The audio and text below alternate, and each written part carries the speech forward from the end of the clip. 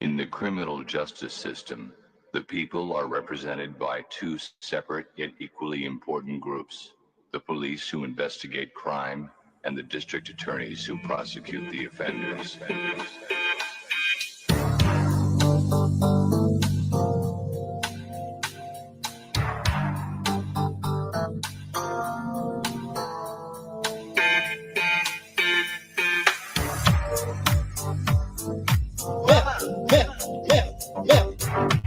That's assault, man. That's assault, man. Break that up, man. Pop that chair, man. That's assault, man. That's assault, man. Break that up, man. Break that up. Pop that chair here. These people are going to eject you from this line. That's assault, man. That's assault, man. It is. You cannot touch me like that. Oh, I will be telling you exactly what happened. Break that up, man. Man. These people are going to eject you from this line. That's assault. That's assault. We have video of her just touching. How did that go? I will. Excuse me. Man. Excuse me. Break that up. That's assault. Stop that chair. Man. You cannot touch me like that. Break that up. Break that up. Break that. Break that. Break that up. Break that up. Oh, I will be telling you. Break that up. Break that up. That's assault. Stop that. That's assault. That's assault. Stop that. Break that. That's assault. Stop that chair here. We have video of her just. These people are going to eject you from this line. How did that show? I will be assault. It is incredibly appropriate. I will. You cannot touch me like that. That's assault. Break that up. Stop that chair here. Man, you cannot touch me like that. It is incredible. That's assault. Break that up. That's assault. Break that up. Stop that chair. Man. Stop that chair. Man. Stop that chair. Man. These people are going to eject you from this line. Break that up. That's break that up. Break that up. That's assault. Break that up. Man. Break that up. Oh, I will. Man. That's assault. That's assault. Oh, I will be telling you exactly what happened. Stop that chair here. That's assault. Break that up.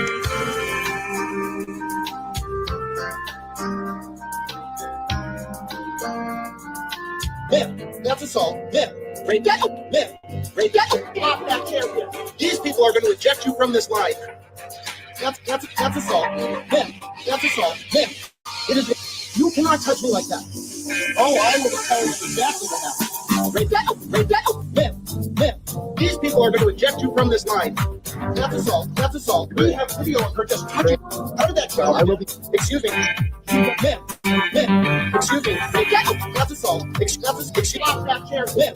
You cannot touch me like that. Break that up. Break that up. Break that. Break that. Break that. Oh, I will be telling you. Break that up. Break that up. That's assault. Stop that. That's assault. That's assault. Stop that. Break that. That's assault. Stop that chair here.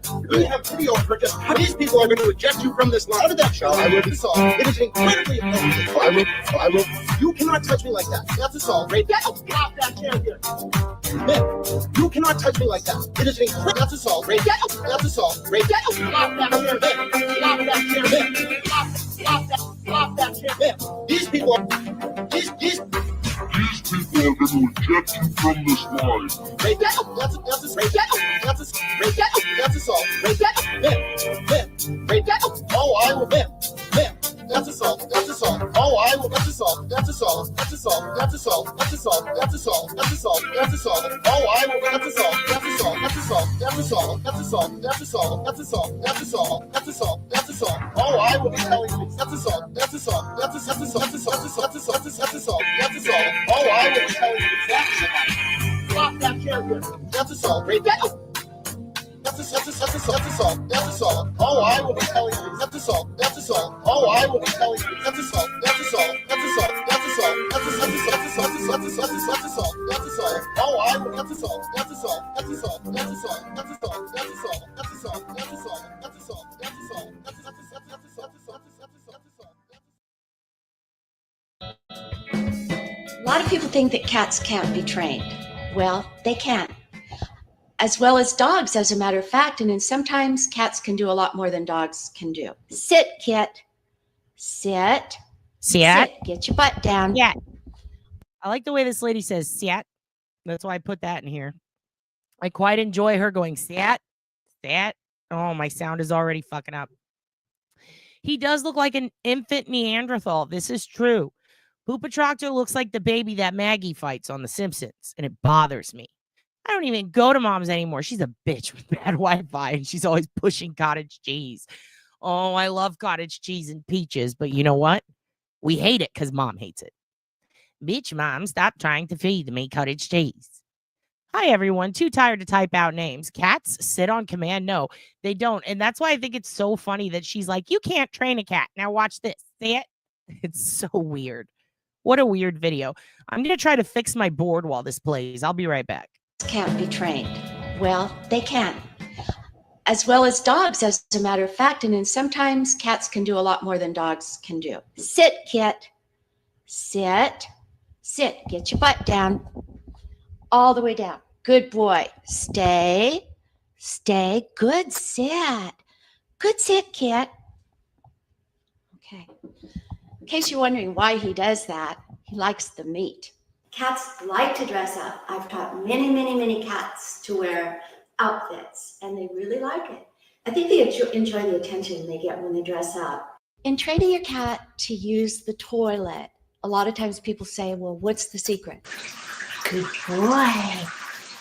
You want I would be so pissed if I was cat or human and my parents put a video of me pissing up. Is it cracking for you guys or can you hear me okay? Because it is crackling so bad for me. Okay, there. I think I've got it figured out. I ordered. Okay. Okay. All right, there we go. As long as I don't change the well, there it goes again. All right, I'm going to keep fucking with this while this cat takes a shit. chicken? After a while, and it's really not a very long time, you start looking like your pet. Or maybe your pet starts looking like you. Have a look at this photo. Sorry, big guy. You look like your mommy.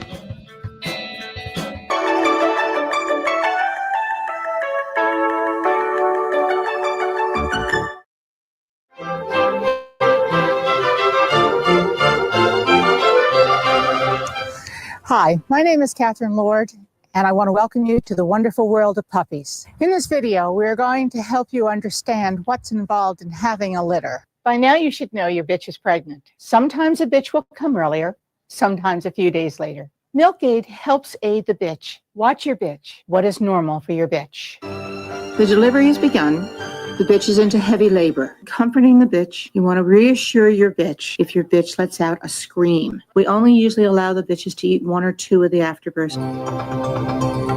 Breeders always say, call your vet when the bitch has had contractions for a long time. The bitch should be examined to make sure that all the nipples are okay. If the bitch vomits, the bitch may be in difficulty. Small bitch. Bitches. Every bitch should be checked for brucellosis. Why is it important that a bitch not be overweight? Overweight bitches have an overweight bitch, fat bitch, and you should exercise the bitch. Approximately how long can a bitch A go? lot depends on the bitch. The bitch. The bitch is just very, very nervous. Milk the All bitch, right. calm the bitch down, and Milk try to milk her down. the bitch like a cow. Try to milk her like a cow. Let's see if we can get it working now. There we go. Finally, hell. All right, let's take this down because we have a lot to talk about. Let me pull myself up. Hello, everybody. Hello, how are you doing? I've got the Pinkerton album and I've got Leviathan propping up my microphone, which, by the way, you guys want to see something cool? You want to see some, I know I tell you guys about how you got to be careful with the media. I used to work in it. Trust me, they lie. They lie. It was one of my problems that I had with it. It started back in college when I started working for the student paper. We did a really long expose. I can write exposés too. And it was all about the frats on campus. This is like the early 2000s, like 2002 to 4, where we had a problem where fraternities were putting roofies in the sky blue vodka or sky blue, whatever that drink was. It was, I guess it was like Smirnoff, and they'd put it in, the frat boys would put it in, what was the other drink? In the Zima, which we've talked about. And just kind of whatever the drinks were, I think Smirnoff Apple Twist, they would have these girl drinks and they would let women into the frat free. And they would charge cover charges for the guys. And the ratio was something like 4 to 1 letting females in. So I went undercover. And I remember having low self-esteem because no one tried to roofie me, which is fucked up. But, it's college. I was young, weak, and fragile. But we got a whole bunch of frats, me and 2 other journalists. We got a whole bunch of them put on suspension. So they hated us, and we wish we would use pen names back then. They hated us because all of Frat Row was suspended because of our investigation. But they weren't going to be. In fact, the piece wasn't going to be put out because while the editor, which was the dean of the department, allowed it, the guy below him, who was the copy editor / editor at the time, who was a senior, a 5th-year senior, and he was in a frat. And he knew that this was not good for him, that his frat brothers were going to hate him. So he would try to essentially try to do a catch and kill type thing. And our big editor, the dean, said, fuck no. And that was the only reason why I got pushed through. And I remember having a problem with that. If me and another girl hadn't told on him, essentially we snitched, to get the dean to look at it, that article might have never ran. How many girls could have gotten hurt, And it's crazy to think that the judgment of one dude, of one senior, could have put a lot of people in danger. And I think about that when I watch Proctor. And I think about that when I watch the news all the time, where one report can fuck up everyone's life. One thing being wrong can change everything. One small, minute detail in a story can cause conspiracy theorists to come out and start shit. And it was really crazy because even back then I was it's weird how if a news reporter has a bad day, that can actually change the course of history depending on the story. And when you think about it like that, so many people have to work together to make sure the truth gets out. Just like so many people would have to work together to hide it. Wouldn't you agree? If you disagree, let me know. But I think that in the same vein, one person manipulating data, leaving something out, or adding something can get missed. And one person can also change everything. And it was funny because I've been thinking about this a lot lately. I had a chance to, or I guess an offer to write some things for a news outlet a while back. And I didn't take it because I just thought, nah, I knew what they wanted me to write about. And I knew that it was because a lot of people didn't want to write about that subject because it was risky.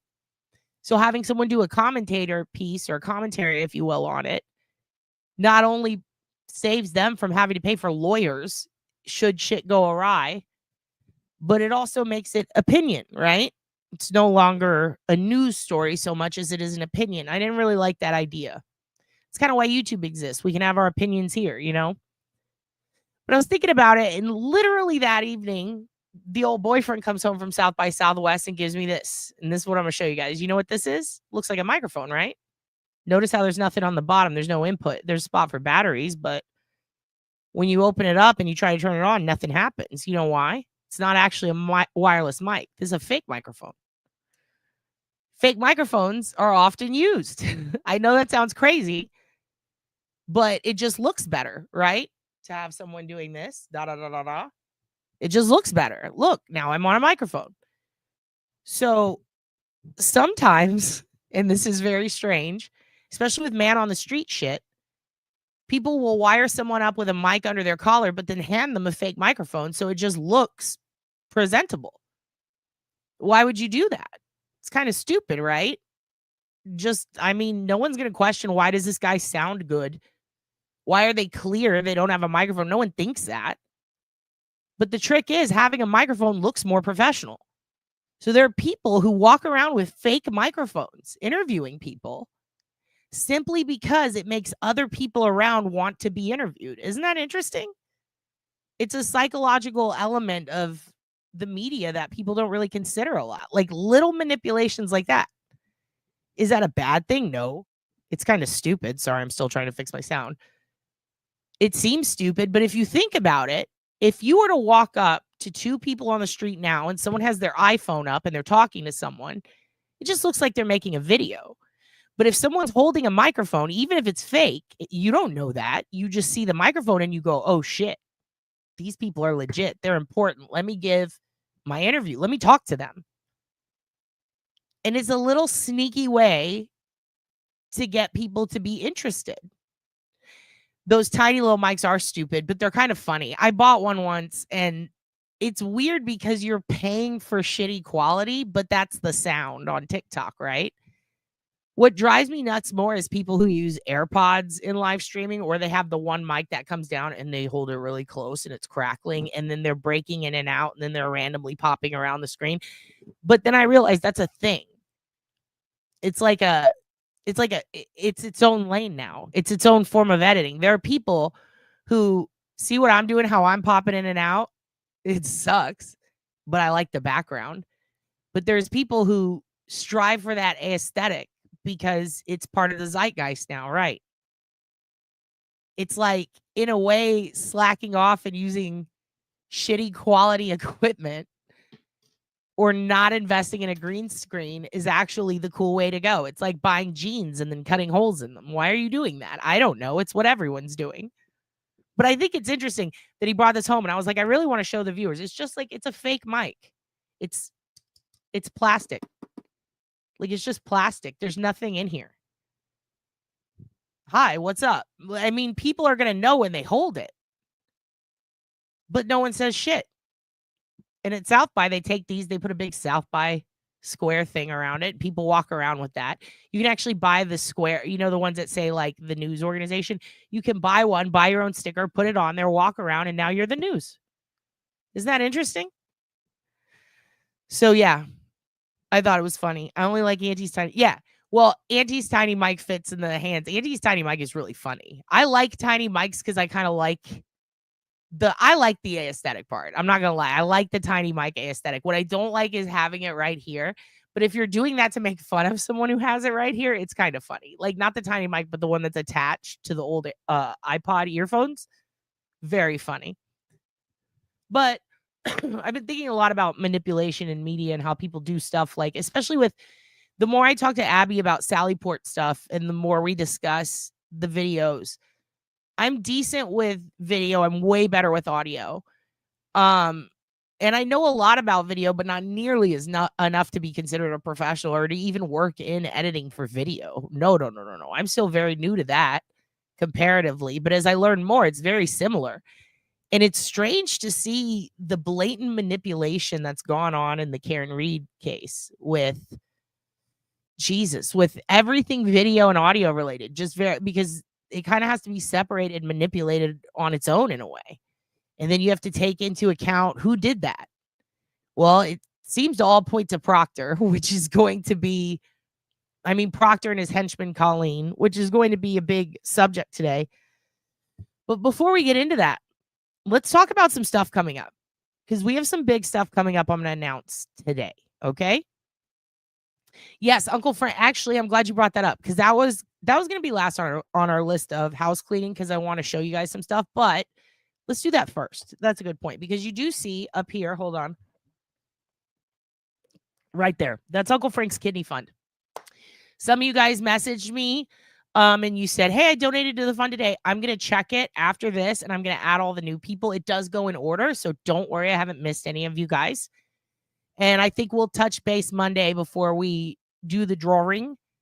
And I'll make sure that I have you guys all down for the amounts. I went through the merchandise. Thank you guys so much to everybody who has donated. Uncle Frances should be coming home tomorrow. She should be home tomorrow. I talked to her today.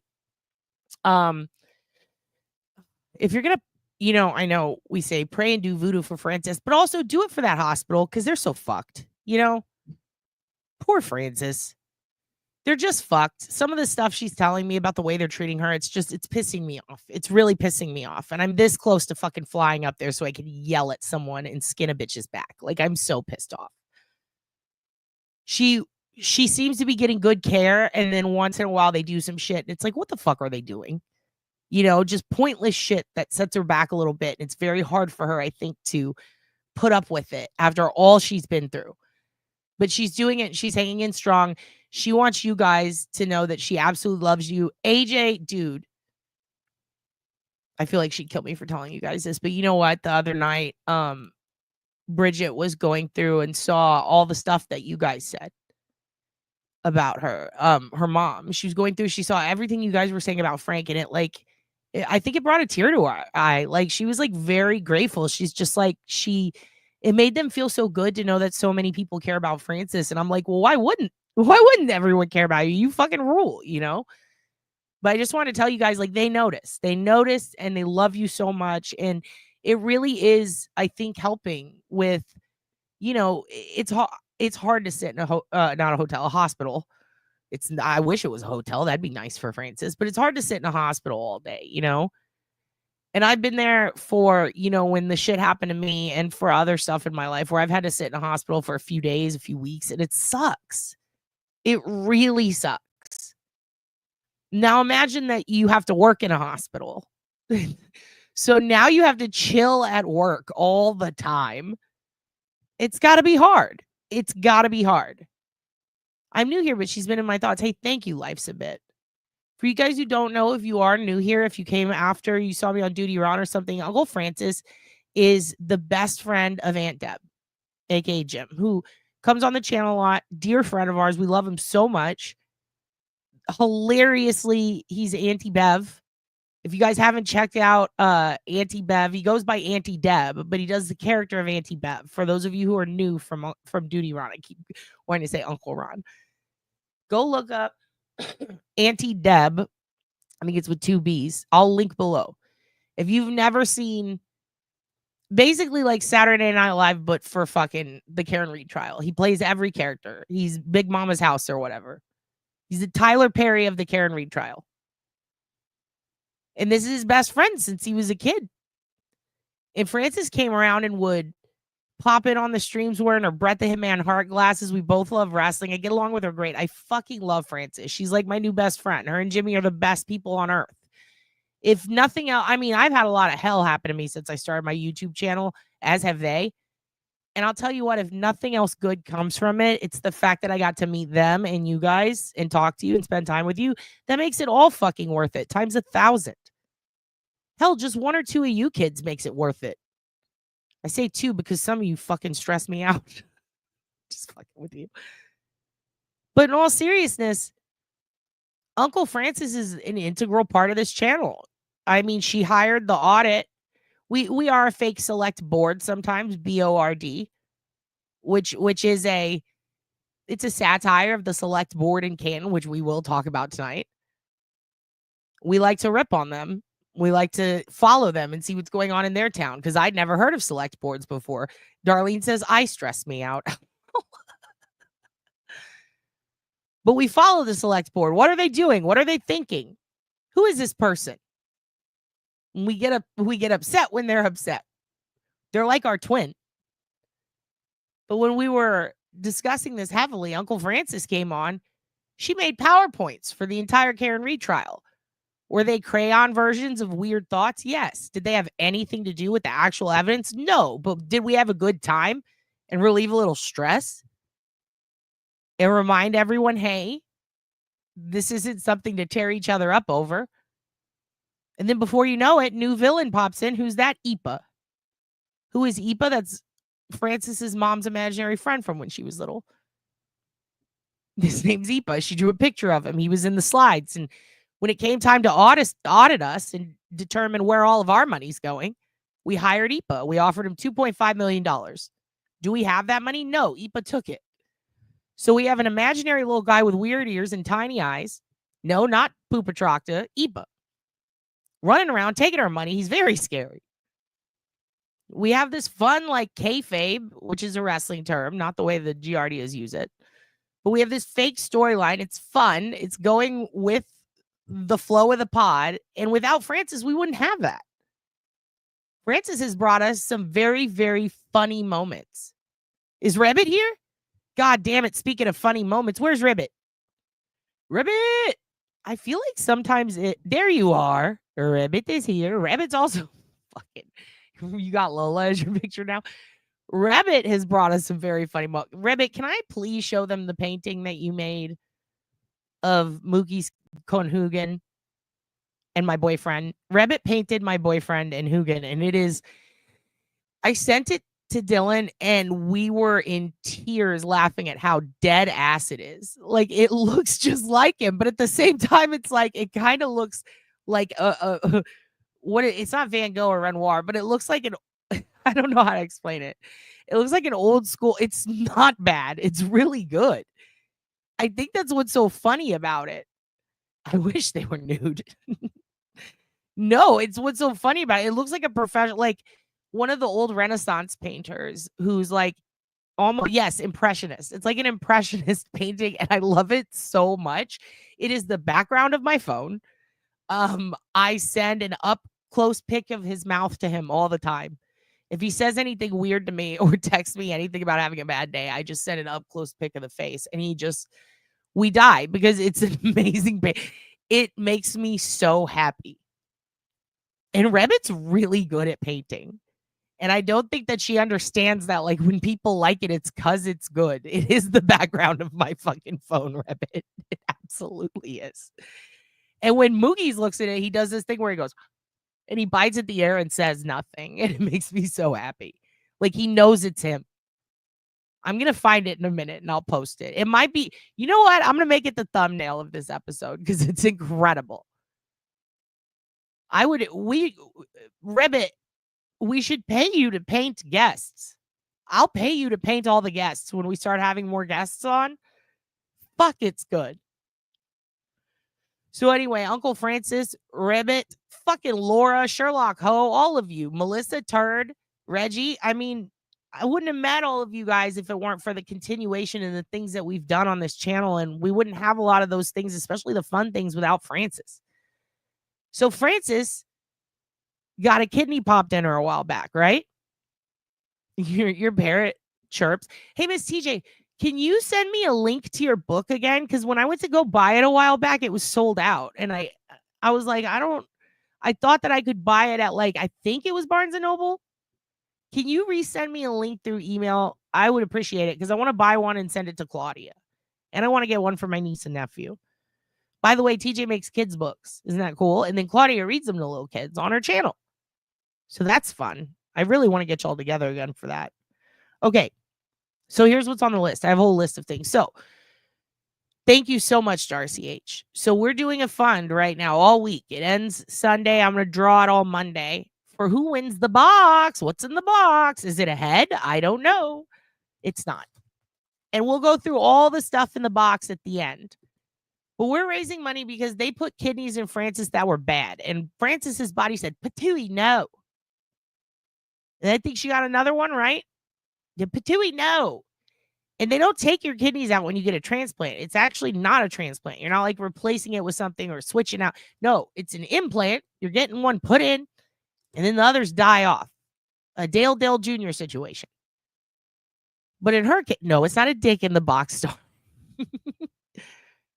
But in her case, her kidney rejected, and they had to take it out, and it's actually better to have one dead-ass one than to have one that is actively dying, I guess. She's in a lot of pain. It was a very serious surgery. And at first I thought, I would be panicked too, obviously, but, I'm such an asshole. I'm like, how serious is this? Like, I knew it was serious, but I was like, what are the percentages? And I didn't want to ask her, like, survival percentages. That's fucked up. And I looked it up, and do they attach it to the good one? Yeah, I don't know. I should ask her that. I'm trying not to bother her with too many medical questions because of what she's going through, but I started looking it up. The kidney came from a loser.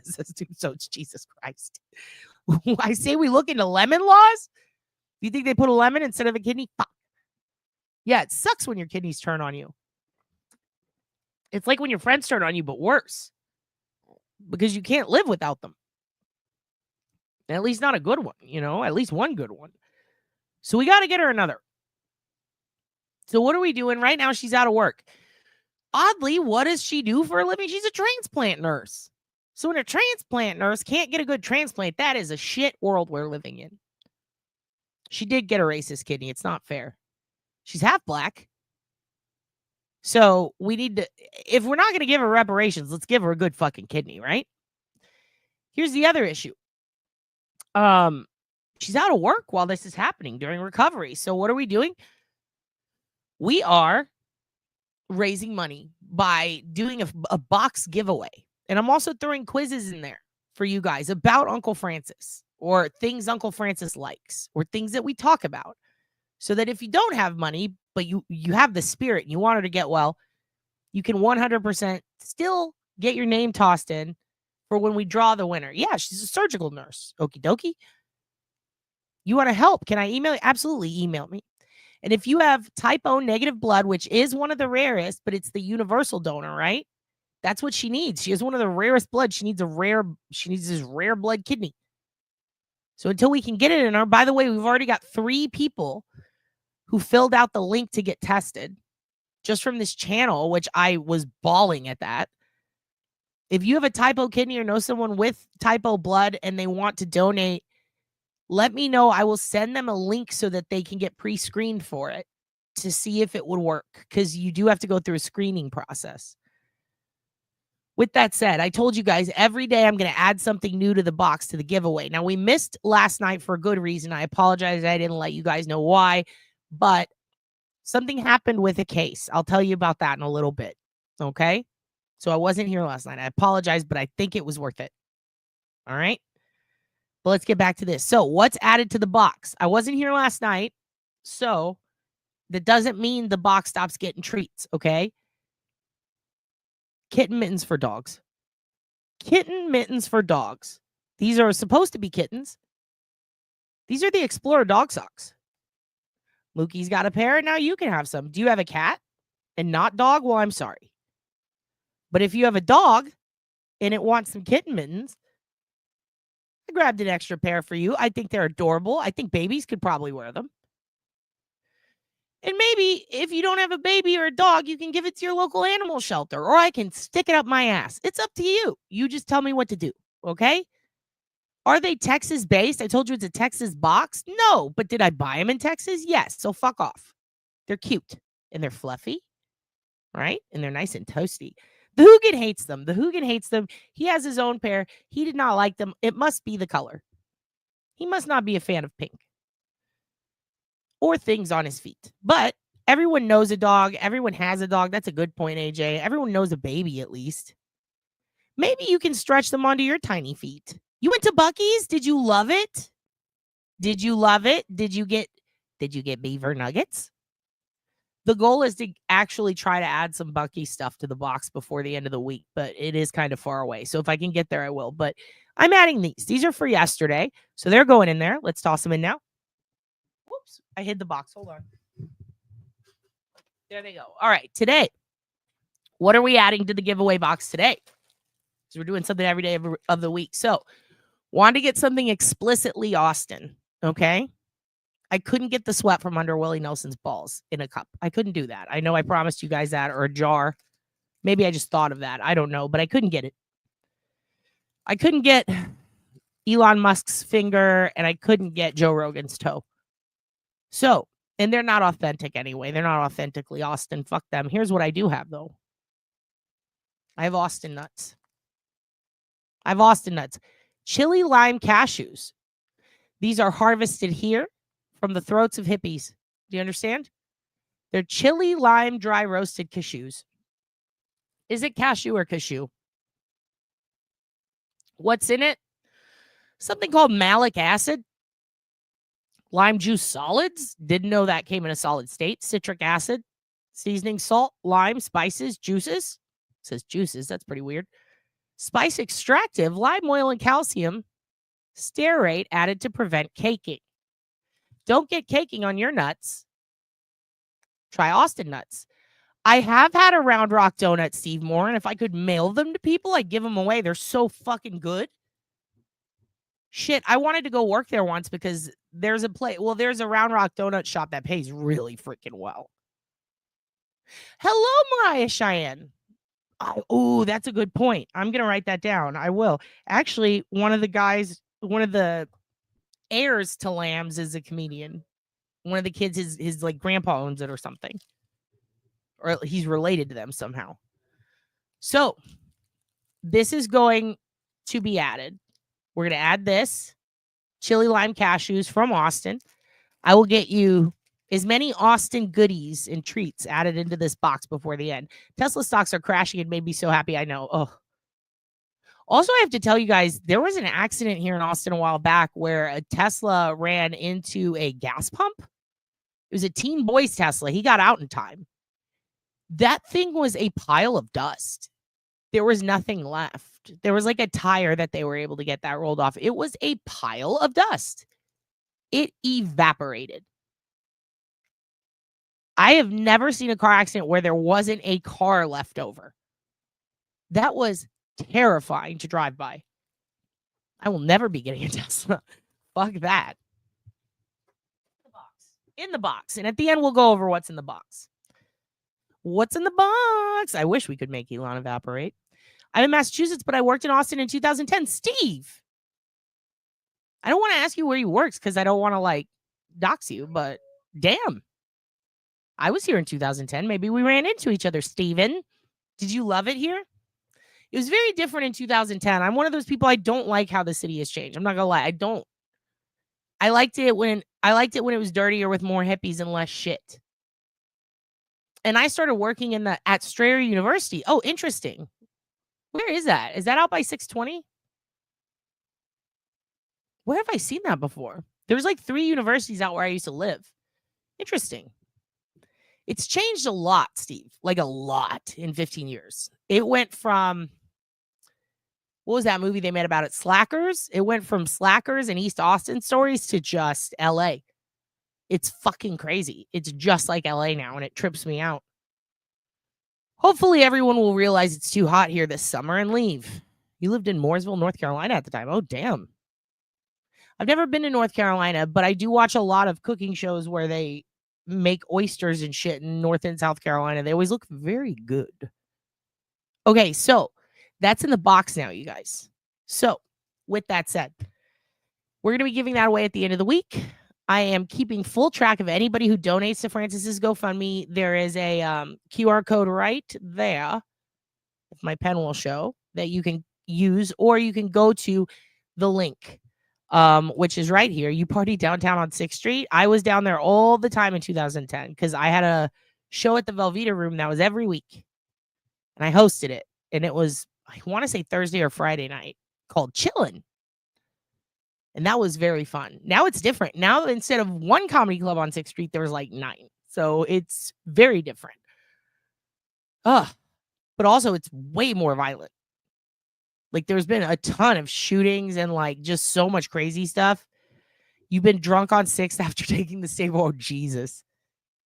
There's a really famous postcard that I also would like to add in there that's welcome to Austin. And it's a girl right in front of the Capitol. Way far in the background, you see the Capitol. And it's in that one spot on Congress. There's a place on Congress where no matter how far south you are in the city, if you look straight up Congress, you just see the Capitol. It's miles back and it looks beautiful. And then very close to the camera, there's a girl just barfing, just puke shooting out. It's also a Renaissance-like photo. And I absolutely loved it. Yeah, it's definitely better, I would say, than LA as far as like, well, I would say housing, but it's really not now. It's super expensive. Like the housing tripled. It used to be double, but now it's tripled. I had an apartment here that I spent $706 a month on for 1,200 square feet when I moved to Austin. That was like 2005 or 6. That same apartment now $3K. Like that's insane. That's over tripled. Need something Selena in the box. Girl, you said it. Adding that to the list. I do have some Selena HEB bags that was you puking. That's hilarious. Yeah, there's HEB bags that are discontinued that are Selena. Maybe I'll throw one in there. You were just asking. What were you asking, Darlene? What type of oysters? Not the balls. No. You talking about Rocky Mountain oysters? They're not too bad. If you've ever eaten fried balls, they're pretty good. It was fun. You were there. Oh, shit. You were there mid-pandemic? God damn. A lot of stuff was closed. You experienced the fun 6th Street, but not the full 6th Street. Ooh, when it opened up big. God damn. And before the pandemic, everything was open. So it was really crazy. Okay. All right. Moving down the list. What else? So, again, we're going to do a quiz in a little while. And, you have the chance to win an entry into the box. Okay. But another way to win the entry into the box is to simultaneously, if you purchase any merch that has to do with Uncle Francis, which I will also link below the video. I've been linking them. Anything from the quotes from Francis to the Camp Shorty shirts, all the funds from those are going to Uncle Francis every month. And that includes the hoodie. Thanks for all the opinions. Simultaneously, if you donate at all, I am pulling the names from the GoFundMe. And then they are going to be getting you an entry into the box, which I will give away on Monday. And then I will mail it on Tuesday. So that's going to be fun. All right. Tonight we were supposed to have Dulce Mack on. She's a comedian. She's amazing. She's a dear friend of mine. And she had a very fucked up situation when she was younger. She was sent to one of the Christian rehab schools. If you've ever seen the Dr. Phil's, if you've seen the Paris Hilton documentary, if you've seen the stuff about like the Elon school and all these schools that abuse the kids, the boy who died at the farming Christian school, some of them are for, you know, troubled teens. Some of them are for kids that the parents see as bad. Some are religious, some are both. So she got sent to one of those schools, and it was a horrible, horrible experience. And to this day, that it's got a lot of issues with kids, you know, dying, committing suicide, drug problems, not rehabilitating, in fact, getting worse. Some of them had to run away. There was a ton of abuse. It was horrible, and it was out of Houston. And she has done a couple of articles about it for various news outlets, and she's been featured for her experience and talking about it and advocating for it in magazines and stuff. And I'm just like, I can't believe she went through all of that stuff, and that, like, I don't know. I just don't really see a lot of the victims talking about it on YouTube channels. Like, I see a lot of people evaluating it. I see a lot of people, you know, discussing how traumatizing these schools are. But I haven't really seen a lot of people with the actual victims or the survivors talking about their experience beyond celebrities. And a lot of the reason is because the victims are not survivors. They don't make it. And it's horrible. And others are scared or they're still traumatized. And, you know, I have no doubt in my mind that what Dulce's been going through is like still, it's something that you're never going to get over. But she's a huge advocate. She has channeled her healing process into comedy. She's one of the funniest chicks I've ever met. She's just so fucking hilarious. She does not hold back on her thoughts. Yes, the program is the Netflix doc. So what we're going to do is we're going to have her on. Now, she was going to come on tonight, but, you know, again, in comedy, you don't always get to pick when your gigs are. And she had a gig tonight that popped up suddenly. And I'm a big purveyor of, listen, if you get booked in comedy, say yes to everything. You know, you can have dignity sometimes and be like, I'm not going to work with that person if you don't want to. But like, if you get a gig, say yes to it. And I'm not mad at all. I'm like, yes, go do that gig, please. Especially if you're a woman in comedy. It's a rough world out there. So I'm all about go get that nut and then come back. Especially in Austin, Mitty, definitely. Depressed people are funny as fuck. That is true, darling.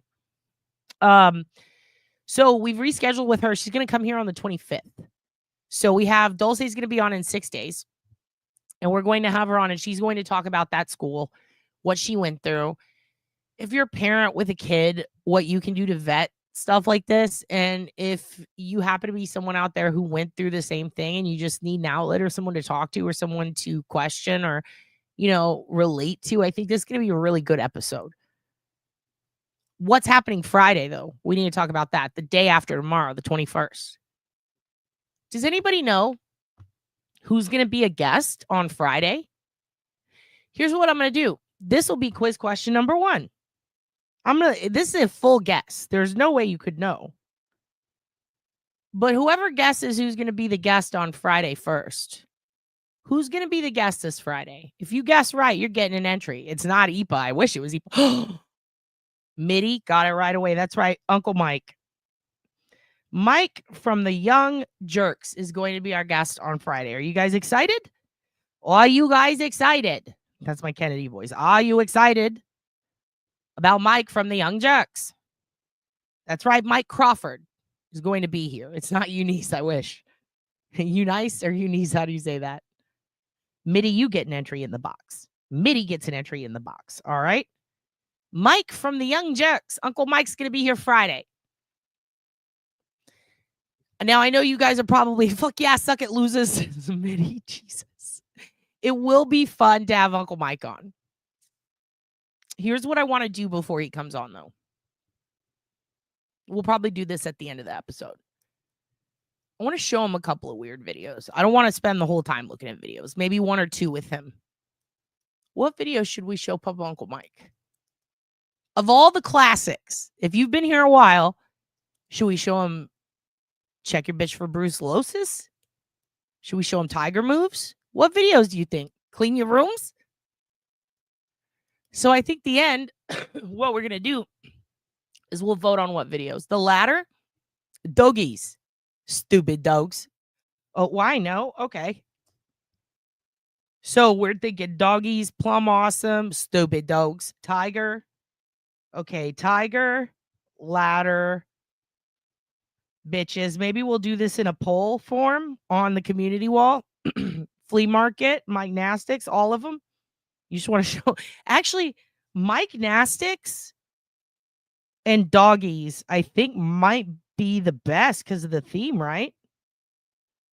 But also brucellosis because the dog. So maybe we'll have to do those three just to get his reaction. I wanted to live watch him with him. Rhoda. Fuck. When are you done with the box, OB? I'd love to contribute a few things if it helps Uncle Frank. I just got a raise and I'm in my pay it forward energy. I'm adding a Texas thing every day. It's going to be done Sunday. So we've got like 4 more items to add to it. What I would recommend is get your name in the box, girl. If you just do a donation to the GoFundMe, you can get your name in the box. Maybe we could do another box if you want to donate. That would be cool. Or, you know what? You can email me. I want it. So that's another thing. I want to throw a Big Red in there or a dill pickle beer. But like, if you're not drinking or if you're like an alcoholic and you're in AA, I don't want to send you a fucking beer. That'd be fucked up. So I could ground ship it and then send, a Big Red and hope it doesn't pop. I'm going to put it in a bag. If I put a drink in there, it's going to be in a bag for sure. You can send a Georgia item. You want to contribute? You'll message if you guys want to contribute to the box. Just email me and we'll figure it out. Gay dog? A gay doggy? A Muslim or gay doggy? Okay, something puce. Well, you know what's funny is the kitty, the kitten mittens are puce. If we could get a baloney folder, get a clip of Blazer calling Dolly. Jesus Christ, Glazer calling Dolly. Who is? Hold on 1 second. If this is not an emergency. Okay, I'm getting too many. Okay, I don't know what all this is. Jesus Christ. Let me turn this down real quick. Sorry about that. All right. So, you got a book for the box? Sounds like you guys are making your own fucking box. I'm going to do a kid's box. We're going to do a separate box, and then we'll do another one for Uncle Francis. Will you guys mail me the items, and I put your items in a box, and then send that? Send that out to the winner? Big Red Tequila? Dude, if I could ship Big Red Barbacoa, I would. I might get a Kinky Friedman book to add to it. There are some really good true crime books. There's one in particular that's autographed by someone that I might throw in there. I'm local, so I could always meet you in a parking lot with some good. That's right, Mariah. Okay, yes, definitely message me. We'll meet up. I'll buy you a coffee. That would be so fun. You got your auntie box and you love it? Hell yeah. Show us pics. I want to see pics. I would love to send Barbacoa to you guys. It'd be neat to do a box, wouldn't it? Yeah, I'm in my create shit era too. Kinky Friedman was dope, dude. I loved him so much. Okay, so yeah, I'm gonna go meet Wendy in a parking lot. She's my deep throat. Don't worry, we're gonna do a family Christmas box or a what do you call it, White Rabbit type thing. That would be awesome. Okay, so Uncle Mike's going to be here Friday. Clean your fucking rooms. Don't hide your bongs. Pull him out. He'll love that. Okay? So, Uncle Frike? What? Uncle Mike is Friday. Okay? The 25th, we're going to have Dulce on. I'm going to keep you updated on Uncle Frank. We're going to do the giveaway box on Monday. I'm keeping calendars now. I'm basically Brett fucking Kavanaugh over here. I'm keeping every calendar, and I'm not losing it. And then we're going to do a Brian Koberger thing with Puppet Uncle Duty Ron. Or Dirty Ron if he's in his Dice Clay era. We don't know where he's at right now emotionally. So that's all coming up. So we're very excited for that. Another thing I want to recommend, if you guys are going to do Obology line, Uncle Frike, it's true. If you're going to do Obology line, this is the week to do it. Because I'm thinking of playing it during Papa Uncle Mike. I'm thinking of playing it. So, if you want to do a call-in's call-in, if you want to call in and leave a message anonymously, that's the number. And you can say whatever you want. White elephant, that's what it's called. Yes. Yes. Actually, I have half a calendar made, Ernie. Maybe you can finish it. Because I'm trying to... I couldn't get Hugin to sit still for all the pictures. Tried to do a Hugin calendar. It took forever. Not Colin. And by the way, calling him Colin the other day, did you guys hear that? They were calling him Colin Albert. Jesus Christ. It was so funny. Pronouncing colon over and over was a choice. And speaking of Carrie, so you can do the call-ins. I'll put the number below too. If you want to call in and leave a message on the voicemail, you can do that. We'll play it for Papa Uncle Mike. If you have a question for him, do it on the call-in.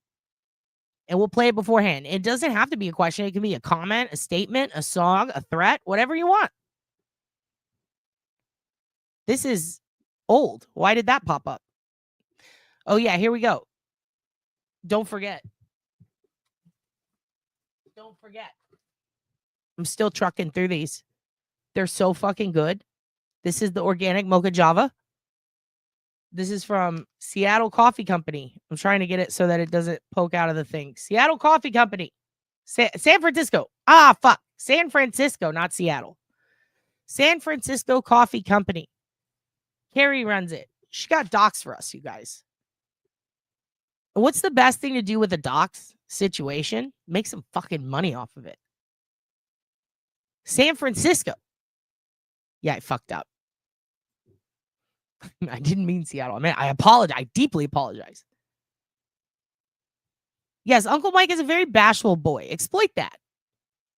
Exploit him. I brought one with me, and I don't have a filter coffee maker in this hotel. Oh, that is assault. That is assault. I also used to just get the hot water, and I would just buy a regular filter and then put coffee in it, tie it on the end, and then just put it in the hot water and let it soak like a tea bag. I would do that all the time when I was staying in hotels for comedy stuff. It's the easiest way. But yeah, we're gonna do a lot this week. We're doing a lot. Don't forget, coupon code 5OFF coffee. Are we sponsored by them? No. I just really like Carrie's coffee. It's fucking good. And I'm still working on the cinnamon one, the hazelnut, and it's fucking delicious. I used to hate flavored coffee, and now I love it. The French press with this one, holy shit. It's like mud coffee, which I love. Like the chicory and Cafe Du Monde, like how thick it is. Oh, I would do excellent in prison. We've talked about this. You have to have a trade, though. So I figured what I could do is I could do prison lawyer, because it's not lawyer, it's prison lawyer. So as long as you understand the law, you don't necessarily have to go to school. So I could do prison lawyer. I could write briefings and shit like that. I've already learned how to do that. I did take some classes for that. I could definitely probably try to get by with comedy, but I would get my ass kicked for some of the shit I say. So I have to be careful there. But remember, you have to have a talent in prison. If I could do, yours would be, I can't drink, so I can't do toilet wine. But also, it's like being a bartender when you can't drink. You could be the worst, but you could be the best, So there's that. What is your prison talent? Think about it. Let me know. Okay. There was a select board meeting yesterday, I believe. Damn. They are not happy in that town. Canton is not happy with the idea of being surveilled. That is illegal wiretapping. Chris Albert, how fucking dare you? After all the shit you put that town through. Boy, are they mad about it. Love to see people standing up for their community. Big fan of that. Very proud of the actual select board and our select board. So that's fun. Obology line for Uncle Mike. We've already gone through that. Select board meeting was yesterday. Maybe we'll play some of that later. Austin Nuts for the Frank Fund. We added that. We added Kitten Mittens. Dulce's coming on the 25th. Duty Ron. We're going to be doing a thing with him on Brian Koberger. Mike from the Young Jerks is going to be here Friday. I can't get into my Twitter. They said, fuck you. That's on the list. Can't get into the Twitter. They said, fuck you. Why? Because I fucked up. When I signed on, they sometimes make you use a phone number. I didn't want to use my regular phone number because I didn't trust Elon. So what did I do? I used a Google Voice. Would be fine, except I've changed that number since. So now they said, fuck you. So I can't get in. My Twitter's gone forever. It's there. I'm there. You can talk all the shit to me you want. I can't respond. I can't log in. What happened? Something happened during the Great Hack, and a bunch of people got locked out, and they can't get back in, and I'm one of them, and that sucks. It's nice to be a part of something, though. It's nice to feel invited to the Fuck You Festival. One of the things I've been struggling with in life in general, definitely since childhood, is I hate feeling excluded. I would much rather someone just be like, I don't like you anymore, or I don't want you on this team, or I don't want you to sit at this table. I would so much rather someone just tell me that to my face than to pretend that everything's fine and then just totally exclude me. I hate that. I hate that feeling. I hate it so very much. It is the worst feeling. So when this great hack happened and I saw, oh, there are people who have been affected, I said, surely not me. I'm not included in anything. No one ever includes me in it. Guess what? Boom. Part of it. Got my shit took. Got my shit took. Can't get it back. So while it sucks, it is nice to be included in something. Makes me feel good. I am just as vulnerable as the rest. Feels good to know. Fucking Elon. It is. It's a worse feeling than I would rather someone just be like, I don't like you. I don't want to be your friend anymore. You're not invited because you suck at basketball, you stupid bitch. I would rather someone say that to me than to go, no, we like you. We just forgot you were standing right there and wanted to play basketball. Oh, fuck off. So when everyone else is getting hacked and losing everything, and then I get included, it's like, hey, I'm good enough to be hacked. What's up with that? Feels good. Yeah, I prefer to know where I stand too. It feels good to know people hate me than to think they like me and they don't. Elon hates a group of people. Twitter hates someone. And those people got hacked because they were not protected. I'm one of those people. I feel oppressed. It's nice to be included in the oppression. Why you guys weren't oppressed? I don't know. Sorry. You can't be on the you're kicked off Twitter team, and I'm sorry for you, but I was chosen. I'm so sorry. Yeah, so I'm probably going to have to start another one. I don't know what to do. I'm like, okay, well, maybe it's a sign. Maybe just stay off X. Fuck. Maybe I'll just do that. Fucking assholes. But it is nice to be included in a big international hack. That was very nice. You thought I was going to say Jews? About what? I absolutely love the Jews. Half my family's Jewish. What? And I still blame them. No, I'm just kidding. Exclusion is mean. Still traumatized over elementary. Oh. Same. I couldn't climb the rope and I couldn't do a push-up. So we'd have these presidential things, like jump rope for heart and all that shit, where it's like, we're going to time you. I got excluded from everything, and then they lose, and it's like, well, if you would have picked my fat ass, maybe I could have made the ball in the hole once. It's not fair. It's not fair. It's not right. Yeah, I could just make a new one. I have kind of had the sick back of my head fantasy of having a really cool, the real OB is my tagline. That'd be nice. Oh, don't. He's too stupid to do that. He's too stupid. It wasn't actually that. It was the hack. They did say that there were, when I did communicate with them, they said that, like, because of the hack, anybody who got basically fucked over by that, you have to do the 2-factor authentication, but you also, like, I sent them my ID and stuff. The problem is I can't remember, like, this was supposed to be a fun fake throwaway account. So I can't remember what I put on it. And they're like, you need to remember. I'm like, fuck. So yeah, Obi is not okay. It was actually Obi okay. She took me and Larry's identity. We can't get it back. We can't get it back. You were the headstanding champ? I don't even know what that means. That rules, though. I don't know if I could stand on my head. That's pretty hard. Okay, let's finish watching. We got two more videos, 1 or 2, and then we're going to get to the news. We'll do one more, and then we're going to get to the news because we have a lot of stuff to talk about today. Here we go. Boom. And it's, yeah, there we go.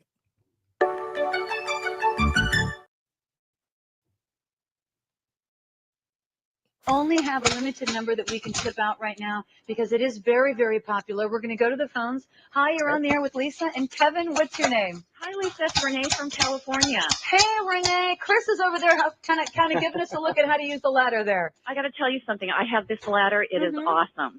Oh, now what And have you used it for, wants Renee? everybody wants this ladder. I live in an apartment with vaulted ceilings. Uh-oh.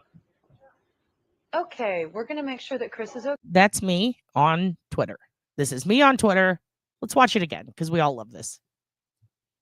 Only have a limited number that we can ship out right now because it is very, very popular. We're going to go to the phones. Hi, you're on the air with Lisa. And Kevin, what's your name? Hi, Lisa. It's Renee from California. Hey, Renee. Chris is over there kind of giving us a look at how to use the ladder there. I got to tell you something. I have this ladder. It is awesome. Oh, now what And have you used it for, Renee? everybody wants this ladder. I live in an apartment with vaulted ceilings. Uh-oh. Okay, we're going to make sure that Chris is okay. Yep. And that has never happened. Well, you know, it's a very slippery floor up there in front Well, of our you know, doors it sometimes, just so happened. we're going to make sure that Kevin's okay. Yep. He's moving. He is okay. I love this. He scared me Chris for is a good. moment He's there. up there. He's Chris okay. getting hurt is very funny. And of course, we gotta do this. Of course. Hey, welcome to the channel. If you're new here and you found us on Duty Ron, this is how we solve crime. We stare at this guy's nipples, we consider tiger style, and then all of a sudden, his head bounces off the ladder, and then this guy pops up, and then guess what? We solve a murder. Savage beauty. Look at that powerful body. Strength, grace, magnificent form. How does the tiger manage to keep himself at the peak of physical fitness for his entire life? He doesn't lift weights, work machines, perform calisthenics or aerobics, and he doesn't jog. Yet he can tear the head off a man. His power comes from his own exercise system, far different from man's, and also far superior. It is the ultimate exercise system, which I call Tiger Moves. Ironically, when man sets about to improve his health and physical fitness through exercise, he devises systems which lack the simple wisdom of the tiger. By the way, can I tell you guys I almost fucked up this week over this? This is a great... I'm so glad you asked this, J. Edgar Hoogan, because guess what? A, this is how we solve crime.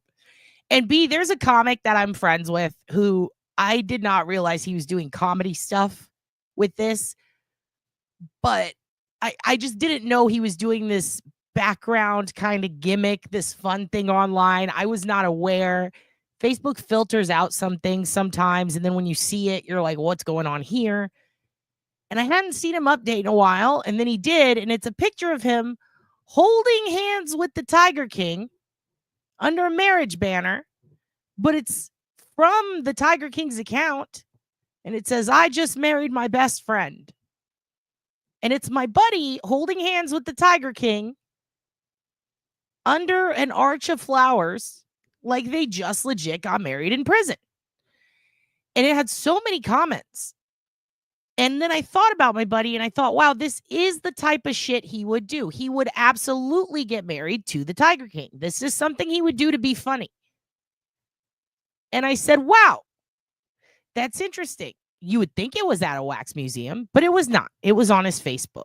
Thank you for being a member for 5 months. Thank you. Thank you, Laura. Also, thank you, Dance Kinetics fan Mia. This just popped up in my starred shit for gifting 5 Oblivious Benson memberships. We appreciate you. Thank you for that. You rule. Yeah, so my homie said, he posts on there. He's like, hey, look, everyone, I got married. I'm so happy to be conjoined with my new husband, like a twin. He didn't say that. He said something about it was a long, beautiful thing. And it made me think it was real. I was like, Jesus Christ. You married the Tiger King? This is next level comedy. What are you doing, dude? Turns out he's just been doing that for months. He's been inserting himself into pictures with the Tiger King, pretending to marry the Tiger King, and spreading the rumor that he's his new husband. He just thinks it's funny. He's doing it because he's bored. I almost reported it on this channel. I am so glad I reached out to him first. I was like, dude, you fucking the Tiger King? What's going on? He's like, I know, it's a joke. I had it on my list. I was like, dude, I was going to bring you on and ask you. He's like, you still can? I was like, fuck no. The Tiger Fling, that's great. Can I tell him that? I'm going to tell him Tiger Fling. That's very funny. Yeah, he thought he would have done it too. And he would have played serious the whole time and I wouldn't have even known it. Could have been a baloney folder 2.0. But yeah, if you see a guy posting that he's married to the Tiger King, that's my buddy. He's not really married to him. He just thought it was funny.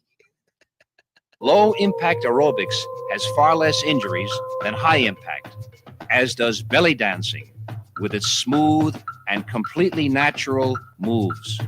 Tiger Moves, the best and most natural exercise system man can use.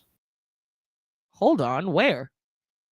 Kids, let's get that reward. 10K to fight a tiger? He's loose? Tiger's loose? I don't know. You told me about it. Let's go get that reward. I'm John McSweeney, and I'm going to cover 7 of these basic tiger moves. Inhale back with tension. Exhale forward. Try to reach for the stars. Reach as high as you can with tension. Great tension. Come forward with great tension. Feel the tension in the triceps muscles. I was thinking of making this a shirt. Just that. Would you guys wear that? No context, just that. Nikki Rocco's. Nikki Rocco's. Who is that? Who is that in your picture? Is that Mr. AJ? Nikki Haircuts is here. What's the matter, Nikki Haircuts? You came back for more? I'll go check my messages in a little bit, hun. I think, oh, you need a dossier? Do you need a dossier? I got you, Nikki. I'm going to X that little star right there. I'm working on it. You wouldn't, but you would. You would wear this? You wouldn't. Nikki Haircuts, would you wear this? Nikki Haircuts, would you pose in this exact live roast battle is happening? Okay, done. Starring it. I got you, Nikki. I got you. No need to speak to the writer's room. We already know. We have information prepared for you. We have a dossier on tap. Nikki Rocco, I will send you the passcodes. I'll send you the passcodes to get into the safe of all of the lockdown shit. On a cruise with no one I know was around, sure, I'd wear it. Hell yeah. We're going to send you on a cruise and get these pics taken for some new merch, okay? That's how you can pay me back for the dossier. Just give us a good crotch shot for a t-shirt and you're in, Nikki. I got you. He doesn't have the butt. He hasn't sent it in. We don't need Nikki's butt prints. We know he's real. We know he's real and we know he helps with the defense so much for Karen that he doesn't need to send his butthole prints in. You know, if Nikki Rocco sent his butthole prints in, that Proctor would just fuck with them. He would change them and he would make his butthole look too big. Because they like to alter evidence there, and we're not going to allow that here on the channel. But we are starting our FBI butthole database. That way, if any butthole prints are left at a crime scene, we can establish who they belong to. You're welcome, world. It is favoritism. Absolutely. Oh, this is a big favoritism, nepotism channel. If I had kids, they'd be all over this shit. They'd be the manager. ADHD thought, who is the Dolly that Uncle Frank was talking about? Oh, you're talking about Dolly Vision? He's a guy who lives in the woods and makes soap and bothers families that have missing kids. He's fun. He's just a fun guy who lives in the woods, makes soap. He lets callers call in and talk about conspiracy theories and 5G in the brain and stuff. But overall, he's harmless. He might be harmful. I don't know. He's just, when I see people in the woods, I'm like, okay. But yeah, he got into it with a drunk glazer the other night. Yeah, he's a pretty big Nimrod. They got into it. It was really just like watching two kids off their meds just fighting on a playground. It was insane. Very interesting stuff. But I'll tell you this much. It's no crotch of the Tiger King. I'll tell you that much. Feel the tension in the triceps muscles. Think into those thigh muscles, the quadriceps, the hamstrings. The next tiger move is the stomach roll. This exercise now from the side, I push down and roll up. Flex, force it down. Come up. You've just learned in this tape 3 critical areas of life and self-defense. I'll leave you with one thought. It pertains to nations. It pertains to the... Nikki Rocco, I want you to pay attention to this if you're still watching, hon. This is what I'm going to tell you right before you start the roast battle. This is the exact speech I'm going to give you, so I'd like you to pay attention now, because this is how I feel about it, and this is why I know you're going to win. Defense. I'll leave you with one thought. It pertains to nations. It pertains to the individual. First a warrior, or all else is folly. First a warrior, or all else is folly. We should change it to a D and send it to Dolly. I'm so sorry. I'm so sorry. Okay. What is this? All I know is I want to watch Robert Alessi's show about how to raise adult men, teach them how to treat stains on their blazers, and what we do with sweet almonds. Send me a link. We'll watch it. Send me a link and we will watch it. Without a doubt. But right now, here's what we're going to watch. Let's get to the show. A lot of stuff happened. A lot of stuff has happened in the 48 hours I've been gone. Like a lot. And of all the stuff that has happened, I think the craziest is going to be Pupatrocta. A lot happened today with Pupatrocta. He got fired. And we were expecting that. We were expecting something like that, right? And simultaneously, not only did he get fired finally, but he got fired. I think the timing of all of this is very important. Let me explain my theory, okay? So Pupatrocta, totally good. And follow me here on this, right? Totally good according to the Commonwealth. Good guy. Great trooper. We love him. He did his job. He's not corrupt. He's one of the best. He's a state trooper. He's a big deal. We love this guy.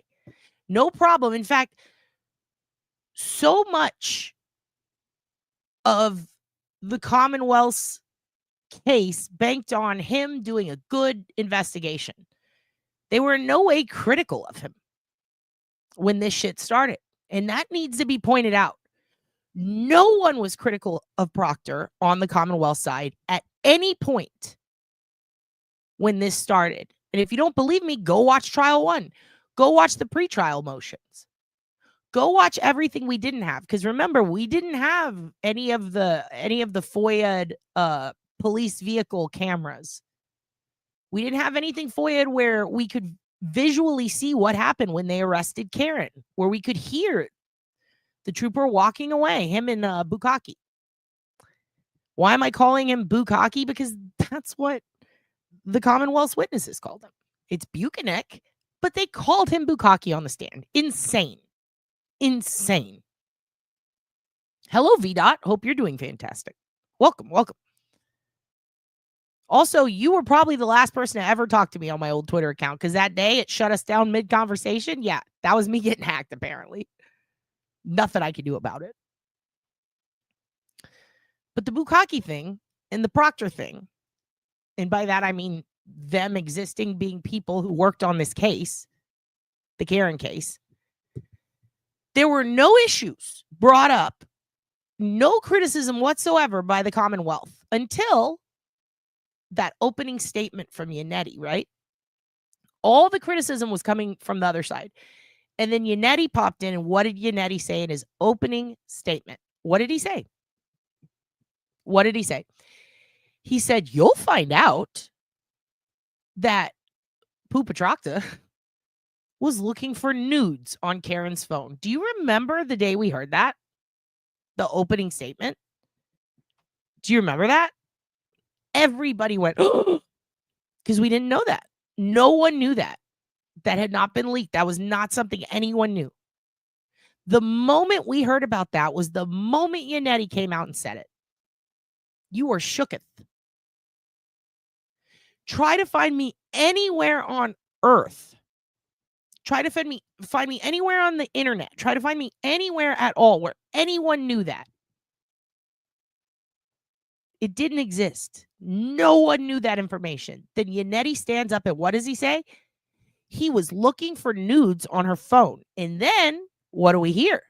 What do we hear? We hear him say things like leaky balloon knot, referring her asshole because she has had what, like 10 colon surgeries? Immediately, all I could think is HIPAA. Does that count in an investigation? I don't know. But also, how did he know that? He hadn't interviewed her yet, right?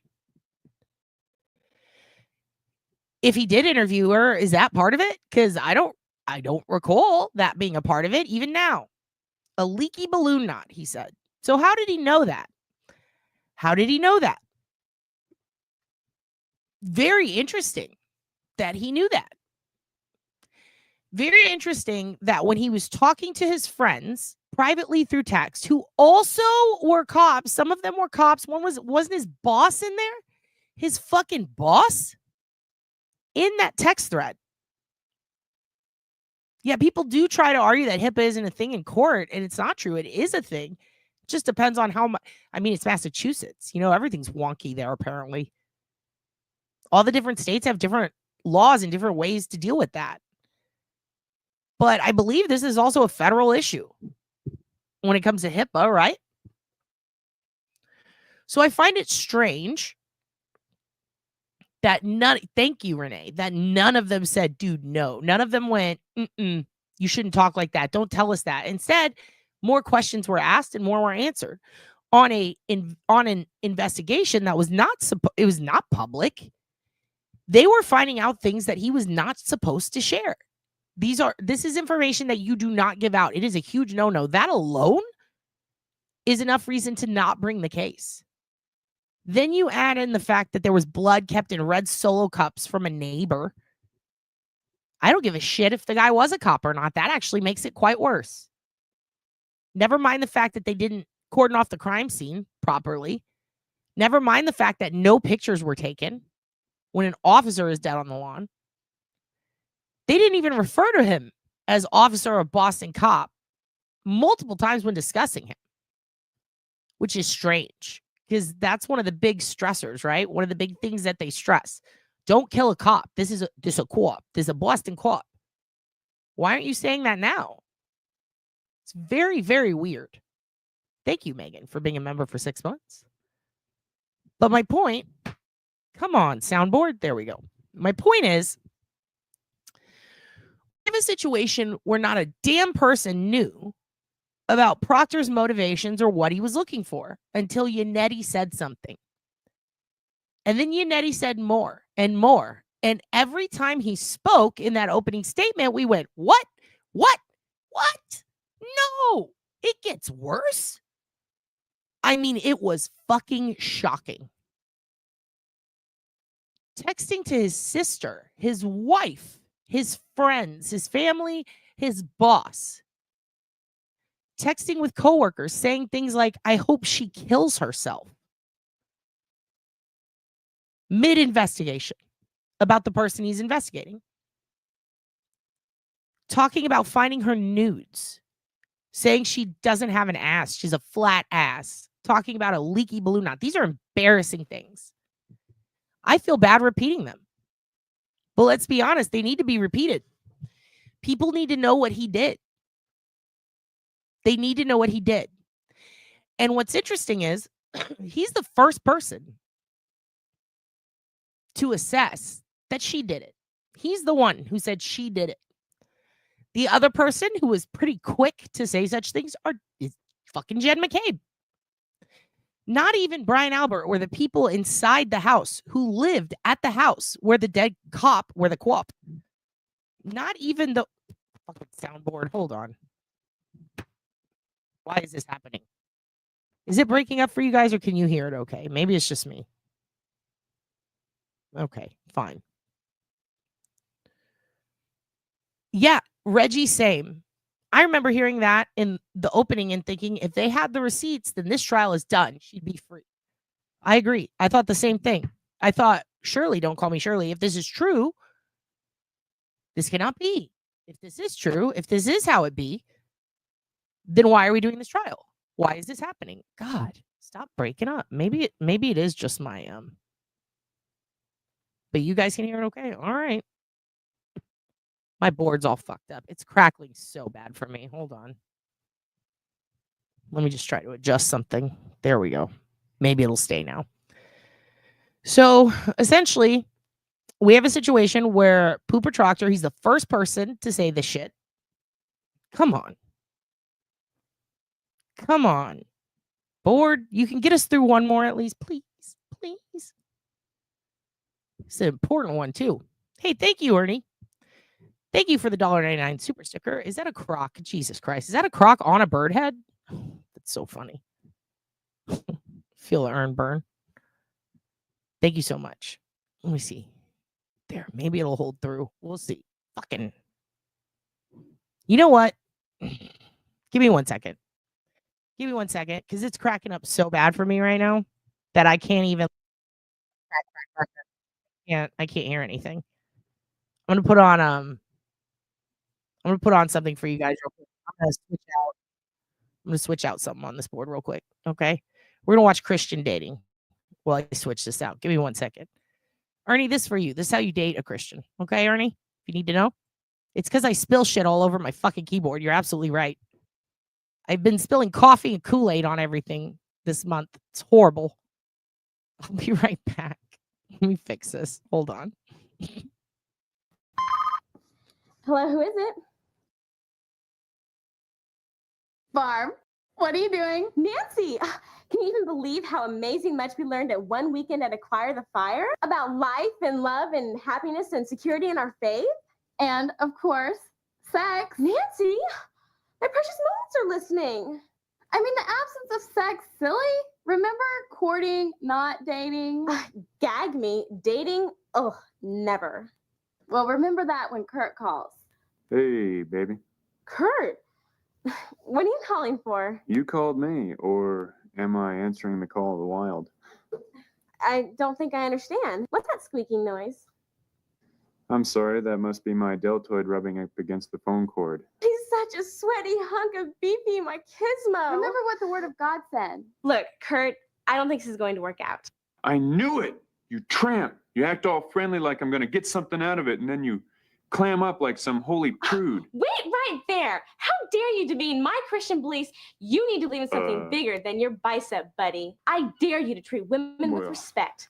In the meantime, I dare you to be a man.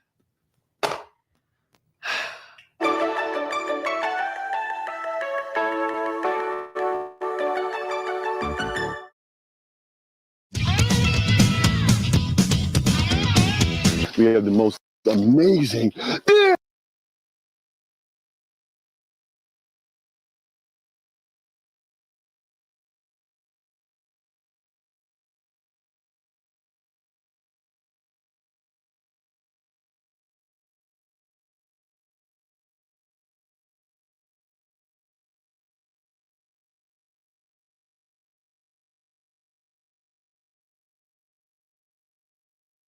of the day, which will blow you away at the end of the show. So stay tuned for this is the place to shop, this is the place to be. $1 discount. Now come with me, I want to show you some unbelievable deals. Come on. Yeah, baby. And your Markel soft pack for that little tissue issue. Right down here, baby. Give me some love. Thinking that you're going to the concert and you don't want to be lighting up cigarette lighters. You light these up, man. You be rocking with AC/DC. You be jamming, man. $3.99. $3.99. $3.99. $3.99. Easy, boys. It's Christmas. But here's your extendable UV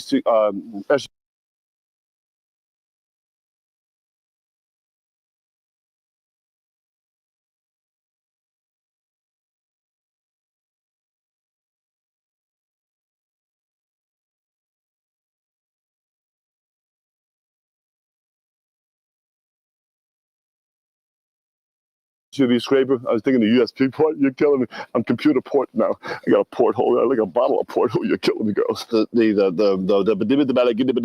scrap hooker, $15 retail. Your cost $3.99 for Depends. Holy crap! Depends happens. Pot of gold. Hershey's pot of gold. We need the.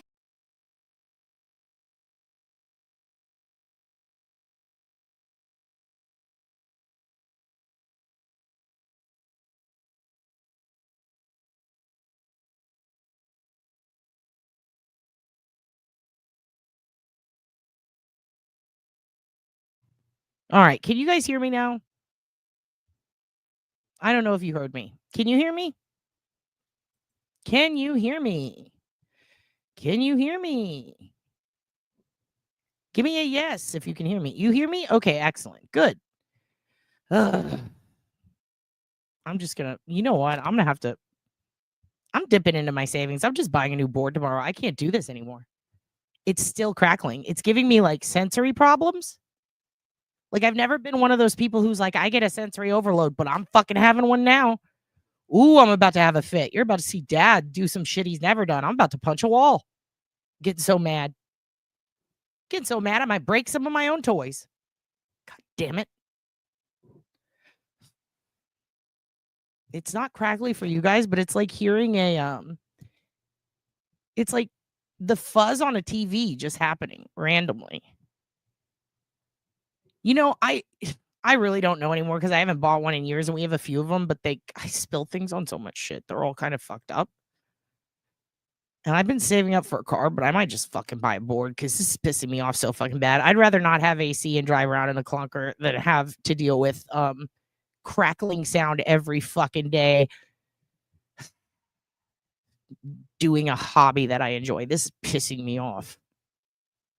I think what I was trying to say earlier, yeah, it's misophonia, me too.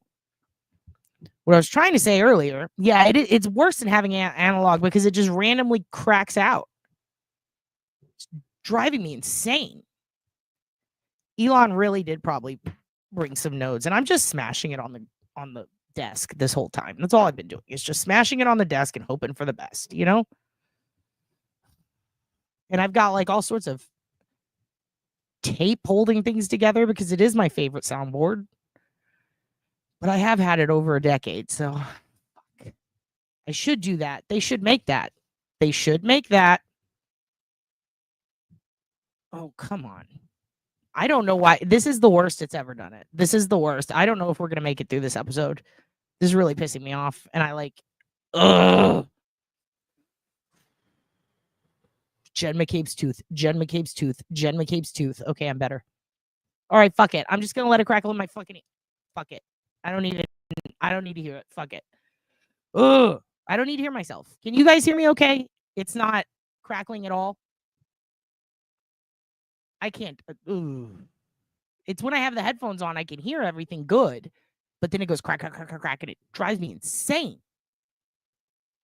Oh my God. It sounds fine. Okay, fuck it. We just won't use that anymore. But now I can't hear the videos. Fuck. What do I do? I guess I just adjust. I just have to adjust because I got to hear the videos. Also, thank you so much.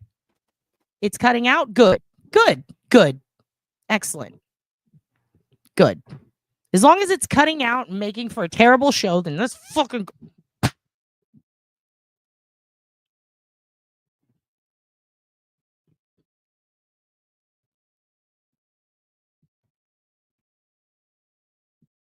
Why is it doing this? Why?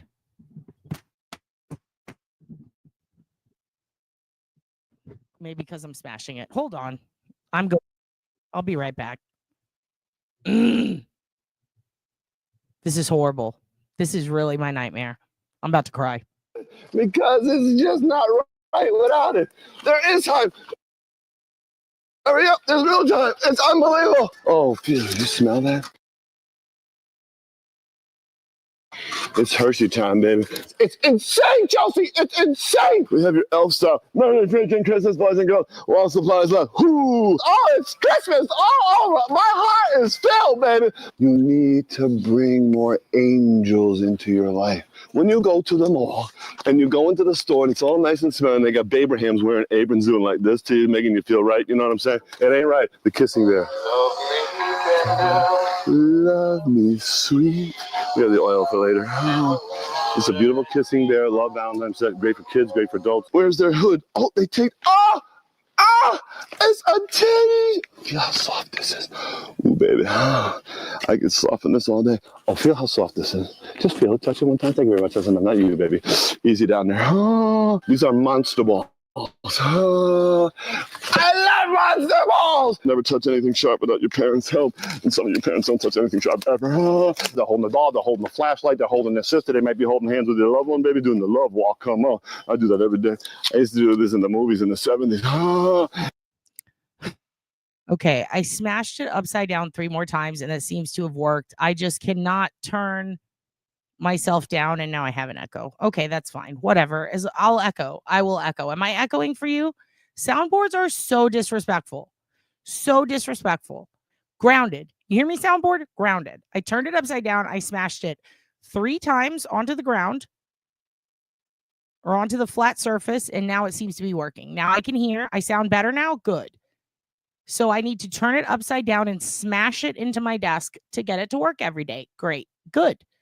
Good to know. I will not be changing the volume on myself for the rest of the episode. I hope this does not affect the videos. Let me ask you a question. When I do this, can you still hear me? Can you still hear me when I'm talking right now? Can you hear me when I'm talking like this right now? Or is it cutting out?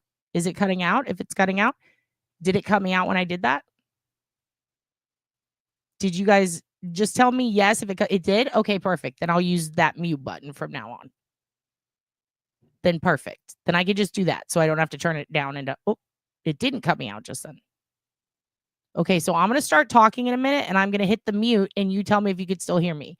Can you still hear me when I mute it right here? Can you hear me? Or is it not cutting out? Is it not? It's not cutting out. It's not cutting out right here. You can hear everything I'm saying. Okay, that's bad. Then I can't use the mute. Okay, well, fuck it. Then that mute button doesn't work, I guess. All right, well, we'll figure it out. Whatever. We'll figure it out. I'll have something done by tomorrow. We'll figure it out. It's fine. It's fine. You know what? These are technical issues. They're between me and your mother. I'm sorry. Let's go ahead and see what happened with Proctor. All right, he's fired. Here's why, says NBC 10 Boston. Let's see what happened, okay? Because my main concern is this. Proctor is the first person and the only person thus far in the investigation that we have seen with absolute, without a doubt, proof in text messages that he not only knew Karen Reed pretty fucking well, it seems, but he knew her medical issues, which I find to be a bit of a problem because that's too close. That's too close to a suspect. If you know the suspect well enough to know their personal medical history, you should not be working on that case. And if the Canton office saw fit to recuse themselves, then you should be fucking ashamed of yourself that you didn't see fit to do the same when you know you literally are inside of her asshole and you know everything going on in there. At that point, you need to recuse yourself. It is part of your job. Jen McCabe told him, well, that's worse. So now we have this witness, apparently, who's feeding him information about the suspect that isn't on record. Why is that not recorded? That Jen told him this? When? So that's what they focused on. John gets hit by a car. Proctor interviews Jen, and Jen says, oh, she is a leaky asshole. Is that how it went? Because also not appropriate. A bigger problem, if anything. Auntie Bev and Francis, her husband Francis, different Francis, have a cottage at the Cape. This is true. This is absolutely true. And they absolutely received a Venmo from one of the witnesses, kids or some shit. Bev should have recused herself. Buchanan should have recused himself. Proctor should have recused himself. Everybody.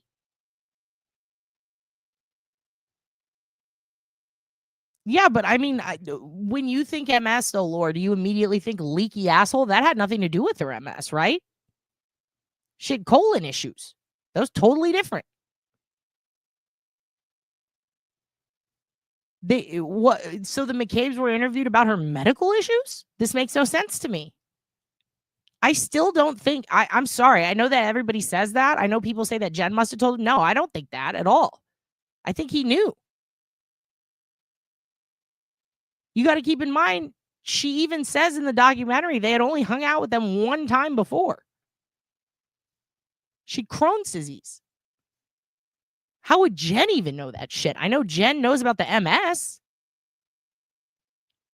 But how would Jen know enough about her to say that? About the Crohn's and everything.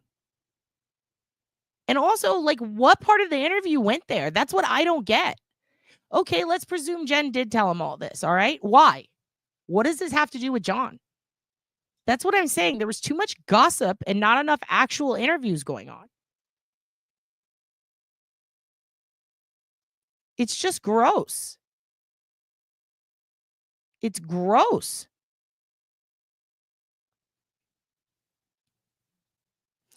And again, exactly, we don't know. None of it was recorded. Isn't it convenient? Isn't it convenient that Jen, who barely knows Karen, told him all these private things and we just have to now again bank on that's how he learned it? No. I don't think so. I think he knew long before that. I mean, they'd been dating 2 years. All these cops know each other. They work with John. The fact that they are sitting there talking about this instead of the investigation, a problem. The fact that he is texting it to other people, a problem. The fact that they are going through an interview about what happened that day and somehow her Crohn's comes up, this makes no sense. There is absolutely no fucking reason any of this should have come up to him or any of the others as part of this trial. It's embarrassing and it's not right. Again, though, maybe John did tell his mom and she told Jen McCabe. Okay, sure. Sure. Why were they talking about it that day? Why were they talking about it? What does that have to do with anything? I can absolutely see her knowing. Sure. What does that have to do with the investigation? Why does Proctor know that? Why? Nobody ever talks about this. Why is that something that he even knows at all?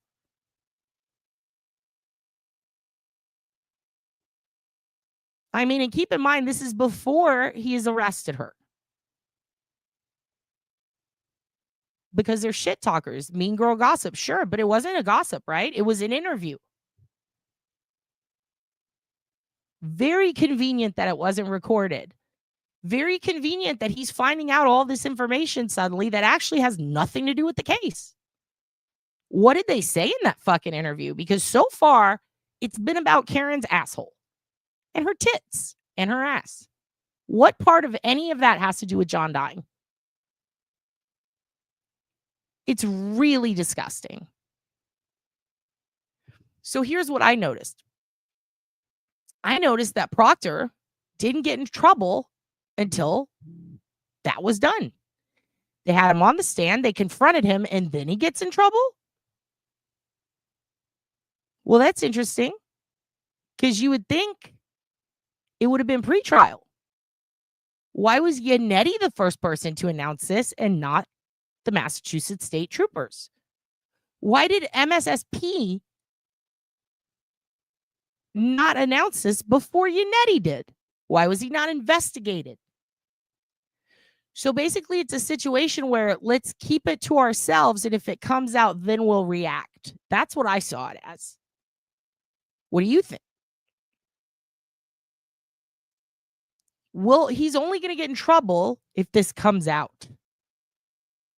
Thank you, Megan. Not until after the mistrial, right? So let me ask you another question. April 1st, fast approaching. I know that they've said it's moved to April 29th now. Good. I don't think it is a good sign, even though I'm not one to look into signs and symbols, but I don't think it's good timing at all to have her trial on April Fool's Day. I find that quite offensive, actually. But here's the thing. If policing and checks and balances are all about transparency, if transparency and integrity are a huge part of this organization, that is, its job is to protect us as citizens. What part of transparency and integrity and checks and balances is it when we find out from a lawyer on the stand during the trial that this shit happened? Even if they were investigating him the whole time, we should have known. It should have come out. So it wasn't. So it wasn't until somebody else announced, hey, Poopa Proctor fucked up. It wasn't until someone said something that he gets reprimanded, right? Here's what I find funny. He's had this ongoing hearing, day after day, here's another hearing about, do we fire him? Then all of a sudden his family pops up. His family pops up. And we're going to watch that again too. It's just 2 minutes. His wife and his sister, the two people he's also texting hellacious shit to, they're total fucking assholes, in my opinion. And they're sitting there crying. They have barely been bothered. They had, 2 days of people on their fucking lawn? Holy shit. And all the fighting and crying with the press and with people over this. How dare you? They're bothering us. They're making fun of us. They're being mean to us. Bitch, you had people on your lawn maybe 2 days. There are people in this case who have been fucking harassed. Fucking Frances is missing a kidney. She got fucking doxxed. Like, everybody's been through way worse than you and your husband is the reason we are where we are. There are people that don't even live in your state who have been harassed far more than you. I've been harassed far more than you fucking bitch. How dare you get on TV and have the fucking nerve to complain and to stand up for your shitty fucking asshole husband that you chose to stand by. Oh, someone threw a rock in their yard. You're right, Sherlocko. That is one of the things. Oh, someone threw a rock in my yard. Oh, get the fuck over yourself, you stupid bitch. She's called people's jobs. That's true. She tried to get people fired. She was my friend's boss who said that bitch is an asshole. The worst boss she ever had. People are freaked by her. They don't like being around her. So to see someone so fucking hell-bent on refusing to take accountability. She did get people fired. Pendejas. Absolutely. Fucking putas. How dare they go on the news? How dare they go on the news and have the balls to say that they've been harassed? I mean, look, I'm not the biggest fan of Aiden, but he does not deserve to be in jail for that shit. And also, yeah, they hung him and his mother passed. Like, that's so fucked up. They hanged a turtle from his mother's tree. Disgusting. These people have been treated much worse than her. Strangers that have nothing to do with this have been treated much worse than her. So to see her crying on the news about it when she's part of the problem? Oh. Disgusting. Disgusting human being. And the sister's even worse. Because that cruel intention shit does not go over my head. I see it. They probably kissed when they were kids. Fucking weirdos. Ugh. Yeah, and they made a fake X account pretending to be his dead mother. And they hung a fucking turtle from the tree the day after she died. And they called people's bosses. How dare they? How dare they? It really, people are out of touch. People are fucking gross. She's nasty. Ugh. She's disgusting. It really bothers me. It really bothers me. I mean, I'm not a fan of a lot of people in this case that people are big fans of. I don't give a fuck. Fuck them.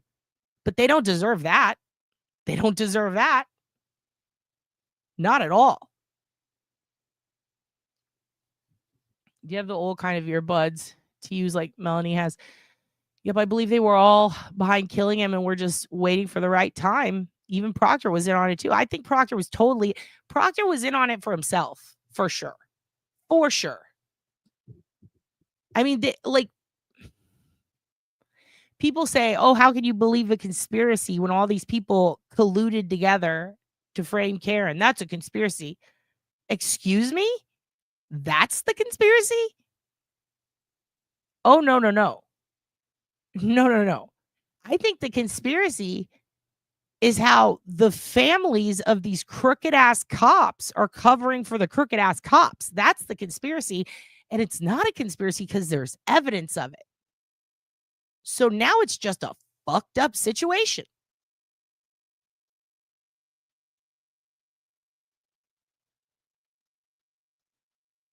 Ugh.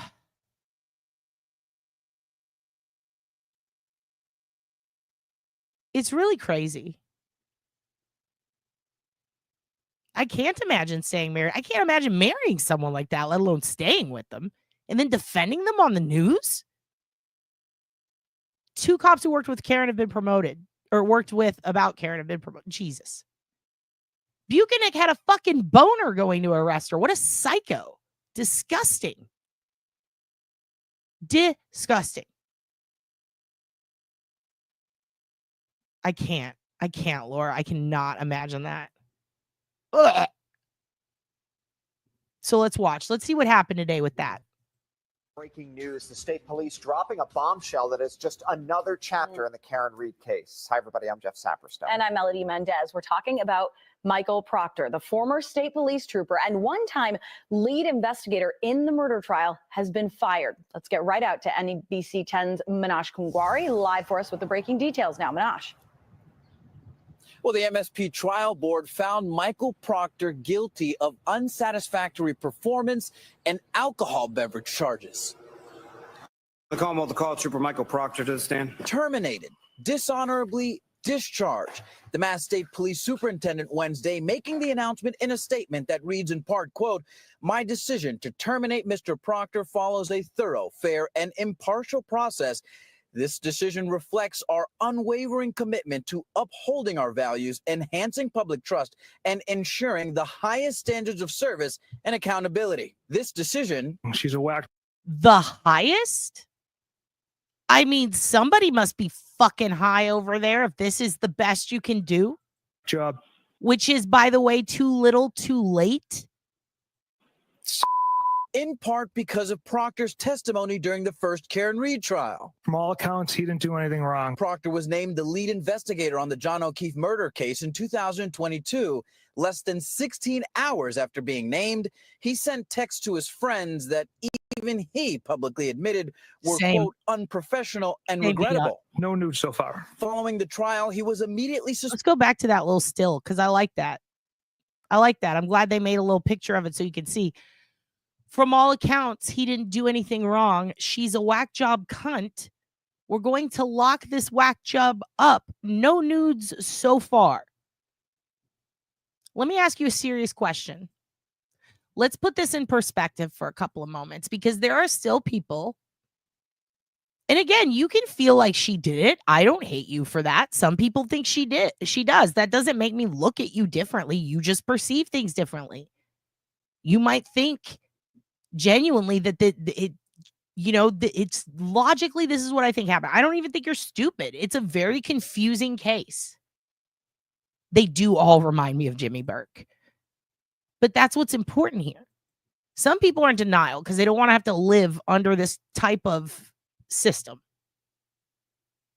Some people look at Karen. I'm not going to lie. I watched that documentary, and we actually have a bit in here about how does it make Karen look, right? Because I understand PR. I've been in comedy for a long time. I'm telling you, I get it. The way society looks at you or the news looks at you or the way you are portrayed, believe it or not, can absolutely swing a case. Otherwise, we wouldn't see so many cases where, people end up getting off who did it and vice versa, and then feel regret later for feeling the way they did at the time, right? So the documentary, I think that, first of all, there are ways to edit people to look bad, right? When things are taken out of context. And then timing is a big issue. Editing is a big thing, and just like people can edit things to make Karen look bad, they could do the same to make Poopa Proctor look bad. I think both sides have taken part in some careful editing and leaving some context out on many occasions. And the reason that I don't look bad at people who maybe think she did do it is because the manipulation is real. If you don't see how people can be manipulated by the media, then you're in denial. There are absolutely a shitload of media pieces, of bloggers, of video, creators, and of people who live there who feel like she did it because they are looking at manipulated media, or they are the people manipulating it. This happens, and it happens the other way around. But if you take all that away and you just look at the facts of the case, how it is presented is very important. This case and the overall investigation was so shitty. It was such shit that there is really no way to cleanly, and I'm thinking of it in wrestling terms, cleanly put her over as a babyface. There's just no way. Because it's hard to prove in some instances that someone didn't do what they say they did or did do what they say they didn't when you're relying on witnesses who have an agenda. MSP has an agenda. Jen has an agenda. The media had an agenda, and sometimes it changes. It really just depends. There was a case here in the South where one of the lead reporters was fucking the police chief. And the police chief in San Antonio did not want people to know he was fucking this reporter, because this reporter was relaying information to the public. She was one of the most famous ones. She's relaying information to the public that is pro-cop. That makes the investigation they did look good, when really they did a piss poor job. So I don't get mad at people who might not agree with me, and I don't think they're stupid, because I just look at it as they might be uninformed, or what are they watching? I'm going to get this might piss people off, but I'm going to be honest with you. I look at like my parents and people who are conservatives who fucking just, people who yell about the liberal agenda or the gay agenda. I mean, my parents don't yell about the gay agenda. They love gays, but like shit like, oh, these liberals are affecting our taxes, or this is what Obama did, and now I'm mad about it. Or they're yelling about Biden, and vice versa. Like, I look at people who have these complaints and I go, what news are you watching?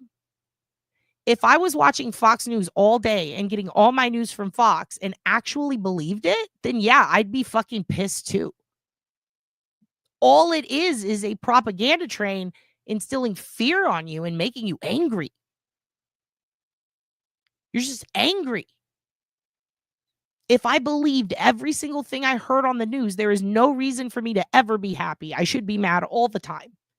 So when I look at people who are angry all the time and yelling about politics all the time and just always fucking railing on it, it's like, well, what are you watching? You're watching this thing that's making you enraged. No wonder you're mad. But if you can stand on the outside, watch a little of everything, and then do your own investigation, you might be able to, maybe you can suss out what side you're on. But the casual viewer who knows nothing about this case, I can absolutely, now it's blocking me out. I can absolutely see how they would come in and at first go, maybe she did it. Why? Because of editing,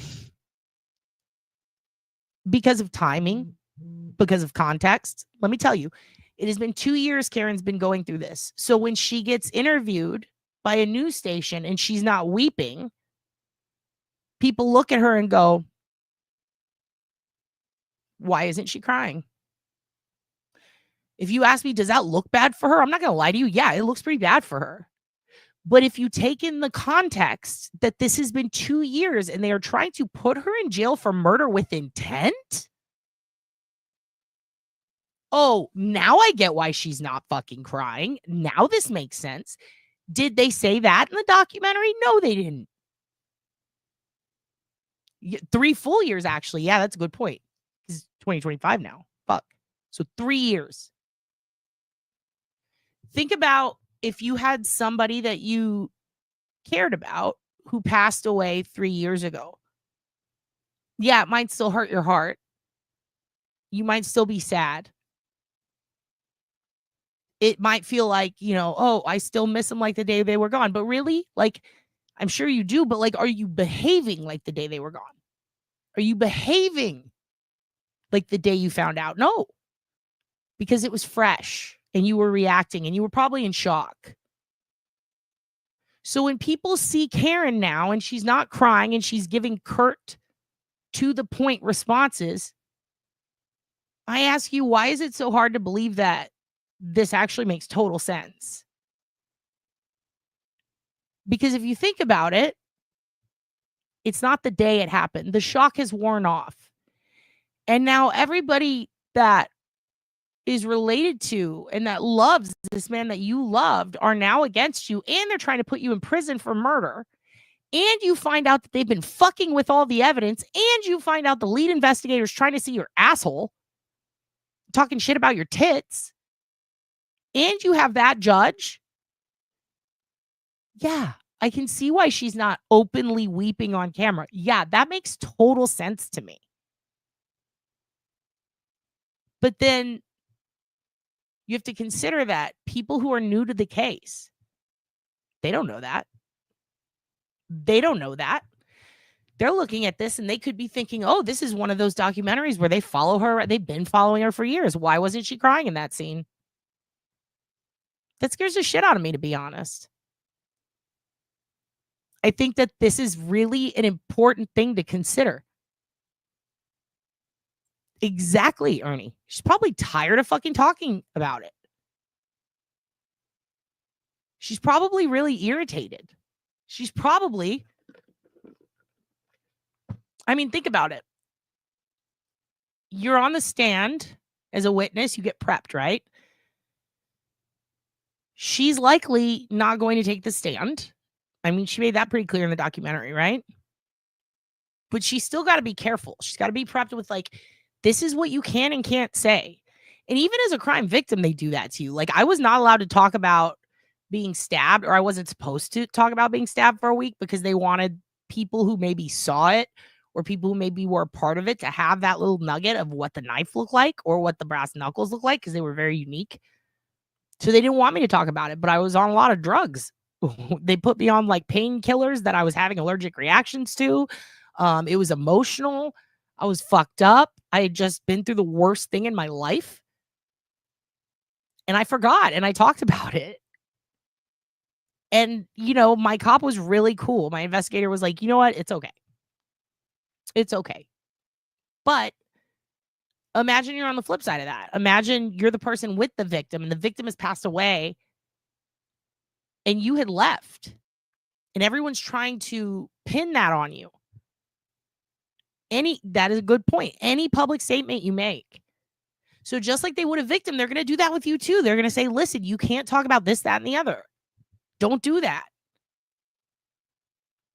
So Karen knows that she has to give straight answers to the point. Don't give a lot of detail. or avoid it or say no comment. But every time you say no comment, what do humans do in their brain? Oh, she's hiding something. And they do it for the prosecution too. Oh, no comment? I can't recall. They're lying. So you have to remember that when people are watching these documentaries about Karen, they're judging, is she crying? They're comparing her to Chris Watson shit. I've already seen that. That's nuts. People aren't taking into context that Chris Watts was being recorded right after he killed his fucking family. And he's a guy. And he's also like, he hadn't gone through a trial where he was being accused yet. That was immediate footage.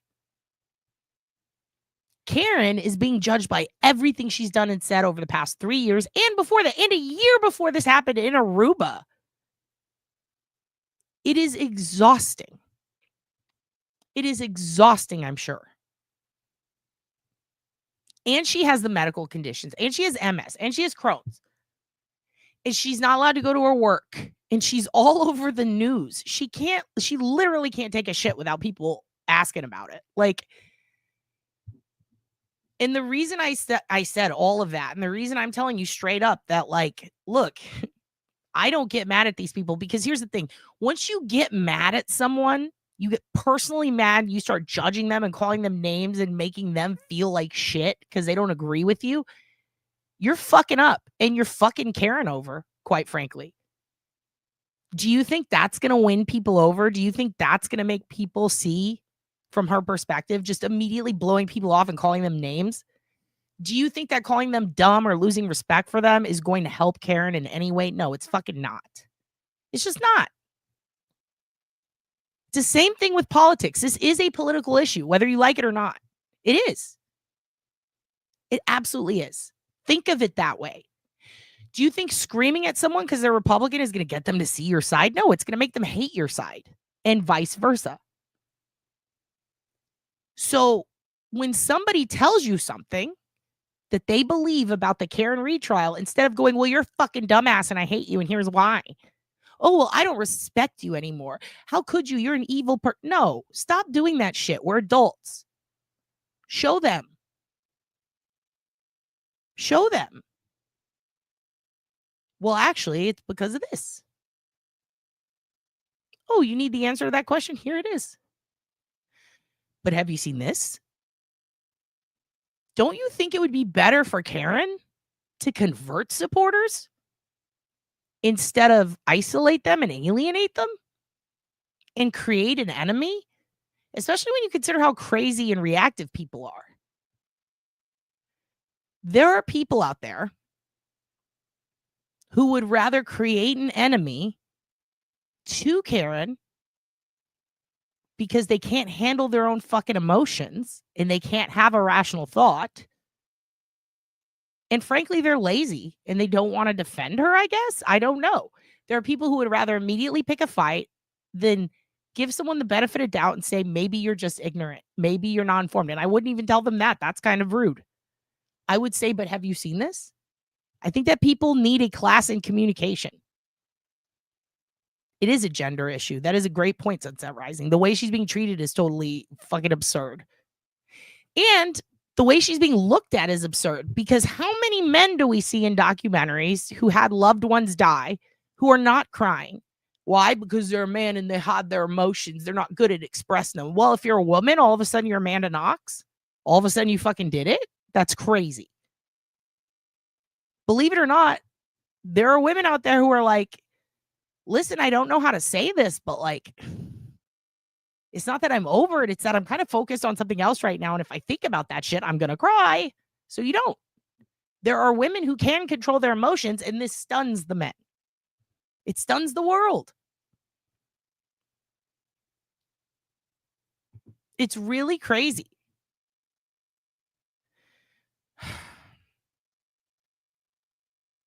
It's a problem. You're stoic as fucking. I'm one of those people too.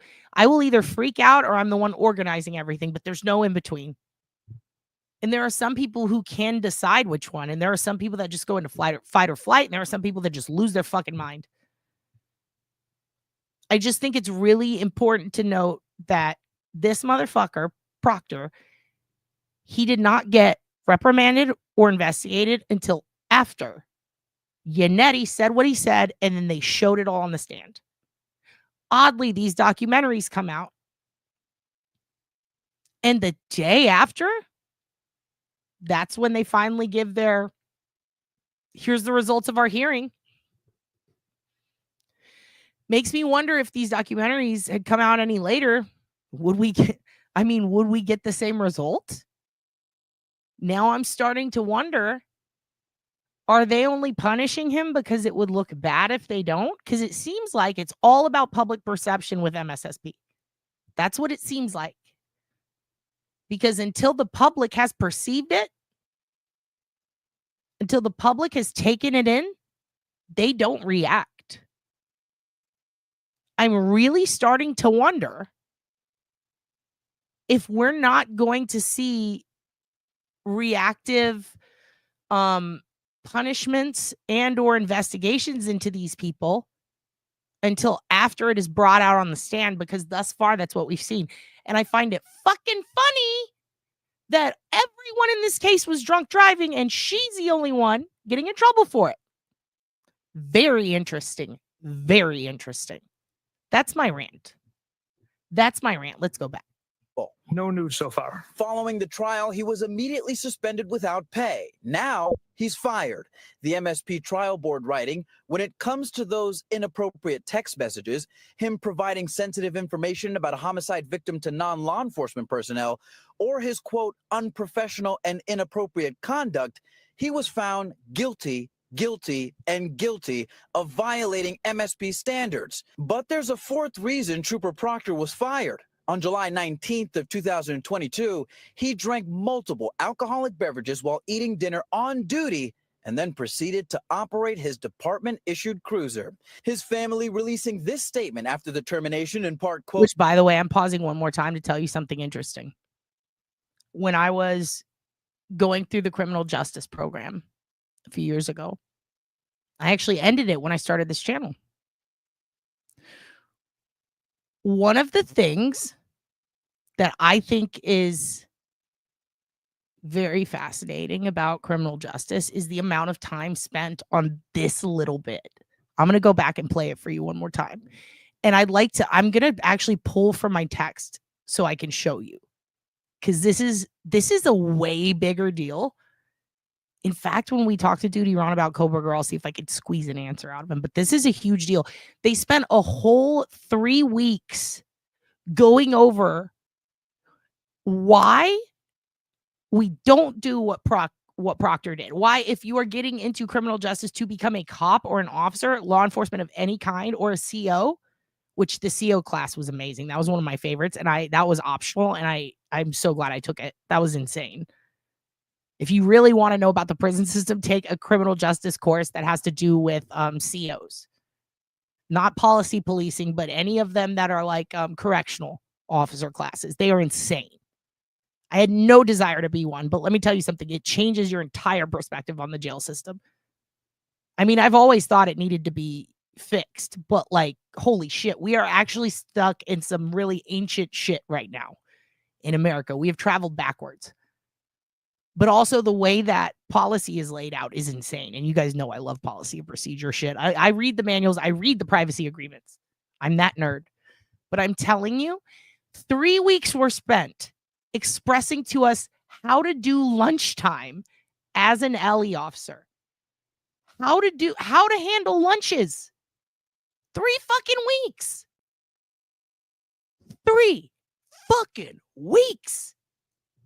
On the policies and procedures around taking a break and having a lunch, down to where you sit in the restaurant, who you sit with, what you say to waiters and waitresses when you are offered a discount, literally was on a test.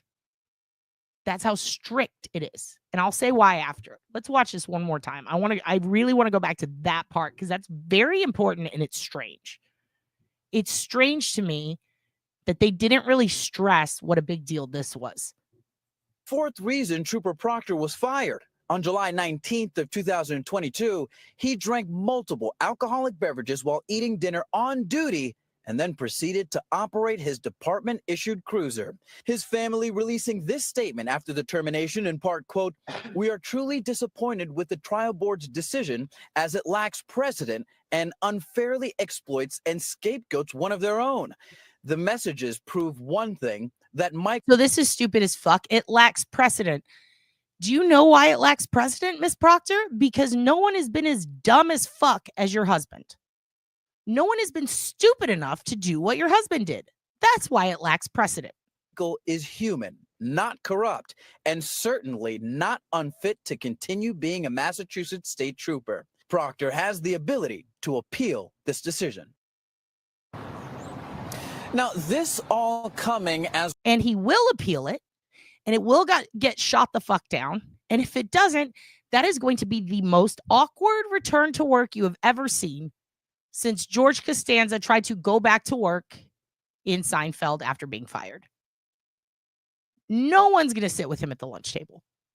As we're learning who the defense wants to take the stand in the retrial. They submitted 91 witness names to the court for perspective. In the first trial, they only submitted 77. Now, there's a good chance not all of them will take the stand, but there are two notable names, Norfolk County District Attorney Michael Morrissey and, of course, Michael Proctor. Right now, we're live here in Dedham. Manoj Kungwari, NBC 10 Boston. Okay. And first at 5:30. Let's talk about this for a second. Why was this such a big deal?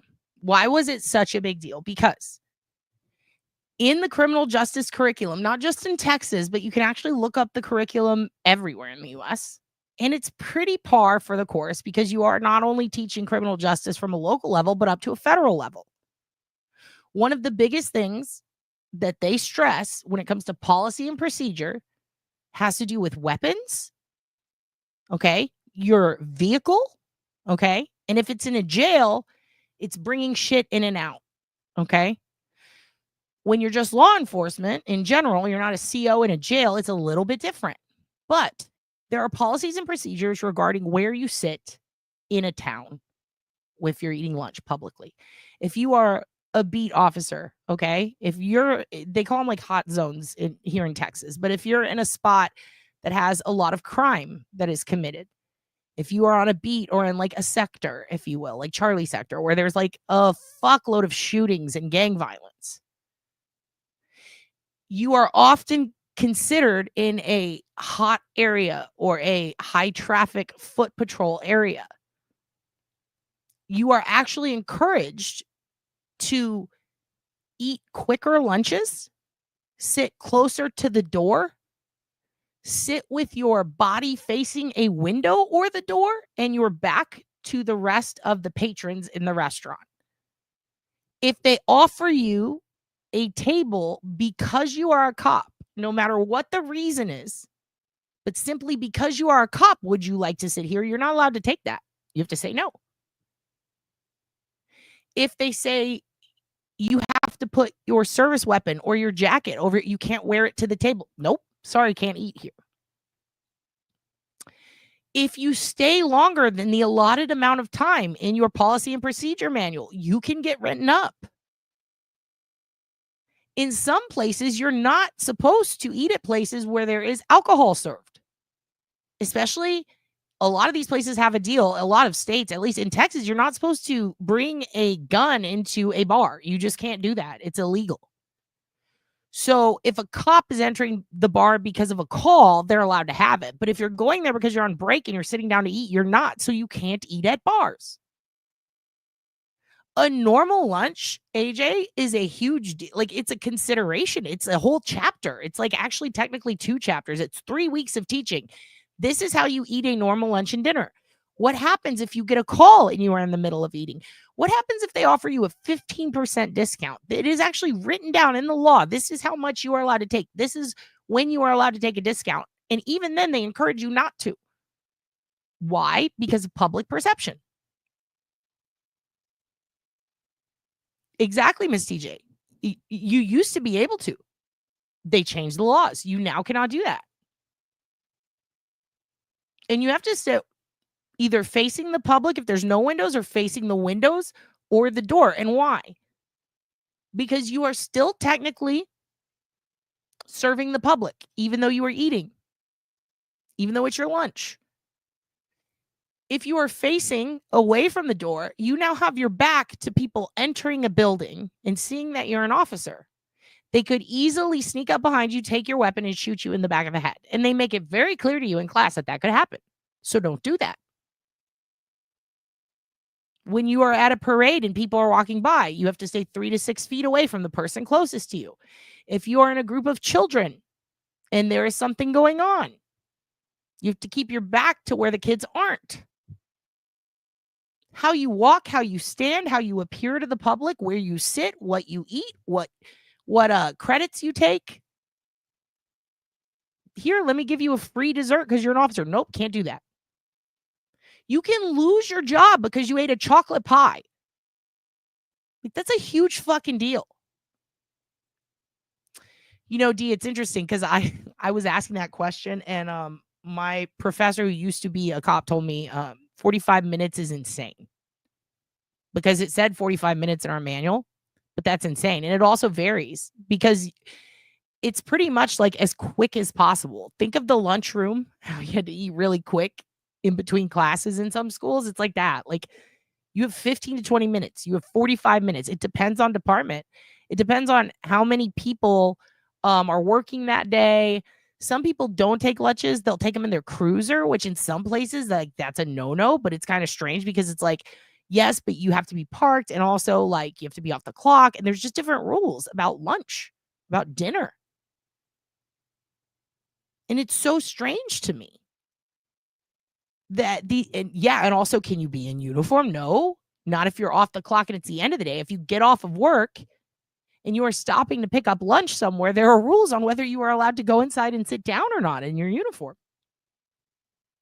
But I'll tell you one thing you're not supposed to do ever is imbibe alcohol while you are on the clock or in your uniform, especially if you have your service weapon. So, I left it in the car so I could go get some drinks. That does not mean you could drunk drive home with it. This is a big fucking deal. A big fucking deal.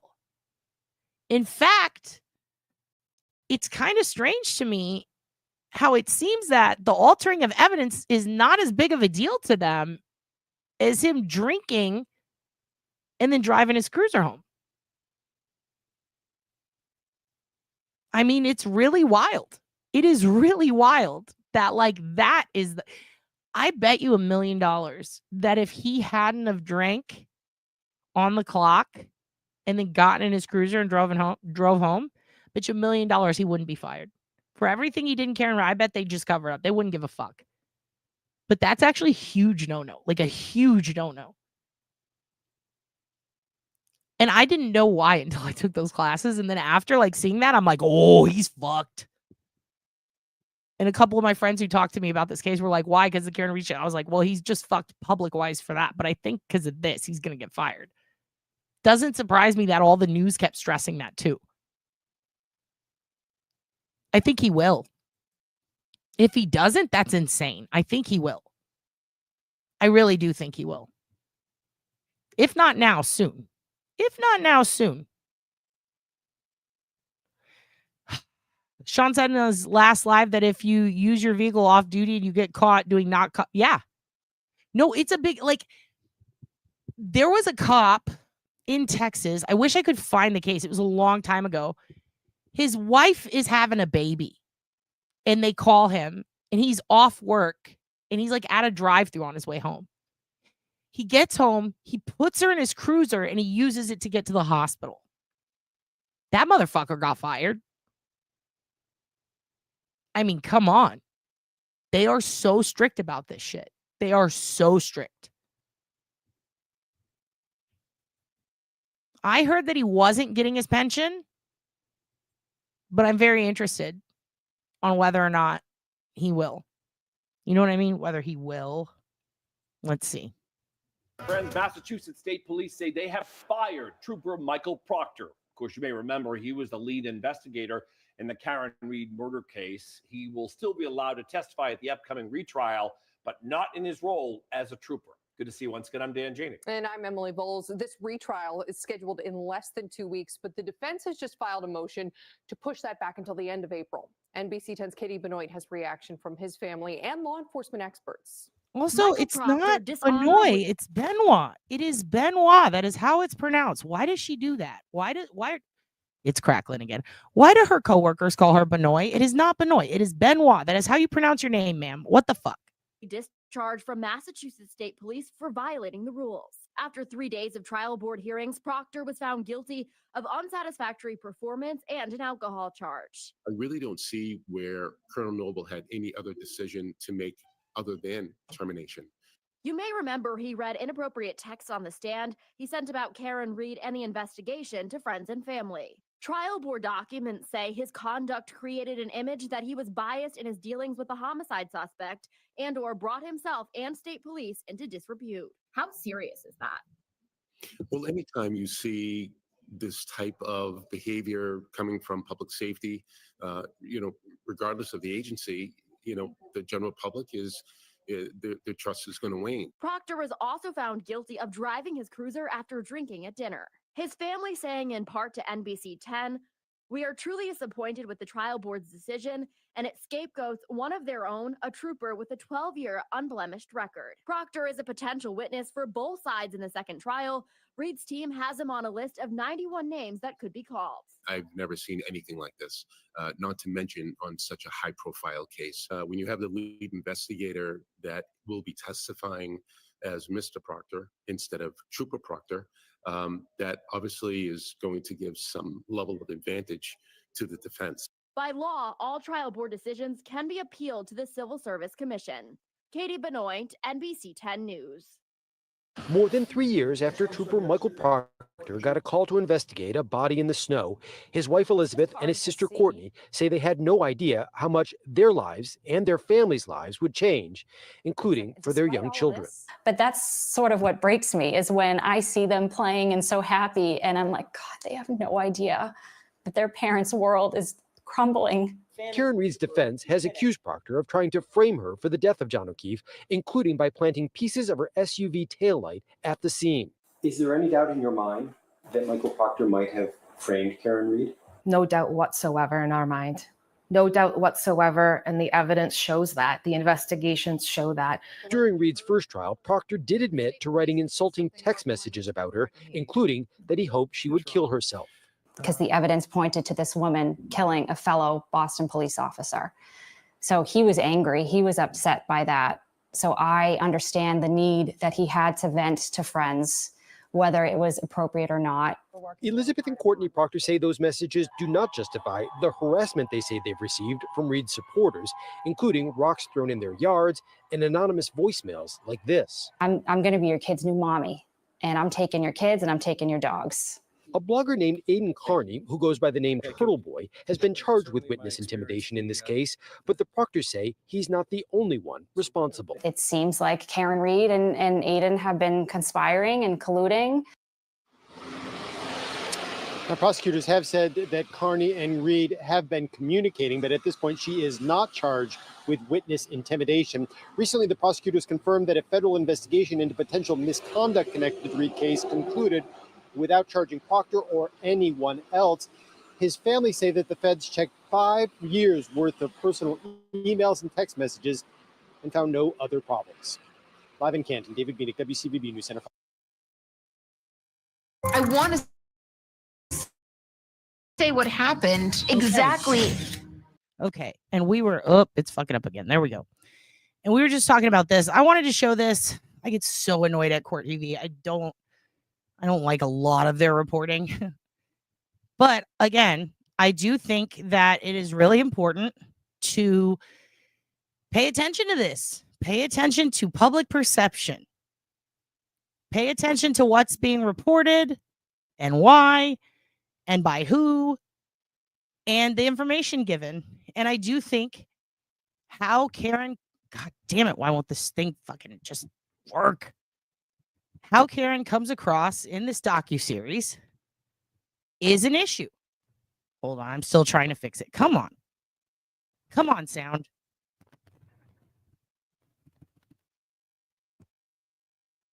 Let's see if I can get it to work finally. Yes, optics are very important, life's a bit. So I wanted to pop this in here so that we can see what some of the criticisms are. Because again, we can't live in a bubble, and we can't pretend that we're the only ones who have opinions and thoughts. And we can't pretend there's not another side, right? And I do think that it is very important to pay attention to this public perception. Why? Because exactly. A lot of people think that. People who are pro Karen think that. I agree. I'm furious too. How do I think she comes across? I mean, let me put it this way. If I didn't know shit about this case and I watched this, I tried to dissociate last night and think about that question. I don't think she comes across the best. Now, that's one of the reasons I want to show you guys the microphone this morning. Because you remember how, oh God, this is pissing me off. Stop doing that. It's still crackling, you guys. I apologize for complaining. But do you remember, God damn it. Hold on. Let me let this play. Give me 1 second. As it happened, John was the Boston police officer. We went to the bar. Okay. There. I think it's working. Nope. Still fucking up. Great. Great. Excellent. All right. Whatever. Yeah. I also think that that was terrible. That Plevin was involved. Like, what a horrible choice. That's not going to look good for them. Fuck this board. I'm getting rid of it. Okay. So why do I think that it doesn't look the best? Because, I mean, again, we were talking about movies with Mitty and about how, like, ever since taking film classes a long time ago in college, like, I still see things and go, wonder what, wonder who was in charge of that sound. Wonder who the cinematographer is. Wonder who edited this. Wonder why, I think when Mitty looks at movies, sometimes it's hard to enjoy, right? Because of, all the backstory, how they made it do the fire, how this happened. Like, it makes you think about that. But the majority of the world, not all journalists, not all cops, not investigators, not forensic experts, not digital forensics experts. They don't look at things the same as other people do. If you're a teacher, you might see a situation involving a teacher and a student and see it differently than someone who, God damn it, fucking work so I can hear too, soundboard. This is driving me insane. People are going to look at things differently. So if I'm watching this documentary and I don't know shit about the case, and this is the first time I saw it, I'm going to look and I'm going to go, why isn't she crying? Why is she smiling when she says the thing about the blood? Why is this happening? Why is that happening? Who's this guy talking to me now? They don't really introduce Plevin or what he does. People might presume that that fucking weirdo is an actual expert. Can you believe that? That guy who, by all accounts, is he's a bartender who a lot of women have stories about what he did. So let's throw him in here. That's going to help. I mean, a lot of people don't know that Plevin lives in his mom's basement and spreads lies and is a total fucking butt sniffing weirdo. A lot of people don't know that he's, he's got this whole failed bartender background. Yeah, Mitty. A lot of people don't know who he is. I mean, a lot, like, the way they portray you is it. That's the perception people get now. So I think it's important to pay attention to that. I think it's also important that I don't rip out the soundboard and throw it against the wall, because it is still clicking out on me. It's very hard to pay attention. So I'm going to hit play and scream I'm going to go in the bathroom. I'm going to scream right now. I'm going to scream very loud.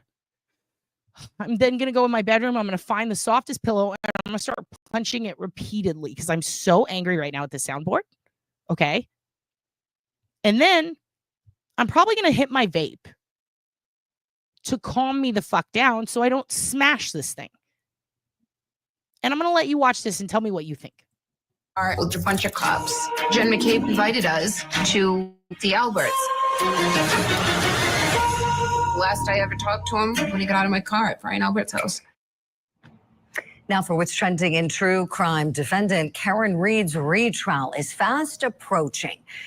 She's accused of murdering her boyfriend, Boston police officer John O'Keefe. And now she's finding herself at the center of a brand new docuseries. An investigation discoveries a body in the snow, the trial of Karen Reed. The defendant opens up her Massachusetts home to the cameras and to questions. It shows her and her legal team gearing up for her trial in the death of Boston police officer John O'Keefe. The first trial, I want to be clear, not the retrial that's coming up in a matter of weeks. Now, Reed insists that the allegations against her are not true. So, did you drive your car into John? I did not drive my car into John. Didn't reverse it. Did not hit John with my car. Is there any chance this was an accident? There is zero chance this was an accident. There was zero chance John was hit by a vehicle. You're tired of it. You spent so much. No, I'm not tired of it. I hate answering it because I feel like I'm being so scrutinized. Like, did she blink 3 times or twice? And did she like smirk or look to the right or down and up and left or whatever? And like, it just feels so fake, even though it's true.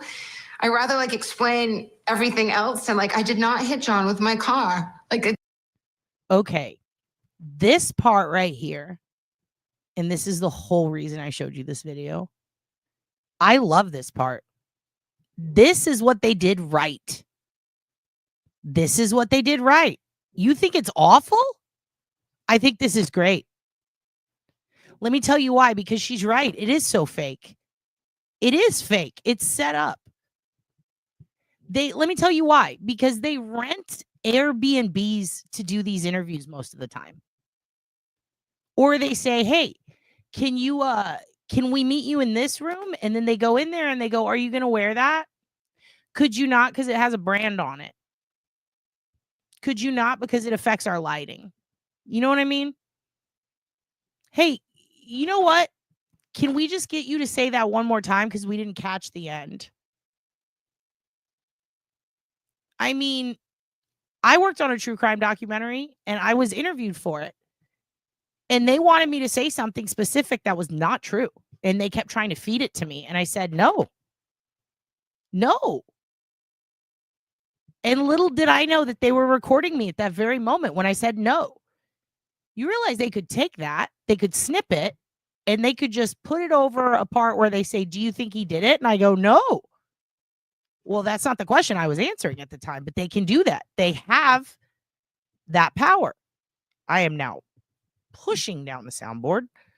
They have the power to do that. They have the power to change the entire context of everything you're saying.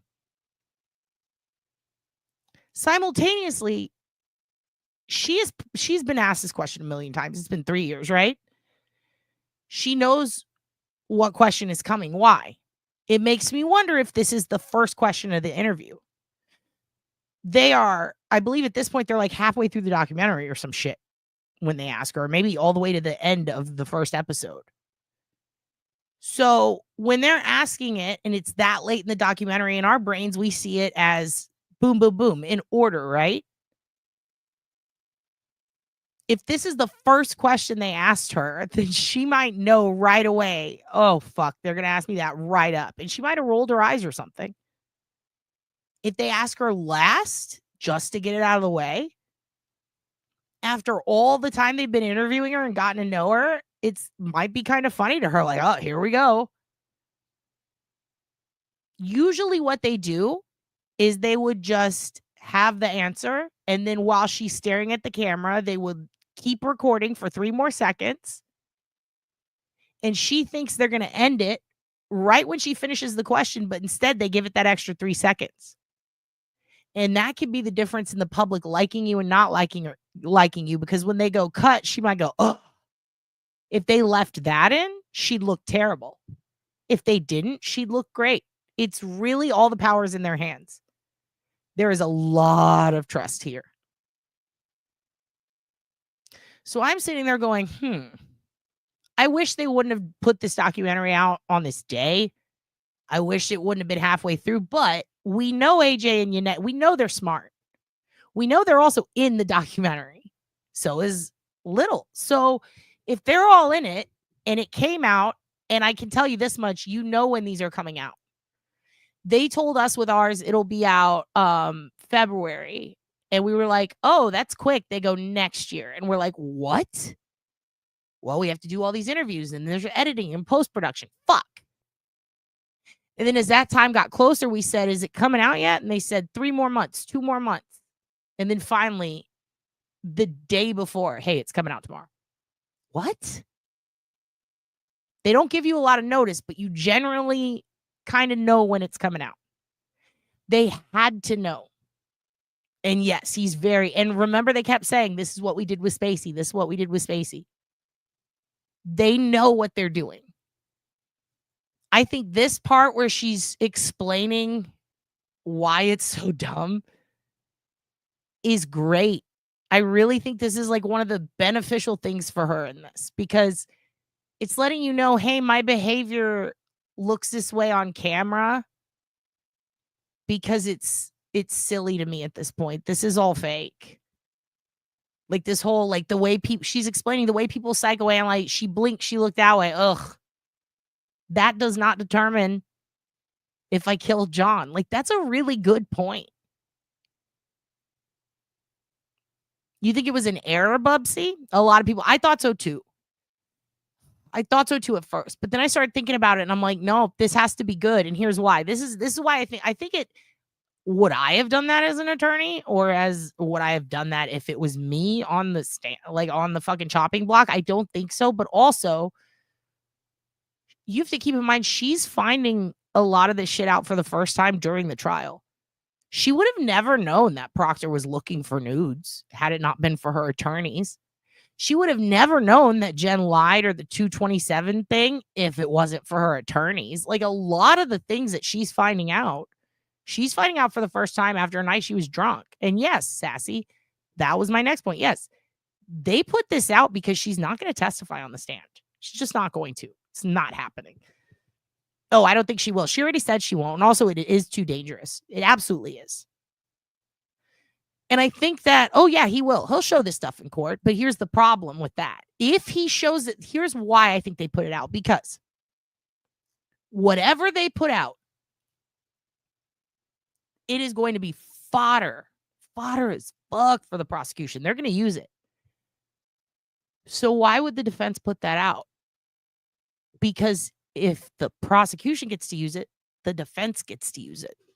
That's opening the door, right? There's going to be something in this documentary that they desperately want to show the jury that they know they're not going to be able to without it. And if they put something enticing enough in there for Hank to scrutinize, he's going to want to use it. He's going to want to use it. It's not sworn testimony, you're right, but it can still be entered in as evidence because it's her statements. So whatever reason they have, I 100% think that it is quite simple. They are luring Hank into using this to his advantage because they know there's something in it that is way better for them. And it's something that Hank does not want out. So Hank's going to have to make a choice. He's going to make a choice, and that choice is going to be, is it worth it? But Hank has no idea what part they're going to pull, because remember, they just need to show we're using this as evidence, right? They don't need to say exactly what yet. I think that whatever is in this that they want the jury to see, the only way the jury is going to get to see it, because she's not testifying, so the only way they're going to get to see it is if it is through a loophole, and this is that loophole. Hank would be so fucking stupid if he took any of this shit seriously and put it into his part of the trial. If he used this as a prosecutor, he is fucking stupid. And guess what? He is stupid enough to do that. I 100% believe he is. And the second he does that, guess who gets to also pull their parts out? The defense. So I encourage you, go back and rewatch it. What part do you think the defense wants in that they couldn't get in otherwise? Because there's a few parts in there that made me go, oh, shit. If the jury saw, I wish they were allowed to show this to the jury, because if they weren't, fucking done. One and done. I don't even think it's a witness, Lauren. I think it's maybe a statement. I think it's maybe, let me put it this way. Do you remember how complicated it was in the first trial to establish the timeline? And why? Because look at Lally. Look at what he did. He threw out all these names. And this person said this about this person and this person. And it was very hard. And then what did Alan keep repeating to the judge? If we could just show this. If we could just show this. Can we have a chart? Can we have a fucking timeline? Like this could be. We need to show them this. And it's up to her what gets shown, right? Bev gets to decide what gets shown. They said people need to be able to see it. They need to see it. They need to see it spelled out perfectly. It can't be confusing. So if she's not allowing in the charts and the graphs that they want, if she's not allowing in the experts that they want, what is something that everybody, even a jury, can take in and go, ooh, this makes sense to me now? Because remember, they wanted to do a microdots video. And remember what the prosecution did? They gave their whole theory, and then Alan came back and was like, a pirouette, like a ballerina. Okay. So if they're making it impossible for the defense to establish a very clear timeline with a very clear reason for why things happen and what things look like, if Bev is doing what I think she's doing, which is trying to prevent any real visual understanding or depiction of what actually happened, to allow the jury to be confused and force them to fall back on, well, it must be this. The only way to fight that, chalks and exhibits, we do need them. You're absolutely right, Stacy. But the only way to fight that is to somehow get something in that is a visual combined with facts that presents a very structured timeline for the jury. And it might not even be a timeline. It could be one specific thing. So think about that. What was the most confusing shit in the last trial? And what answers and clears up that confusion so nicely in this documentary? Whatever it is, I bet you $1 million that's the plan.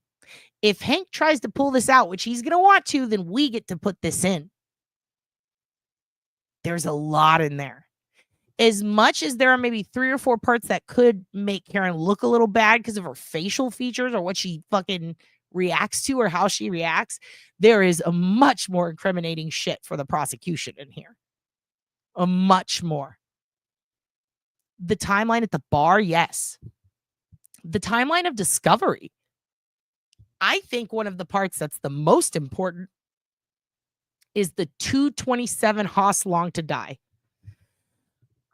Bev's not going to let them bring in their big board, but she doesn't really have a choice when it comes to them showing Karen holding the big board. And it also shows how included Karen was in the process. And it also kind of makes sense as to why it took 3 days for her to go, I didn't hit him. It shows you why she would be questioning herself. It also points out that everyone was drinking and driving, and it all happens in like 3 minutes. Did John go in the house? That's the one thing that could be proven, but was disproven by witnesses with questionable credibility. That's absolutely true. And when you see in the documentary where the car would have pulled up and she points out where the door is, but you see the door, which when she's talking about and as she's explaining it, so much less confusing than the way they did it in trial. Oh yeah, the clear glass. And then also she points out that the clear glass, like John was carrying it, and it's on fucking video, him carrying it outside. They say in the trial, why was she on top of him? Jen says she was screaming on top of him. She was acting crazy. She was yelling at Carrie, blah, blah, blah, blah, blah. When you watch this and you see the story, oh, wow, that makes total sense. She's trying to warm him up and save his life. It's really interesting to me, some of the things that they let her say. And when I sit there and go, oh my God, why did they let her say that? That could, oh shit. I think those are the things. If you're watching this documentary and you go, oh shit, they showed that, they said that, why didn't they show this at trial? Those are the moments. And I was trying to take notes on it, but I did fall asleep. But there was like 3 or 4 that I had written down. Like, these are things I wish we would have seen in the trial. Every time you stop and go, I wish they would have shown that at trial, that's a potential thing they could show. There are other parts where it's like, damn, this could, yikes. But I did notice on the parts where I go, yikes, very, very perfect for editing. Definitely could be because of editing. They cut off very clearly. When I see that cut off at a specific point, I have to wonder why. I do truly think that it's always a bad idea, pretty much, to let your client speak in this format leading up to a trial. But I did notice, and I'm sure you guys all noticed too, this came out and the next day Proctor's fired. Holy shit. I wonder if it's because him and Bukkake have a boner while they go to arrest her and then continue to talk shit. And you could see it. I mean, make no flaps about that. That's what happened. There is a lot in here that looks bad for Proctor. Even if they don't use any of it in the trial, I 100% think that it could have been a tool to get Proctor fired. It makes me wonder if they had not actually planned on finding him guilty, and then this came out and they're like, fuck. Something's up. They're too smart for this. So there's something in here that is going to make everyone go, oh, that's why. And if it's not that, then it's simply public perception. Because overall, again, if I didn't know shit about the Karen Reed shit, I might be looking at this going, she's acting a little weird. But at the same time, when it's all done, said and done, documentary over, everything I've seen thus to this point, man, Massachusetts is a fucked up place and those police are fucking corrupt. I mean, it got the point across. It's really wild to me, the shit he's gotten away with. And I think this puts that on display. So maybe it's not such a bad idea. Because I do think AJ and Yannetti and Little are some of the best lawyers on earth, especially defense attorney. Jesus. They got fucking Weinstein and Spacey off. That's crazy. Because those motherfuckers did it. This is, yeah, I do. You summed it all up. There's something there. There's a method to that madness.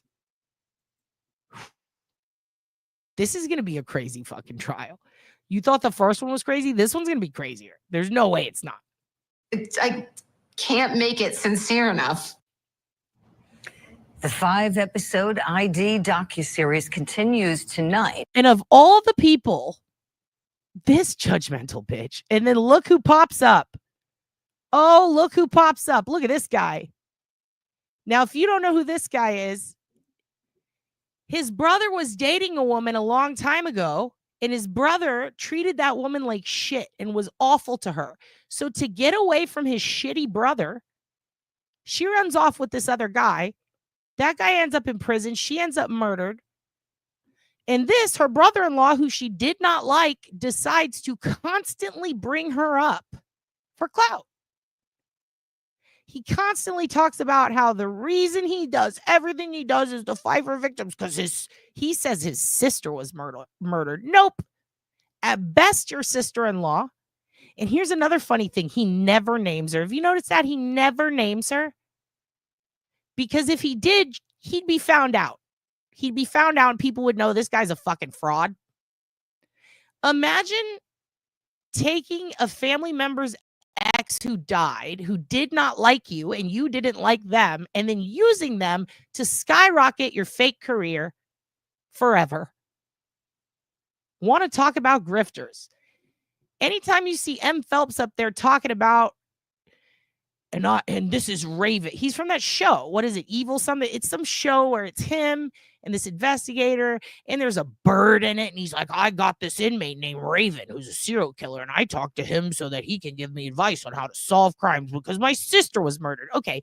His sister-in-law, who was estranged from him, who had a terrible relationship with his brother, got murdered years after seeing him for the last time.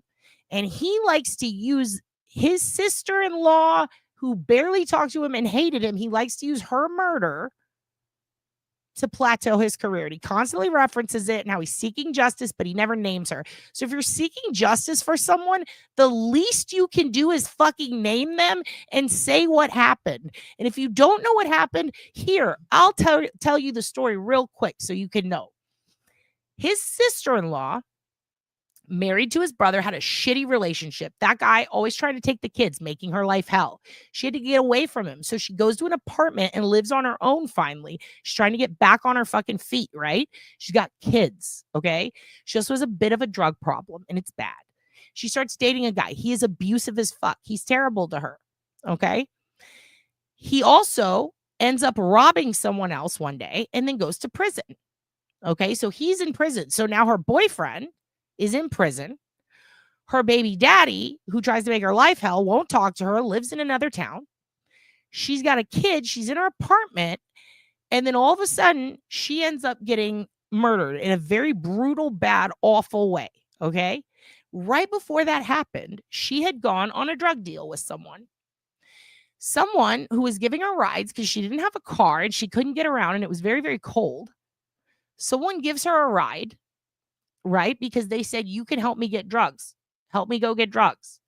And I'll give you this ride. And she needs a ride. She's like, fine. So they take her to this apartment. She gets out. It's in like the projects or something. She goes inside to get the drugs. Right? She comes back. And as she's coming back to the vehicle, I don't even know if she was getting the drugs. I think she was just getting a person. She goes to see if someone's home for this guy. As she's coming back, she comes back to a man who is murdered in the vehicle. Okay? So she comes back, guy murdered who just gave her a ride. She goes, oh, fuck. The police show up. What happened? I don't know. This is my friend. He was giving me a ride here. Why? Yikes. It came out drugs. All right. Why? Who murdered him? She goes, I don't know. I kind of don't know him very well. Okay. All right. Well, you can go. She spooked as fuck. Turns out it was a drug deal gone wrong. He was robbed. So now these drug dealers who robbed this guy and killed this guy who was giving her a ride are probably standing around watching her talk to the police. And then all of a sudden she ends up murdered in her apartment. Single mom. No one advocated for her to find out who murdered her. She was essentially ignored by press. Her murder was scary. Her murder was sad. Okay. She was dating a guy who had robbed someone else and was in jail.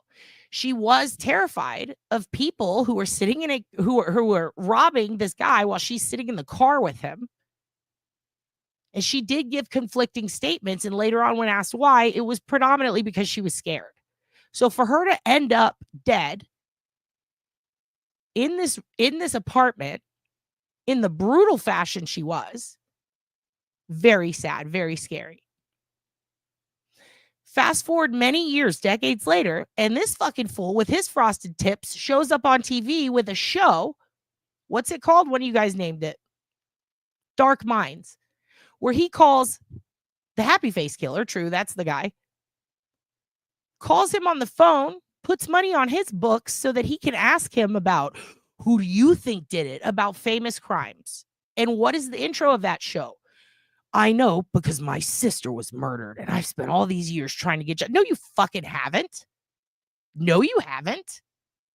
You never say her name. You don't talk about her. Is this the first time you've ever heard about what happened to her? Because I guarantee you most of it is because he never talks about it. How is that advocating for someone? Why not use your platform to tell people what happened to her? And she hated your fucking brother because he was a shitty husband. Ugh. Ugh. So yeah, it really bothers me to see him mooching off of the death of a woman who he never advocated for, never talked about her. Ugh. So to see them talking about Karen, it's kind of amusing. It's like, oh, what a hypocrite. Oh, what a hypocrite. And podcaster M. William Phelps. Good morning to you. Matthew, welcome back. If I could start with the first question we're asking this morning, how do you think Karen Reed is coming off in this docuseries? Well, you know, honestly speaking, it's hard for me to watch it all at once. So I have to watch it in kind of snippets. And I mean, I deal with these people all Translation, he didn't watch it, just like Hank didn't watch the last trial. Keep going. day long. I write about them, I interview them. And what I see is a lack of empathy on her part. And it's very sickening to me because you know what's sickening to me? Your lack of empathy for your sister-in-law. we've seen this throughout the entire. Your sister-in-law, your ex-sister-in-law, as in not your sister, even though you love to say that. Ordeal. Consulted on 350 hours of television. Not a credit, not a credit. Not a fucking credit.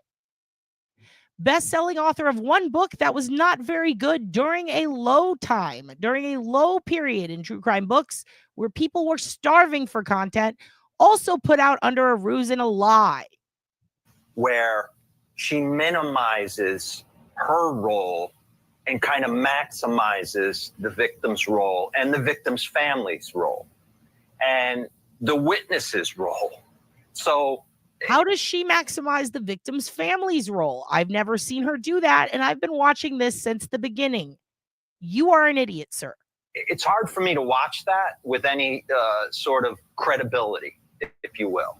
And I'll just say, Julie Grant sucked and fucked her way to the middle of court TV. That's all you need to know about her. In my opinion, for entertainment purposes only, based on things I've heard PAs who worked for court TV say. In my opinion. Matthew, you know what? We're getting just kind of funny how this guy who's produced so many podcasts can't get his sound to work either. Pieces of your audio, it seems to be dropping out. To be clear, I do realize how silly that is considering how poor my audio has been for me. However, fuck it. I don't like this guy. And I want to hear every word you're sharing with us.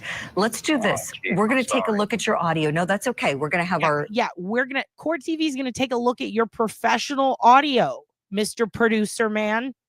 Clearly, you're a great producer. Engineers, take a look at it. I'm going to play another clip for our viewers, going to the point you just made about perhaps there's a lack of empathy. I want to point out another little media trick. I'm sure Mitty has noticed this already. I'm sure many of you have noticed this. Don't you love it how the footage they're showing of Karen isn't her distressed? It isn't her talking. It isn't anything to do with anything that has to do with the case. It is her folding linens, nice linens, and putting them into a suitcase. There's a reason they did that. There's a reason they showed a woman folding lovely, fluffy linens in a nice house instead of, I don't know, the fucking crime scene. There's a reason. Empathy we see with this woman when it comes to her boyfriend. Look at that lack of empathy of her folding her clothing. The deceased, the real victim in all this, John O'Keefe. Let's take a listen to some of what she said. So to do that shot, they had to put a camera on the floor, face it there, have her walk out, and then come back in, pick up the camera, turn it off, go cut, okay, and then she got to come back in, get her stuff, and then leave. So that's how they do that shot. They probably did it like 10 times. So earlier when she's rolling her eyes saying this is all fake, that's why I love that part, because she's right. It fucking is. It fucking is. About the fight for him. Oh, yeah. We've heard that a bunch. I've never dated someone or been intimate with someone that they're just completely extricated. You can't get a hold of them anymore. It was just a weird feeling, but now I just want to save myself, and I just want to be who I was before this. And I care less about fighting for John. Big time sleaze. She said, I care less about fighting for John. She's Yeah, me saying that too. she's concerned with saving. Me too, because Julie has her own past. We'll talk about that another day. She has her own past. I don't think she should be talking very much. She's up there with Judge Janine Pirro. They can both eat a dick. They're both idiots. And I guarantee you these glasses are not prescription. I guarantee you how dare you, Mitty? I guarantee you these glasses are not prescription, and she 100% is wearing them to look smart, in my opinion, because that's some Julie Grant shit. Herself. Matthew, I think we have you loud and clear now. We're picking apart these frauds. You're going to enjoy it. You're going to enjoy it. YouTube bad actors. These are court TV bad actors you're checking out. I hope you could hear what we just played. Oh, there we go. You got to back up, Michael. You're such a pro. Of course you do. Of course you got to back up. This is Jen Coffendorfer, and this is Poopa Tracta. All right. Your thoughts when you hear her actually say out loud how her bigger concern is herself, not John. Does it surprise you? This is true because I missed my glasses. I wore them that one time without prescription. You called me on it, and you're right. No fucks Malux isn't going to let shit slide past, okay? No fucks Malux is... She is not on the fence, but she always looks at both sides. She always does. This is a good point. You got me on that one. No, not at all. I mean, I deal with these types of people all the time. And look, I'm not saying that she is a sociopath. I'm not here to say that. I'm not a psychologist or a doctor, but good. Then why did you say it? Maybe you shouldn't have said it then if you're not going to say it, you dumb fucking son of a bitch. Sociopaths that I have interviewed, and I've interviewed 100 probably, they always marginalize. No, you haven't. Victims in order to minimize their role and to prop themselves up as the victim. I'm just saying. She is the victim of a shitty investigation, and she has also been used as the scapegoat for a bunch of cops who did bad shit. More than one person can be a victim at a time, M. Phelps. Okay? You can have multiple victims in one instance, M. Phelps. Why do you smile sideways? It's weird. One quote in the first episode of that documentary really stood out to me. And it's very short. And she said, either... And this is the only part he likely saw. Jen, meaning Jen McCabe, is going down for this, or I am. And to me, that summed up the entire conspiracy. That is not what she said. I believe she said, if I'm going down for this, so is Jen McCabe. Right? And regardless, Jen McCabe is the one who lied, sir. Jen McCabe is the one who lied. Jen McCabe is also the person who told her where she was that night when she was drunk. Jen McCabe is also the person, okay, who was trying to get her and John to go to the party. What did Karen's dad say? He said, don't go to that party. Jen McCabe said, come to our house. You're invited to our house. Yeah. Hey, I'm not a psychologist, but I've spoken to hundreds of sociopaths. Oh, sir, just because you went to a family reunion doesn't mean you spoke to hundreds of sociopaths. Get the fuck over yourself. For 2 minutes, get the fuck over yourself. Thank you, Laura. Thank you. Karen said the documentarian was supposed to be a fly on the wall, but was a fly in the ointment. Long live Uncle Frank. Well, that's true. Most documentarians are. I mean, if you want to see a perfect example of that kind of shit, look no further than Making a Murderer. Another great example of documentarians kind of changing how they're doing things, changing who's going to win mid-match. But here's the problem with documentaries. You're not supposed to pick a side. You're not supposed to pick a side. You're just supposed to document. You are supposed to be a fly on the wall. So it is wild to me how these documentaries, regardless of whether I like what they're trying to go for or not, it's wild to me how one-sided they all seem to be. Remember when documentaries were good and they showed you everything? That was nice. In one quote. This right? is also, it's either everyone read what VDOT is saying, because I cannot stress enough that he is dead ass. Anybody who took abnormal psych learned this in week fucking 1. Jen or me, and it's not going to be me. And you see, that's not getting at the truth of what happened. Nana, you are dead ass. Who Googles that? Well, she told me to Google it. Well, that's funny, because don't we have most of what she said that night recorded from her phone that didn't turn off? Don't we have multiple people around at the time? Kind of weird. Kind of weird. That's not talking about justice or, the facts. That's like waging war. Right. I'm with you, Matthew. I'm with you. I'm with you. I'm with you You know on what? That it is a great documentary. I actually made I feel horrible for this. I actually do. Otherwise, I would have showed it to you. I don't think I have, but I did make a parody of that documentary poster that says there's something wrong with Aunt Deb, and it's very funny. Maybe one day I'll show it to you. I still feel guilt over it, but I'm like, oh, I got to, because it's Aunt Deb. It's Aunt Deb. And how many mics does he need? Look at that. I told you guys there's always a fake mic. That was a moment where she said that about Jennifer McCabe. She has vilified this innocent witness, this woman who is a teacher, a PTA mom, a friend, a beloved friend of the O'Keeffes. And Karen Reed has positioned her to be the her arch enemy. She's made her out to be the bad guy, all hanging her hat upon this Google search that the company Celebrate has come forward and said did not happen at 2:27. That's not what they said. That's what Ian said, who's disgruntled because his code has been fixed. It's constantly being fixed and adjusted with the advent of more features on iPhone and the patches that come up on iPhone. Yes, that is true, ASPD.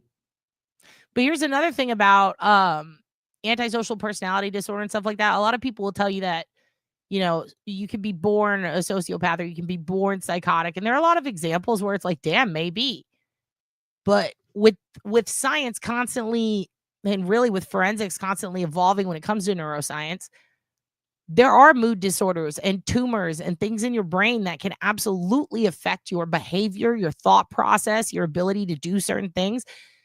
But if actual sociopathy, like the way it is explained by these people like Phelps and people who bank on that shit being like this scary monstrous tool that kids can be born with, and then they just want to fucking kill their whole family. Like a lot of these issues that he's constantly milking and bringing up, if it were real, right? If this were a situation where someone was just born a psychopath, a sociopath, a fucking person who's just intent on killing other people, then why are there entire schools dedicated to educating kids who are not experiencing or exhibiting, is the big key word, exhibiting empathetic traits? The psychopath or sociopath school, as they call it, as it is often called by the press, is located in San Marcos, Texas. And yes, there are children who go there because they are harming themselves or others as children. Why do they go there? They go there because learning empathy is a big thing, and it happens during childhood. A couple of these kids that have been featured on shows tend to have a history where they are adopted or they were rescued from vulnerable situations, where they were beaten or harmed by their parents, where they were neglected. And part of the process of learning to be empathetic and right from wrong and knowing what love is and knowing that, when people experience pain, it's not supposed to be funny. This comes from your youth and from learning and from your parents. Yes, attachment problems, a big thing. So when you take a child or an adult and you call them a psychopath or a sociopath, people get this idea in their head that they're like a serial killer. When that's not the case. A lot of the time, it can be whittled down to something as a misunderstanding, even a behavioral disorder, a mood disorder, possibly just the wrong chemicals in the brain. But a lot of the time, it's simply, hey, this kid was not a product of a good environment. They are a product of a bad environment, and they need to learn right from wrong. Let us teach them. And the school wouldn't be successful and still stick around if it hadn't proven that by pumping out hundreds of kids who came in having weird behaviors, exhibiting like not the correct, as society deems it, emotions, or laughing at very painful, bad things. A lot of times it's not because they genuinely think the shit is bad and it's funny. They just don't know how to react because they didn't learn. Half the time, they don't know what the fuck they're doing is going to be life-ending or what ending a life is. They don't get that. So it's very, very important that when you look at stuff like this and you see this guy tossing around the phrase sociopath and psychopath and shit like that, it's just as bad as people who throw around narcissism constantly. It's like, this is not an end-all, be-all. We could just write this away. Now we know what's wrong. We've labeled it. No, that's just a label. And so many times it is mislabeled on people. In fact, every time, technically, it's mislabeling someone because the label itself doth not exist. And it's very, very annoying. I'm sure. I saw someone up there said that they were a therapist. I'm sure it's fucking annoying to see that all the time. It's just like people who think bipolar disorder means everyone's violent. Everyone with bipolar disorder is violent. That's bullshit. Oh, if you have antisocial personality disorder, that can't be helped. There is no cure. Well, sometimes it's not about a cure. Sometimes it's about stabilizing yourself and getting yourself back to a point where you can live healthily and not make mistakes or decisions that are going to be harmful to yourself or others. It's very, very fascinating how everybody thinks that the second we label it with something, now that we know what it is, they're cured. No. Or now that we know what it is, we can explain away everything they do. No. Yeah. It seems like it. And I find it very fascinating when people say, I'm not going to sit here and say they're a sociopath because I'm not a doctor. But anytime I hear that, I'm like, oh, Jesus. Here we go. They're going to call him a sociopath. What does he do? He does this every time. AM, I can't say it enough. The person who wrote the software Exactly. even said so. Exactly. Hey, you know what's funny? Let me tell you about software. Let's talk about that because I know about this. Hey, you know when they invented a little thing called Napster, it wasn't really up to snuff, was it? Was it? Napster at the beginning was not Napster at the end. LimeWire at the beginning was not LimeWire at the end. They were totally different programs by the end. Why? Because programs, just like people, grow and they try to perfect themselves. They're constantly being tweaked, patched. iPhone 1 is not the same as the iPhone now, is it? It's got totally different pods. It doesn't have a jack. It can weigh your weed or something. It can make fucking waffle fries. The shit back then could barely tell you the fucking time right. Every single time there's a piece of technology that comes out and sticks around, it gets bettered and bettered and bettered over time by people who are patching it and fixing it. The software that Ian Whiffen shot out of his asshole is not the same Cellbrite software as we have today. Why is that? Because Cellbrite is constantly competing with the top of the market. What is the top of the market in cell phone manufacturing right now? iPhone. So every time the iPhone says, we've made it so you can't see this LAN data, we've made it so that you can't see this running in the background, we've made it so that you need a password to get to this, what is Cellbrite's job? How to get around that so that we can extract it anyway. So every time iPhone levels up, what does Cellbrite do? They have to level up above it and figure out how to get around that, how to get around that, how to get around that. I mean, that is Sellbright's job. So when you take the creator of a software that was created a long time ago, believe it or not, a very long time ago, and you bring them in now after teams of coders have worked fucking countless hours to fix it, change it, alter it, and make it better. Let me ask you this. Who do you want working on your 2020 Tesla? Do you want a mechanic that specializes in cars from the 1950s? Who invented how to change a tire or whatever? The guy who invented how to take apart a battery or carburetor. Do you want that guy in charge of your electric car now? Do you want him in charge of your Tesla? Do you want to take the guy that invented the wheel and have him fix your Audi? Because that's what these folks are arguing. Well, he invented it. He would know a thing or two. Okay, well, yeah, but then he gave it away to a team of 20-year-olds to fuck with and make better. So why don't we talk to them? Elon didn't invent Tesla. He just bought that shit. He actually has no fucking clue what's going on under the hood, believe it or not. So who do you trust? The people he stole that shit from or him? I mean, I trust the people who stole that shit from. But then let's say they got to keep their company, right? If they were in the position he's in now, I would trust whoever they have working on the cars, not them. Not them. Who did you hire to update, patch, rework, recode, add on to, and then produce the new version of Sellbright? That's the person who should be talking about it. Because here's another thing. Once they made a patch, which was right after last trial, once they upgraded, created a new version, why did they do that? Because in this new version, you can now scrape shit out over here. So now there's more data to well from. Okay, cool.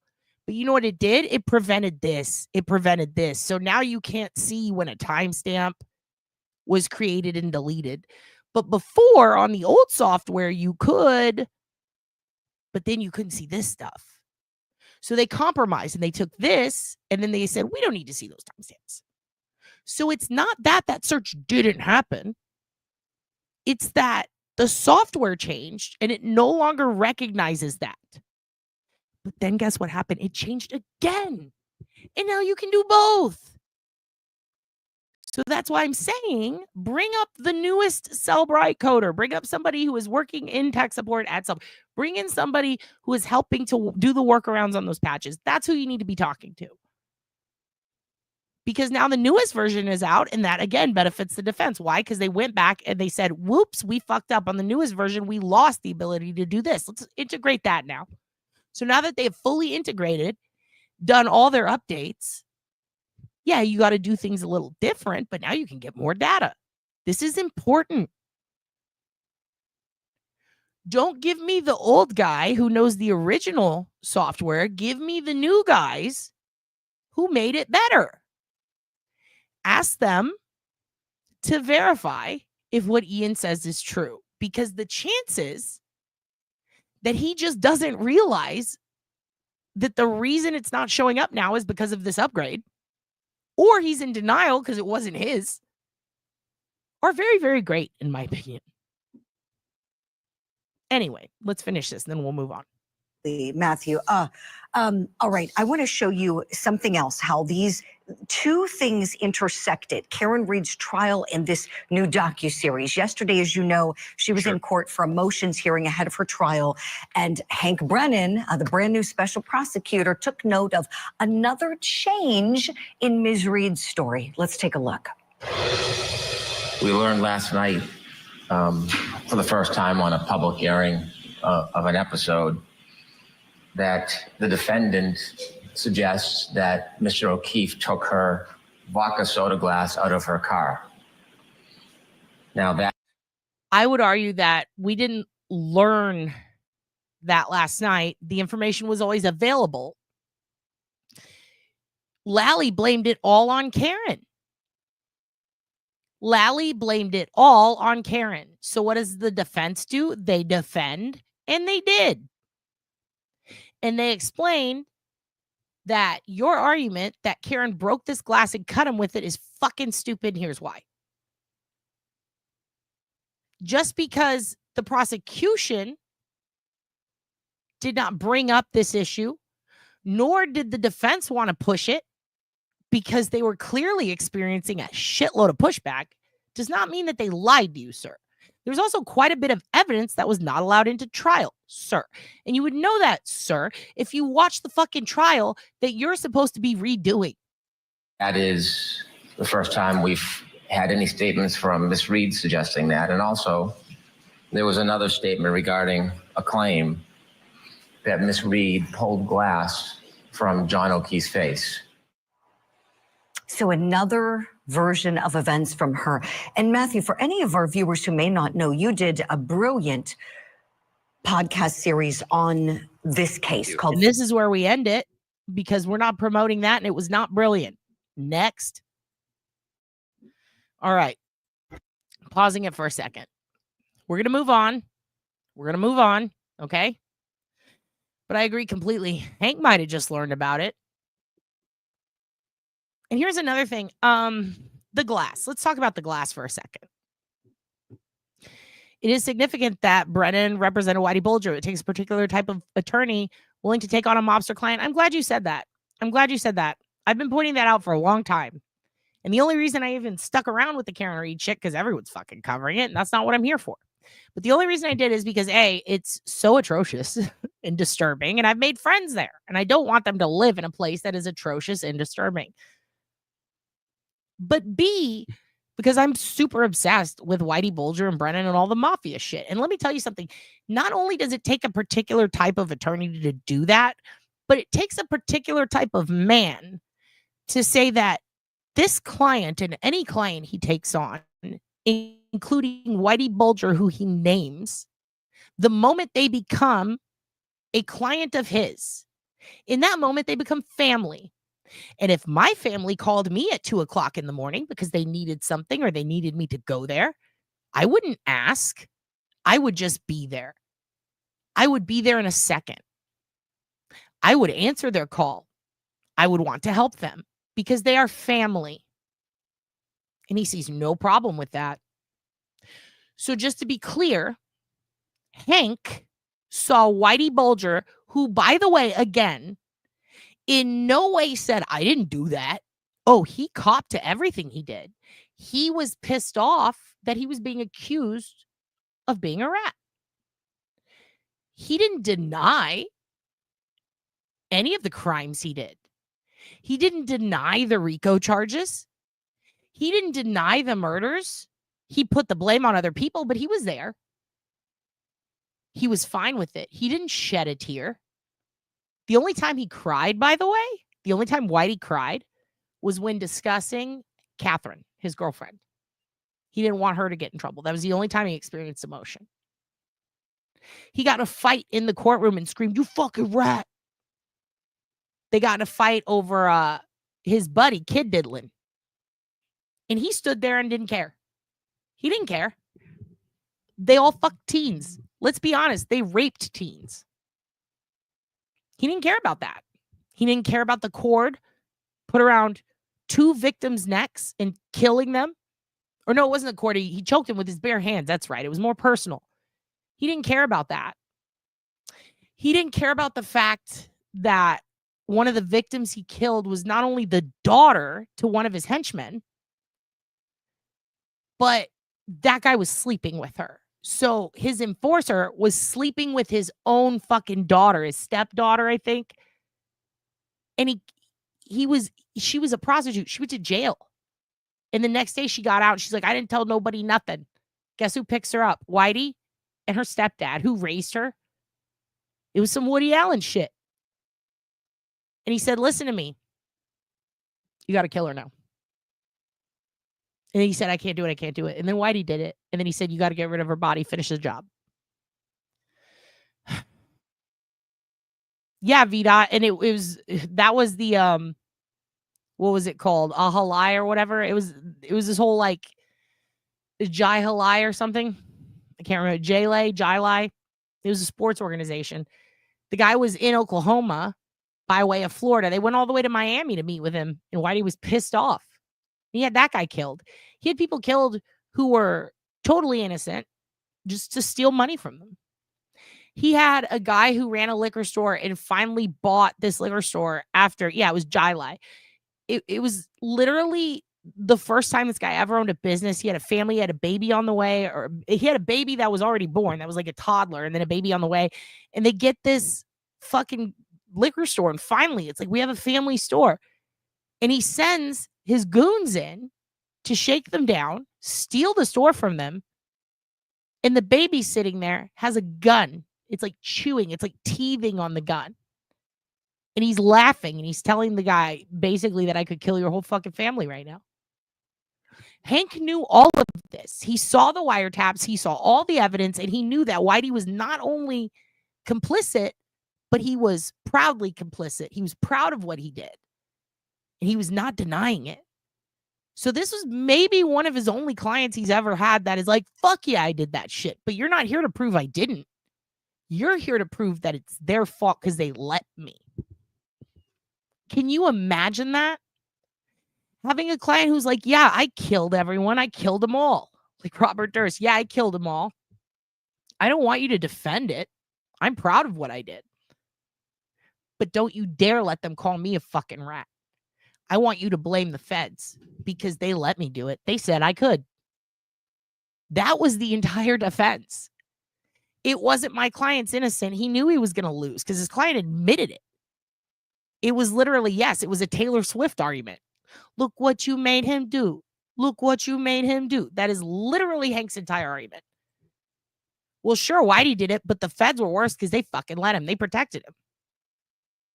And all his other guys, you're going to let these murderers out of jail so they plea against him when they're the ones who did it? I mean, it's the only thing I agree with Hank on. That was fucked up. But the fact that he acknowledged it, and then he asked for 5 more lawyers, and then he broke over $250,000 worth of banks to not defend his client, but to take down the feds, and then he failed at it, and then his client got turned into fucking human spaghetti. So, like, what the fuck are we doing here? Like, this is not a guy who has any reason to be proud. And after all of that, this two-faced motherfucker offered to help the families of Whitey's victims to try to turn the tides and make them like Whitey all of a sudden. So then he's trying to play babyface goon. And then after all that, when Whitey gets turned into a pile of fucking pasta, what does he do?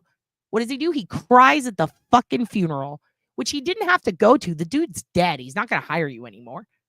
He cried at the funeral. And then what did he do? He went on the news and he said, I'm going to get justice for his estate. Jesus Christ. He's fucking dead. That's Hank's papa, as far as I'm concerned. That's his papa. And he's like, he could do no wrong. Hank's a fucking weirdo, dude. So, yeah. I do think that it's pretty fucked up. It's a very fucked up situation. It's not lost on me that old spaghetti monster Hank sitting there kissing Whitey's ass at a funeral. The guy's fucking dead. And now he's going to represent the Commonwealth? Get the fuck out of here.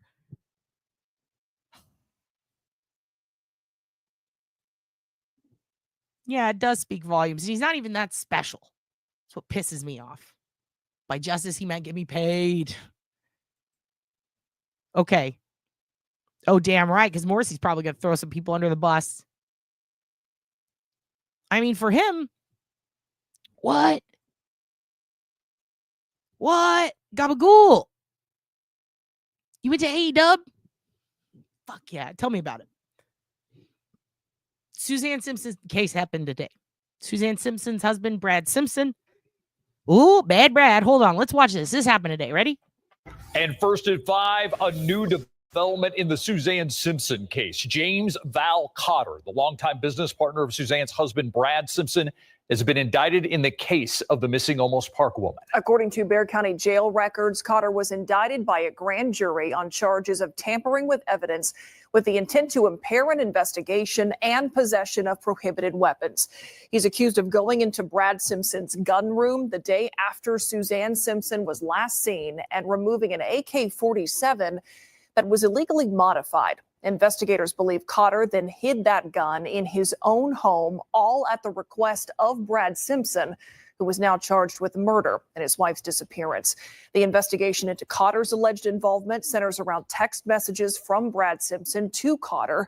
Cotter cannot. Okay, so if you guys, first of all, Cotter, very funny last name. Very funny. I'm sorry, it just is. If you guys don't remember, this is Suzanne Simpson out of Bexar County. And, you know, this is, I told you guys, my cousins live like right there. I've been to this fucking, I mean, I used to live right in that neighborhood for like about 6 months. Very nice neighborhood. Very, very nice. I did not belong there. But I will say, this is a fucked up case. This is a woman who went missing after her husband dragged her into the woods, kicking and screaming across the street from their house in San Antonio, Almost Park. The neighbors saw, caught it on ring cam, talked about it. They still haven't found her. They searched everywhere. Even the garbage. They looked everywhere. They know that he had property out of town. I believe it was out near Bandera. He had property near Bernie. It doesn't help that he ran the real estate agency. He was essentially his wife's broker, which is a form of coercive control and kind of fucked up. But this is his best buddy, Brad. Look at the big brain on Brad. Guess what he did? He said, here, go your gun back. He fucking helped. He helped his buddy clean up after killing his fucking wife, who they never found. So that's what's going on here. And as soon as this video ends, you're going to see what happened to Brad today. Not contact Simpson now, have a firearm, and must wear a GPS monitor. Meanwhile, Suzanne Simpson's body still has not been found. Come on. Everybody come up here. Council's on this side.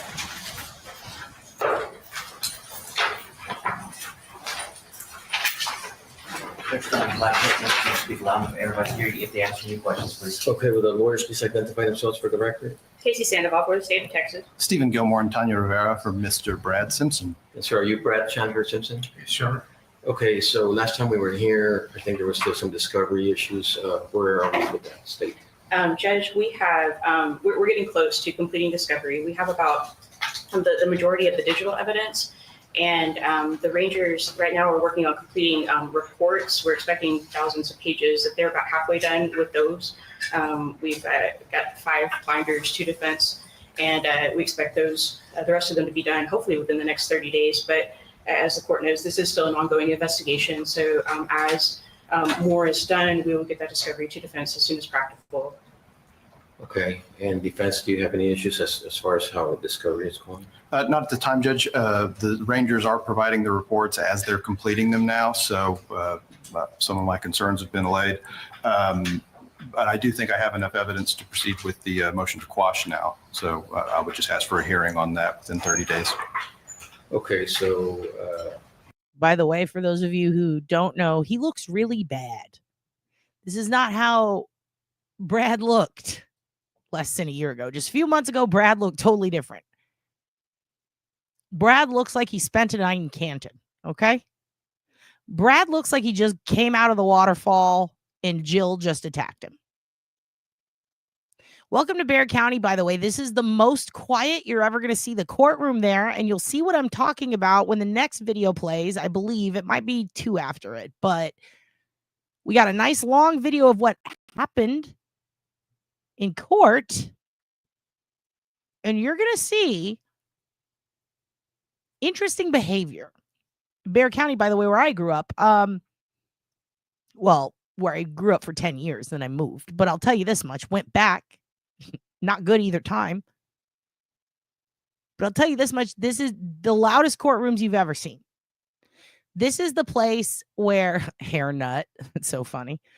This is the place where if you can recall, me and Duty Ron were talking about the Savannah Soto case. Remember, they, in the middle of court, took her mom out for a traffic ticket during her daughter's murder trial. Okay. And then this is the same place where the same daughter's family attacked the defendant by, like, remember the guy who jumped at the judge? Imagine 7 people doing that. That's what happened, and beat the shit out of the guy in the middle of the trial because he killed her other son. So now she's got 2 babies gone. This is the courtroom where the most fights happen all the time. This is the place where they do the ASAP dives. Yep. I did jury duty in San Antonio. Found the defense not competent to stand trial yet. Also very common. Whereabouts is Bear? San Antonio. It's San Antonio. And let me tell you, it is the wildest court shit you'll ever see.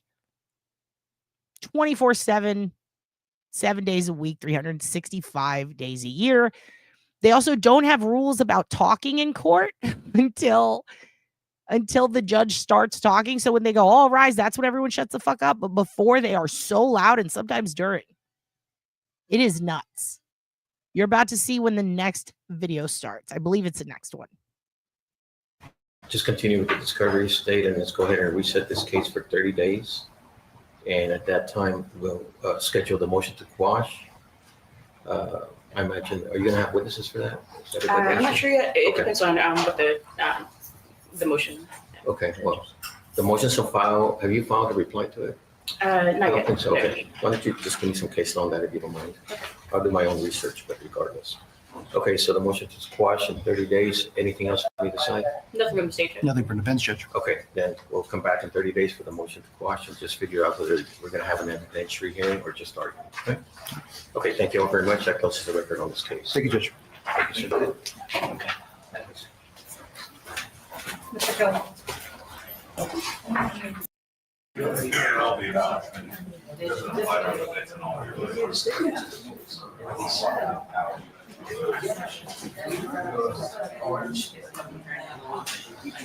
All right. So right here, this is where we're starting.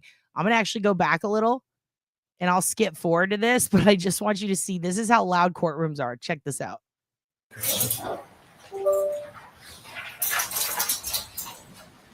2024 CR 12397, statement says, Junior Martinez Romero.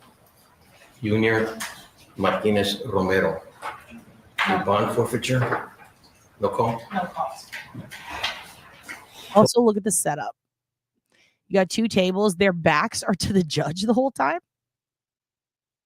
They show everyone. And at one point, there was a while there where they were showing the juries and they had to quit it. It's really crazy. 2024 CR 12502, statement says Ruben Escalera. Thank you, sir. Also, they constantly have this thing where they'll talk just to anybody in the court. So the judge will just start yelling at a random person, and they do trials back to back to back. There's like no break in between. So they'll just be openly talking in between. And it's fascinating. 1665, statement says David Hollins. Thank you, sir. Let me go forward a little. Let me see where it gets real crazy. It gets real loud. Oh, Jesus. See what I mean?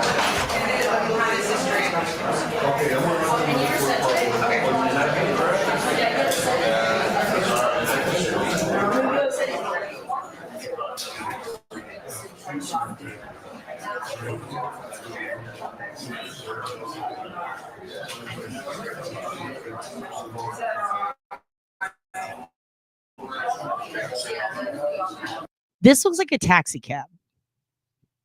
This looks like a fucking taxi cab. You got a big plastic partition. You got all these signs. You have a fucking advertisement for a lawyer. This is the front row of court in San Antonio. You also constantly see the defense and the prosecution talking because they are all homies in the whole city, I've determined. And they will be screaming at each other 1 minute in court, and the next minute they're like, you want to go to Mama Margie's? And you could hear it all. The only person who has any peace in this place is the woman behind the partition, you would think. But see, this guy sitting here, you can pay your fines in the courtroom. So if you're there, right, and you're there for a hearing, and you find out you could just pay it and walk away and plead no contest, they tell you to come sit on this side and wait at the gate. And then you talk to this lady and you can pay it and dip before you even get heard. Yeah, it's nuts. It is nuts. It is just like the DMV. Look at this shit. And I know it's just background shit and people talking before trial, but like sometimes trial will be. Did you hear the judge talking earlier and there's just shit moving around? Like it's never completely silent in these. It's really wild. Yeah, just slide the money through here. Probationers only. If you're on probation, this is where you go. If you're trying to get off, and then sometimes they'll go to the probationer station and then you walk over there. They have a fucking scan code to pay your fines if you don't want to wait. Like, it's really nuts. But that's their way of trying to rapid fire get shit done. Like, if you're there for like multiple speeding tickets or to pay off a warrant, if you show up, they tell you can pay through the window, right? But if court starts and you haven't paid through the window, then they arrest you. So you literally have until it starts to just come pay this lady. And if you don't, they'll do what they did to Soto's mom. And they'll go, oh, we found hers was failure to show identification because she just didn't have her ID on her when they did a stop and frisk. It was so dumb. Yeah, you can pay everything. But you can also pay it in the center of the courthouse, and they have the whole area where you can go pay outside of the courthouse. And then they have a whole bunch of different buildings for that. And then they have the internet. There's so many ways to pay. But if for some reason you have any excuse that you couldn't, or the website didn't work, or you don't live close to a citation station, hey, you know what? Why don't you pay it right here to this lady? We'll give you one more chance before court starts. Very fascinating the way they do this.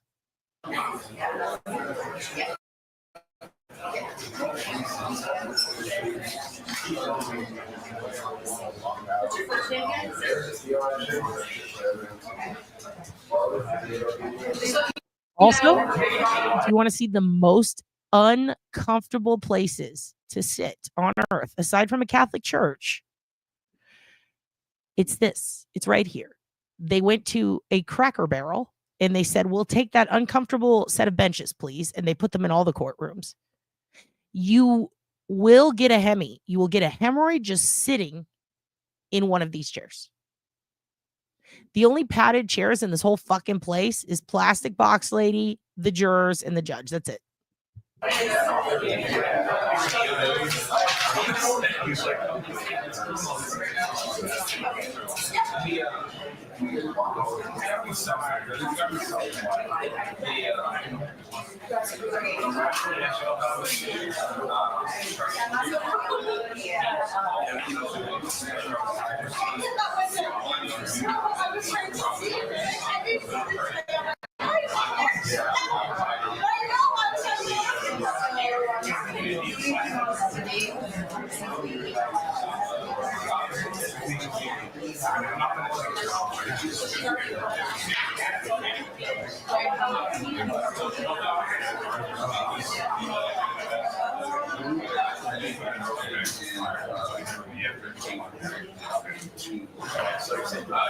Also, just a little fun nugget, little fact. I'll throw it in here and then I'll scroll forward.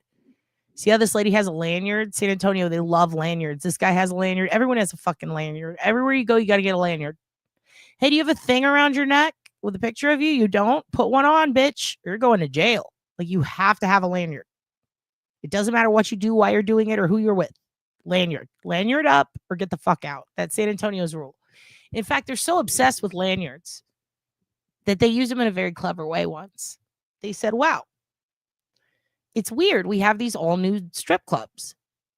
And there seems to be a problem with this because women are getting murdered and there's no way to identify them. They don't have a wallet. They don't have a purse. They have no pockets because they've been murdered and they are naked, fully naked, and they are a stripper. We can't tell who they are. And it was happening quite a bit, or they'd be assaulted and they couldn't tell who they were. They couldn't talk. And they said, how can we make these strippers safe again? So they said, let's complain about the nudity. Then they have to wear clothes. So they tried to do this. This is San Antonio, Texas. So then they said, well, that's not fair. That's not fair. We want to be naked. And it was a whole argument. And they said, well, you know what? If you got to be naked, and there's got to be strip clubs and porn and things like that, and you heinous Satanists don't want to go with God, then at least wear this lanyard. And the stripper said, ew, what? Why? And they said, so that we can identify your body if something happens to you. So they made a law for a while. I don't actually know if it's still a law. They might have gotten rid of it, but I'm pretty sure that is what they did, actually. That is what they did. They gave them dog tags. So as long as you have your little lanyard with your dog tags, you can be totally naked and dance in the face of an individual. That's fine. But it is illegal to take those off, or at least it was. You had to wear the lanyard with the dog tag, and it has your social security number and your name and shit, which I think is very dangerous. Because then people can see it, like clients, and know who you are. But they said our cops are so lazy. They are so lazy. At least do this. So they did. Yeah, it's pretty fucking dark. Welcome to San Antonio. All right, let's see what happened with Brad's appearance today. You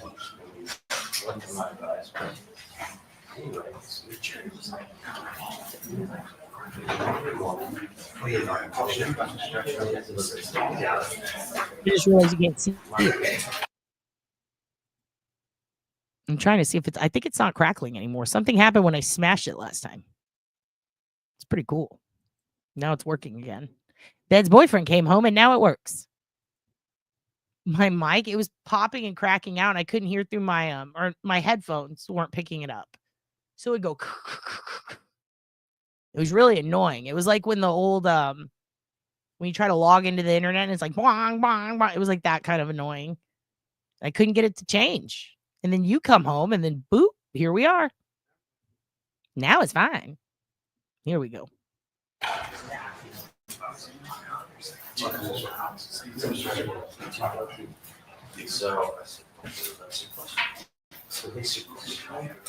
No video. Put your phones down. Also, notice how the court doesn't have, they don't take your phones like at a comedy club. They don't really scan you before going in. And the judge doesn't say anything. It's just a random lady over in the corner goes, put your phones down. Sorry.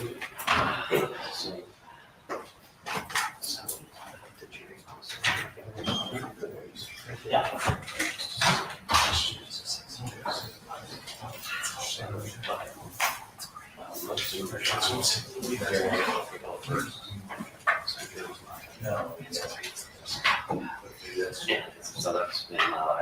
Yeah. Breathe. Right. Oh, yeah.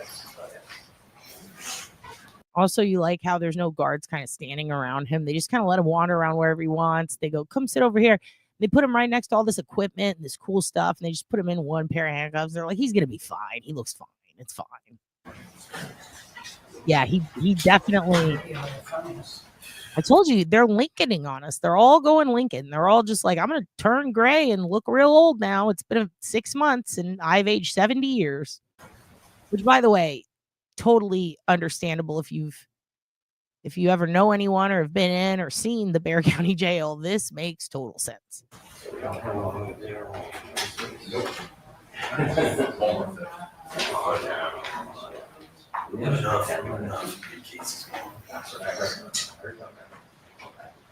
Yeah, it's a lot. Also, I have never seen red jail clothes before. Usually it's stripes or orange, but they chose red. That's for you, Satan. You're welcome.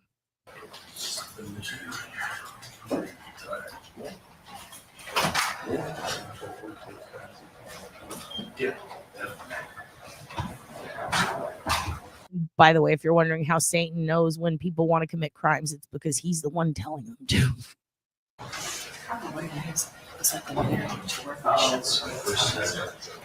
Oh, this makes total sense. I bet that was the day I didn't go to class.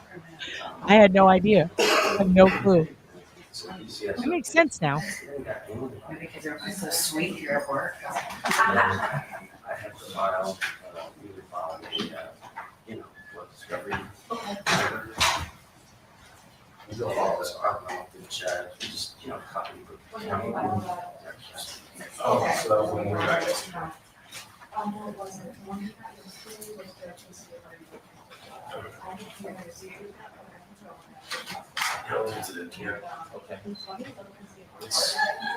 Also, by the way, I'm going to let this play through and I'll be in the chat with you, but I don't want to interrupt this. I have not gotten to see it all. I sat there and listened. I eavesdropped on the conversation. There is an interesting, if you watch this back later, I think it's around here where they're paying the fines and this guy walks out, maybe around here. I think I hear some flirtations going on in the background. I was trying to figure out who's banging. Anyway, we're about to watch this.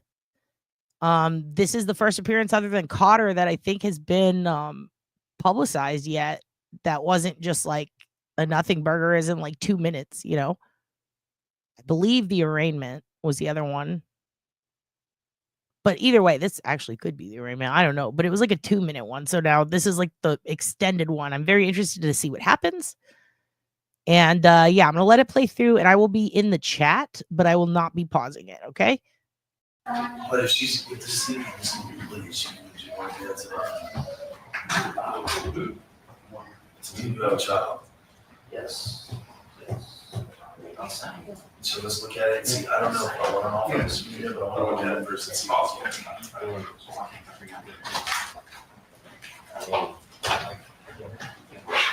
let's look at it right now and see.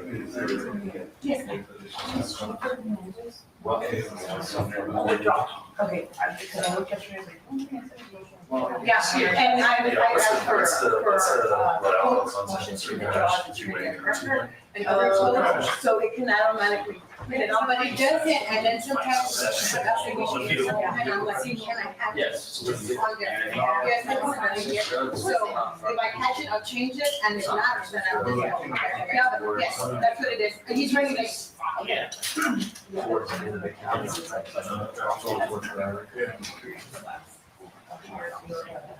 You just can't roll over. There is some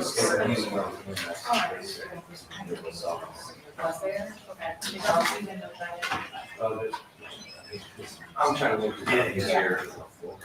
No, I appreciate it. I just feel like oh, yeah.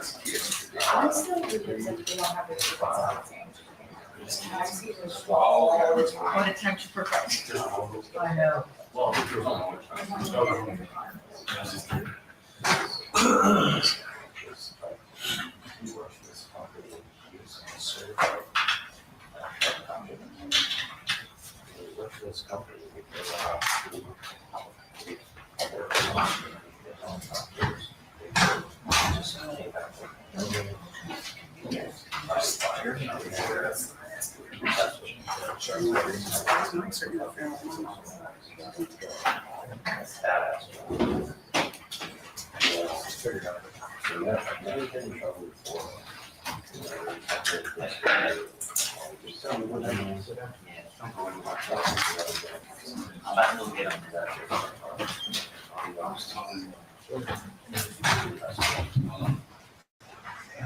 What's his driver's license record like?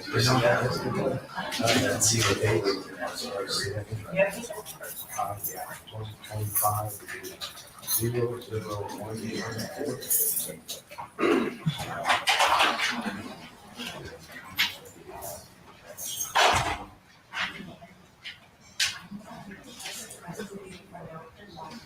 Do you reckon?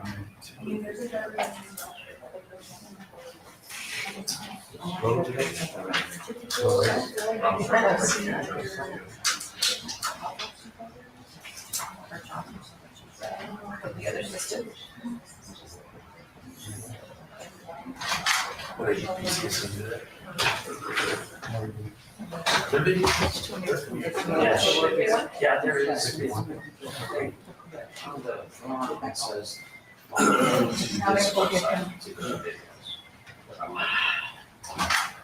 We got 51. Yeah.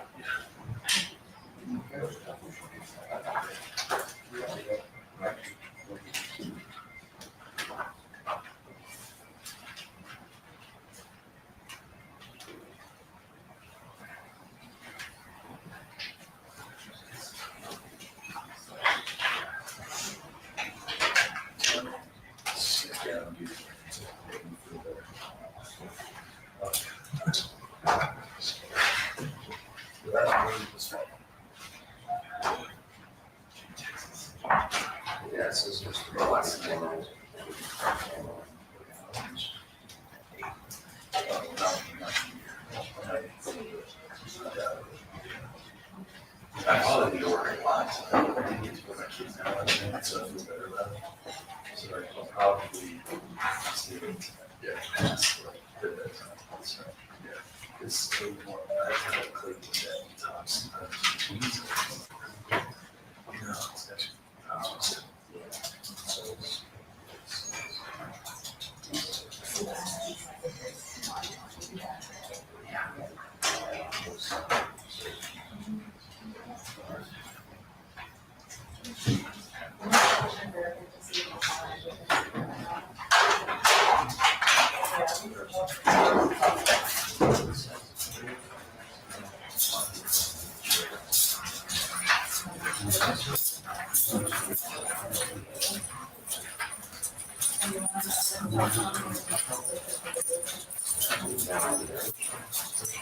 It's actually,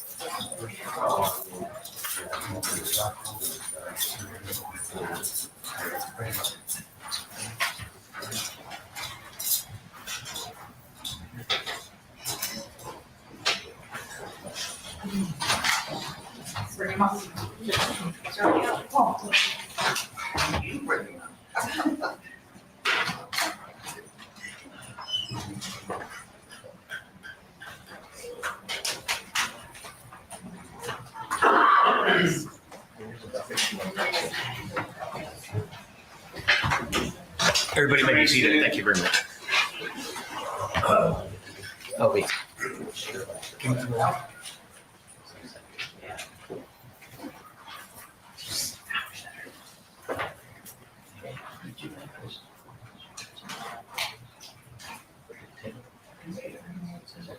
Yeah, we did mention it, yes. Okay, that's fine. It has.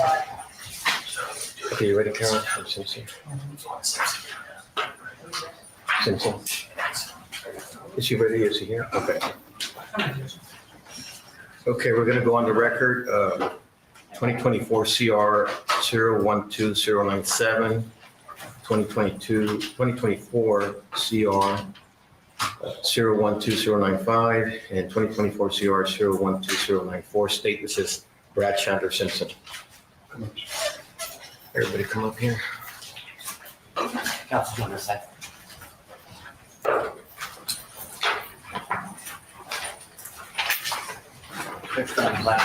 Speak loud for everybody here. If they ask you any questions, please. Okay, will the lawyers please identify themselves for the record? Casey Sandoval for the state of Texas. Stephen Gilmore and Tanya Rivera for Mr. Brad Simpson. And so are you Brad Chandler Simpson? Sure.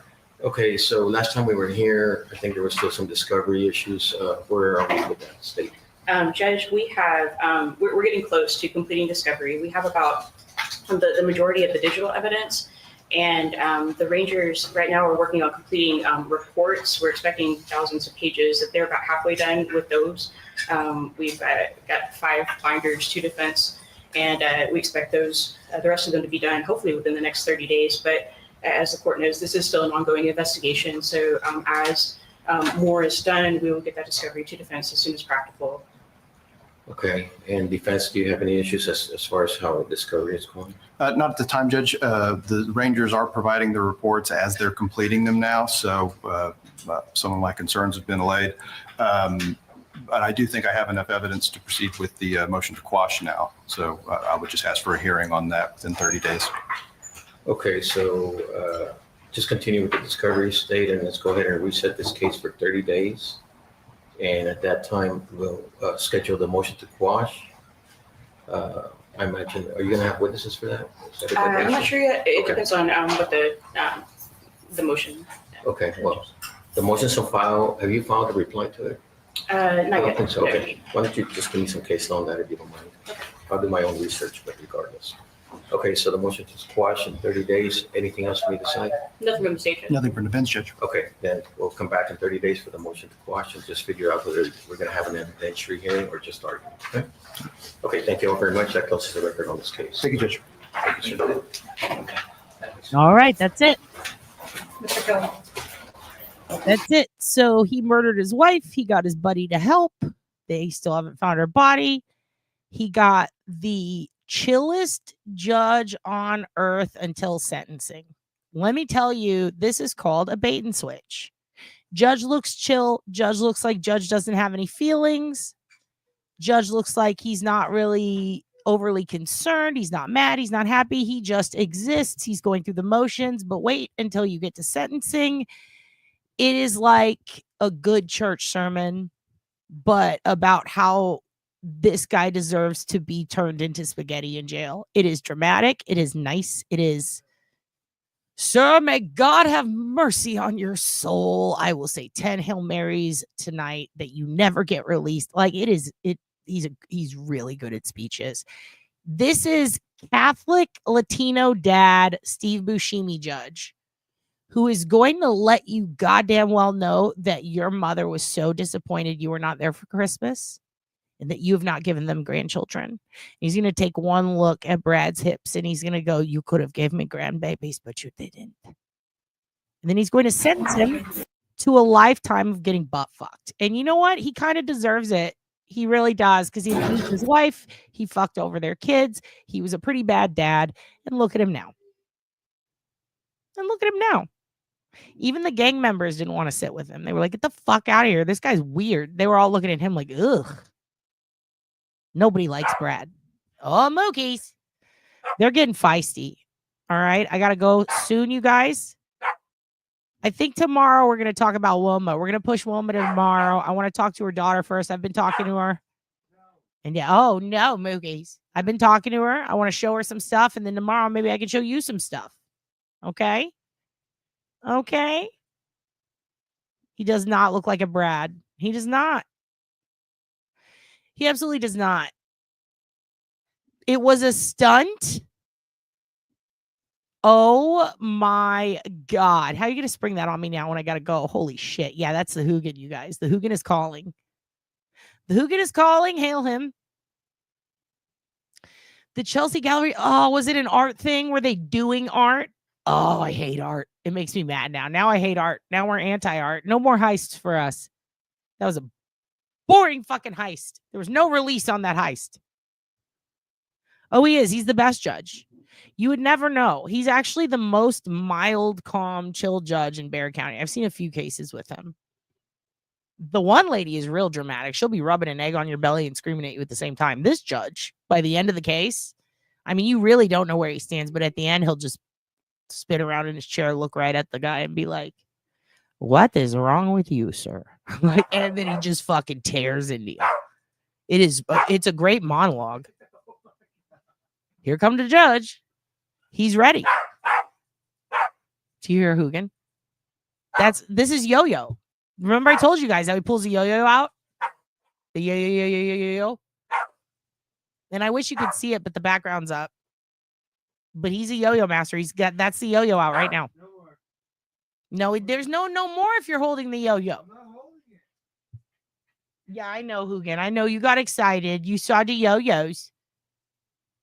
Pull out the yo-yo for him again. Let him have another. Let the kids hear him scream. Let the kids hear him have a good time. You hear him? Here, I'll face it. Go on, Hoogan. Get vocal. Yeah, get vocal.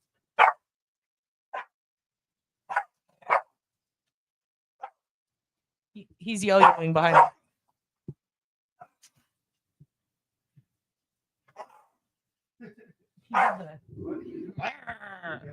He did the long growl. Yeah, I know, but that's a joke. It's because he's white. They separate him. It's Texas. If you learned anything from The Longest Yard and Stone Cold Steve Austin, it's that. I don't even think that was in Texas, was it? We were talking about how The Longest Yard is essentially how they treat inmates in Bexar County a while back, because it is. A bunch of friends from high school have been, and we used to joke about it, like about how it's like working at a Chili's. Like everyone has their sections. It's very funny though. Yeah, you had gotcha. Now I pronked you. But they do. I wasn't kidding about the gang members. They do separate the gangs. They used to not. Actually, that's more prison down in Del Valle and stuff. They separate all the gangs. In county, they try to. But if you're a high risk inmate, like I didn't think Brad would be. I thought Red was something else.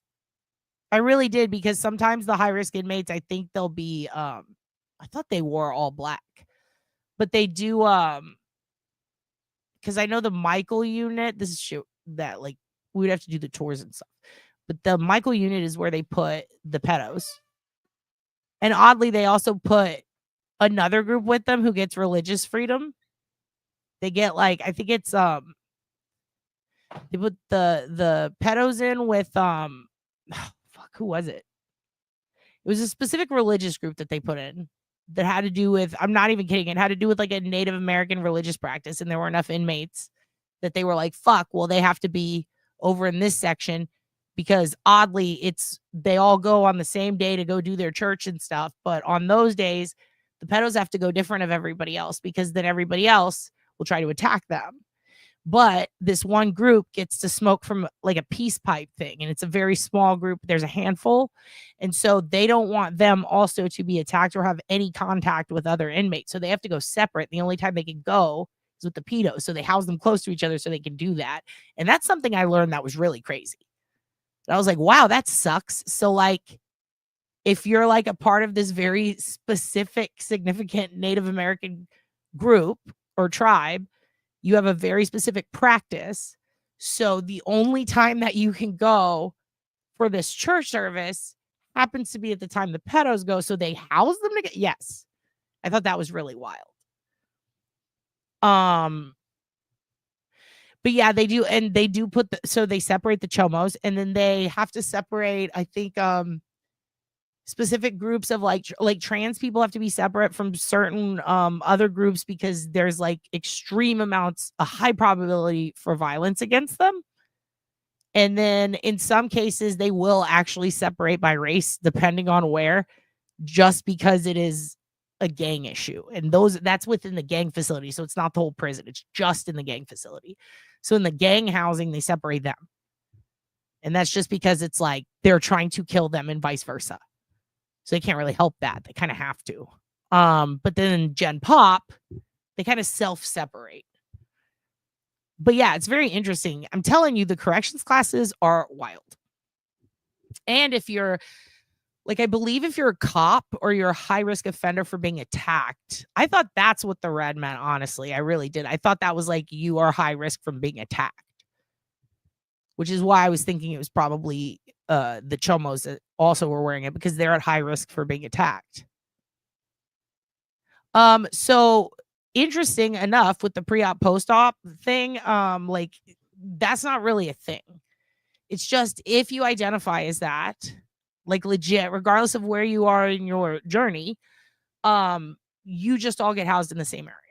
Simply because it's like, but also they don't put them in cells together. Like the super high risk inmates, they're in areas where they can typically be totally separated, except the Michael unit with the pedos. At least that's just how they do it here in Texas. So like here, it's like you can put them, they're in one wing, right? And you're not going to have the sexes mixed. Like it's just boom, boom, separate, one side and the other side. Then it's just a straight line. I don't think that they get to be dual housed, but if they are in another prison, they do. It's kind of crazy because there's some of them here that it's like supposed to have like 2 people to a cell or 3 people to a cell, and it'll have like so many that they do the 3-for-1. So they let people out early. And then there were a lot of issues with that, with the high crime rate. And now there's like bail reform and stuff, and they're trying to stop that because a lot of people were getting released. There's just no room. So then they'll transfer them. And when they transfer them, totally separate rules depending on where they go. If they're within Texas, but they're in a prison that has a lot of space, they'll typically separate them. But now, because they're having to be piled up like fucking sardines, they're kind of going against a lot of their own protocol. Simultaneously, that changes like every 4 years, every 8 years, sometimes, depending on administrations, that shit trickles down. And there are a lot of private prisons and private facilities now that totally separate people. Like, for example, the immigrants, if you come across, they're likely to put you in Dilley in one of those areas instead of a prison. Whereas prior, you wouldn't even go to the prison, or you would if you came across and they find you to have a record or you commit a crime. But now they go to these like facilities that are like in Dilley, Texas and stuff like that. But it's really crazy. It's really crazy. And I don't know that it was always like that, but there's a lot of stuff changing in the prison system all the time, and they're building a lot more.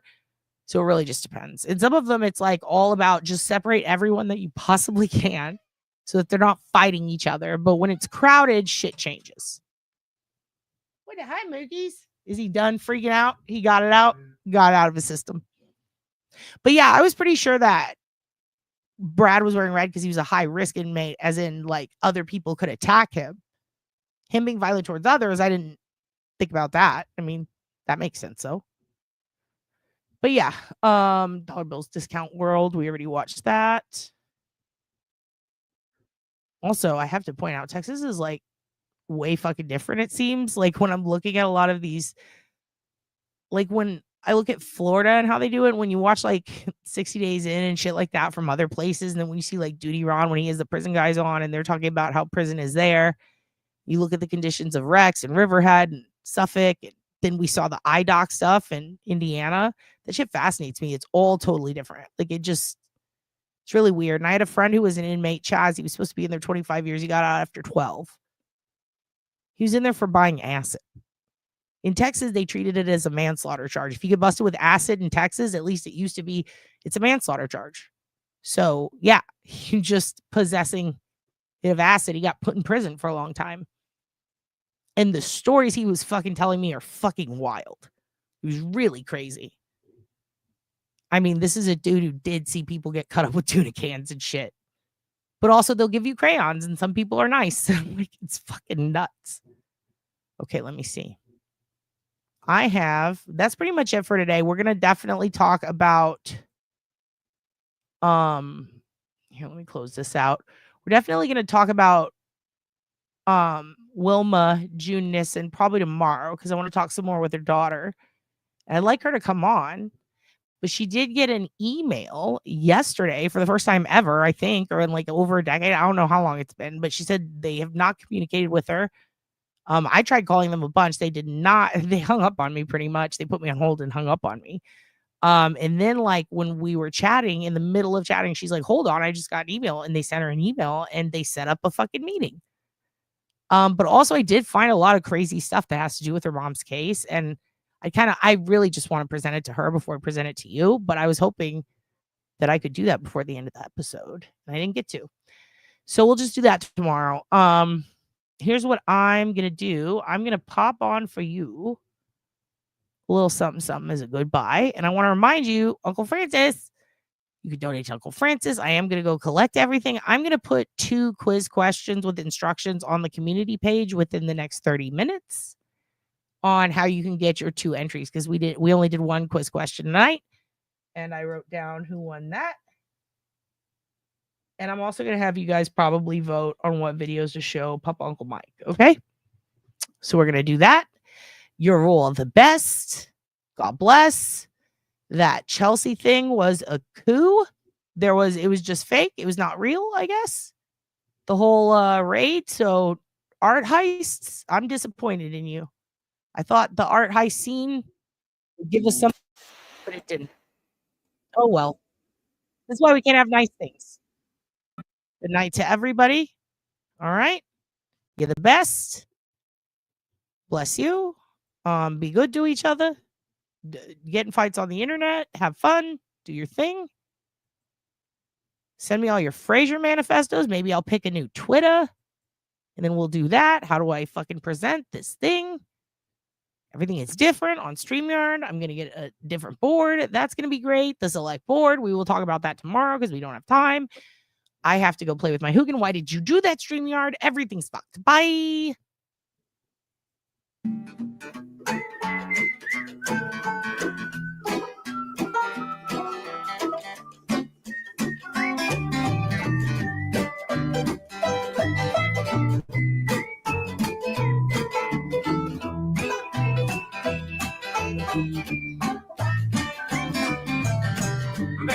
box of bullets, but none of them fit my gun. Spring in the seat of my Model T, done stabbed me in the bum.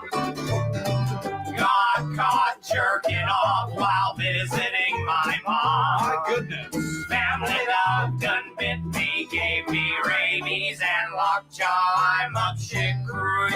I'm up shit creek. Without a paddle. Without a paddle. I lost the war. But I won the battle. My treasure's lost. Where'd it go? My money's spent. Someone took my money. My baby's gone. Yeah, so she up and went.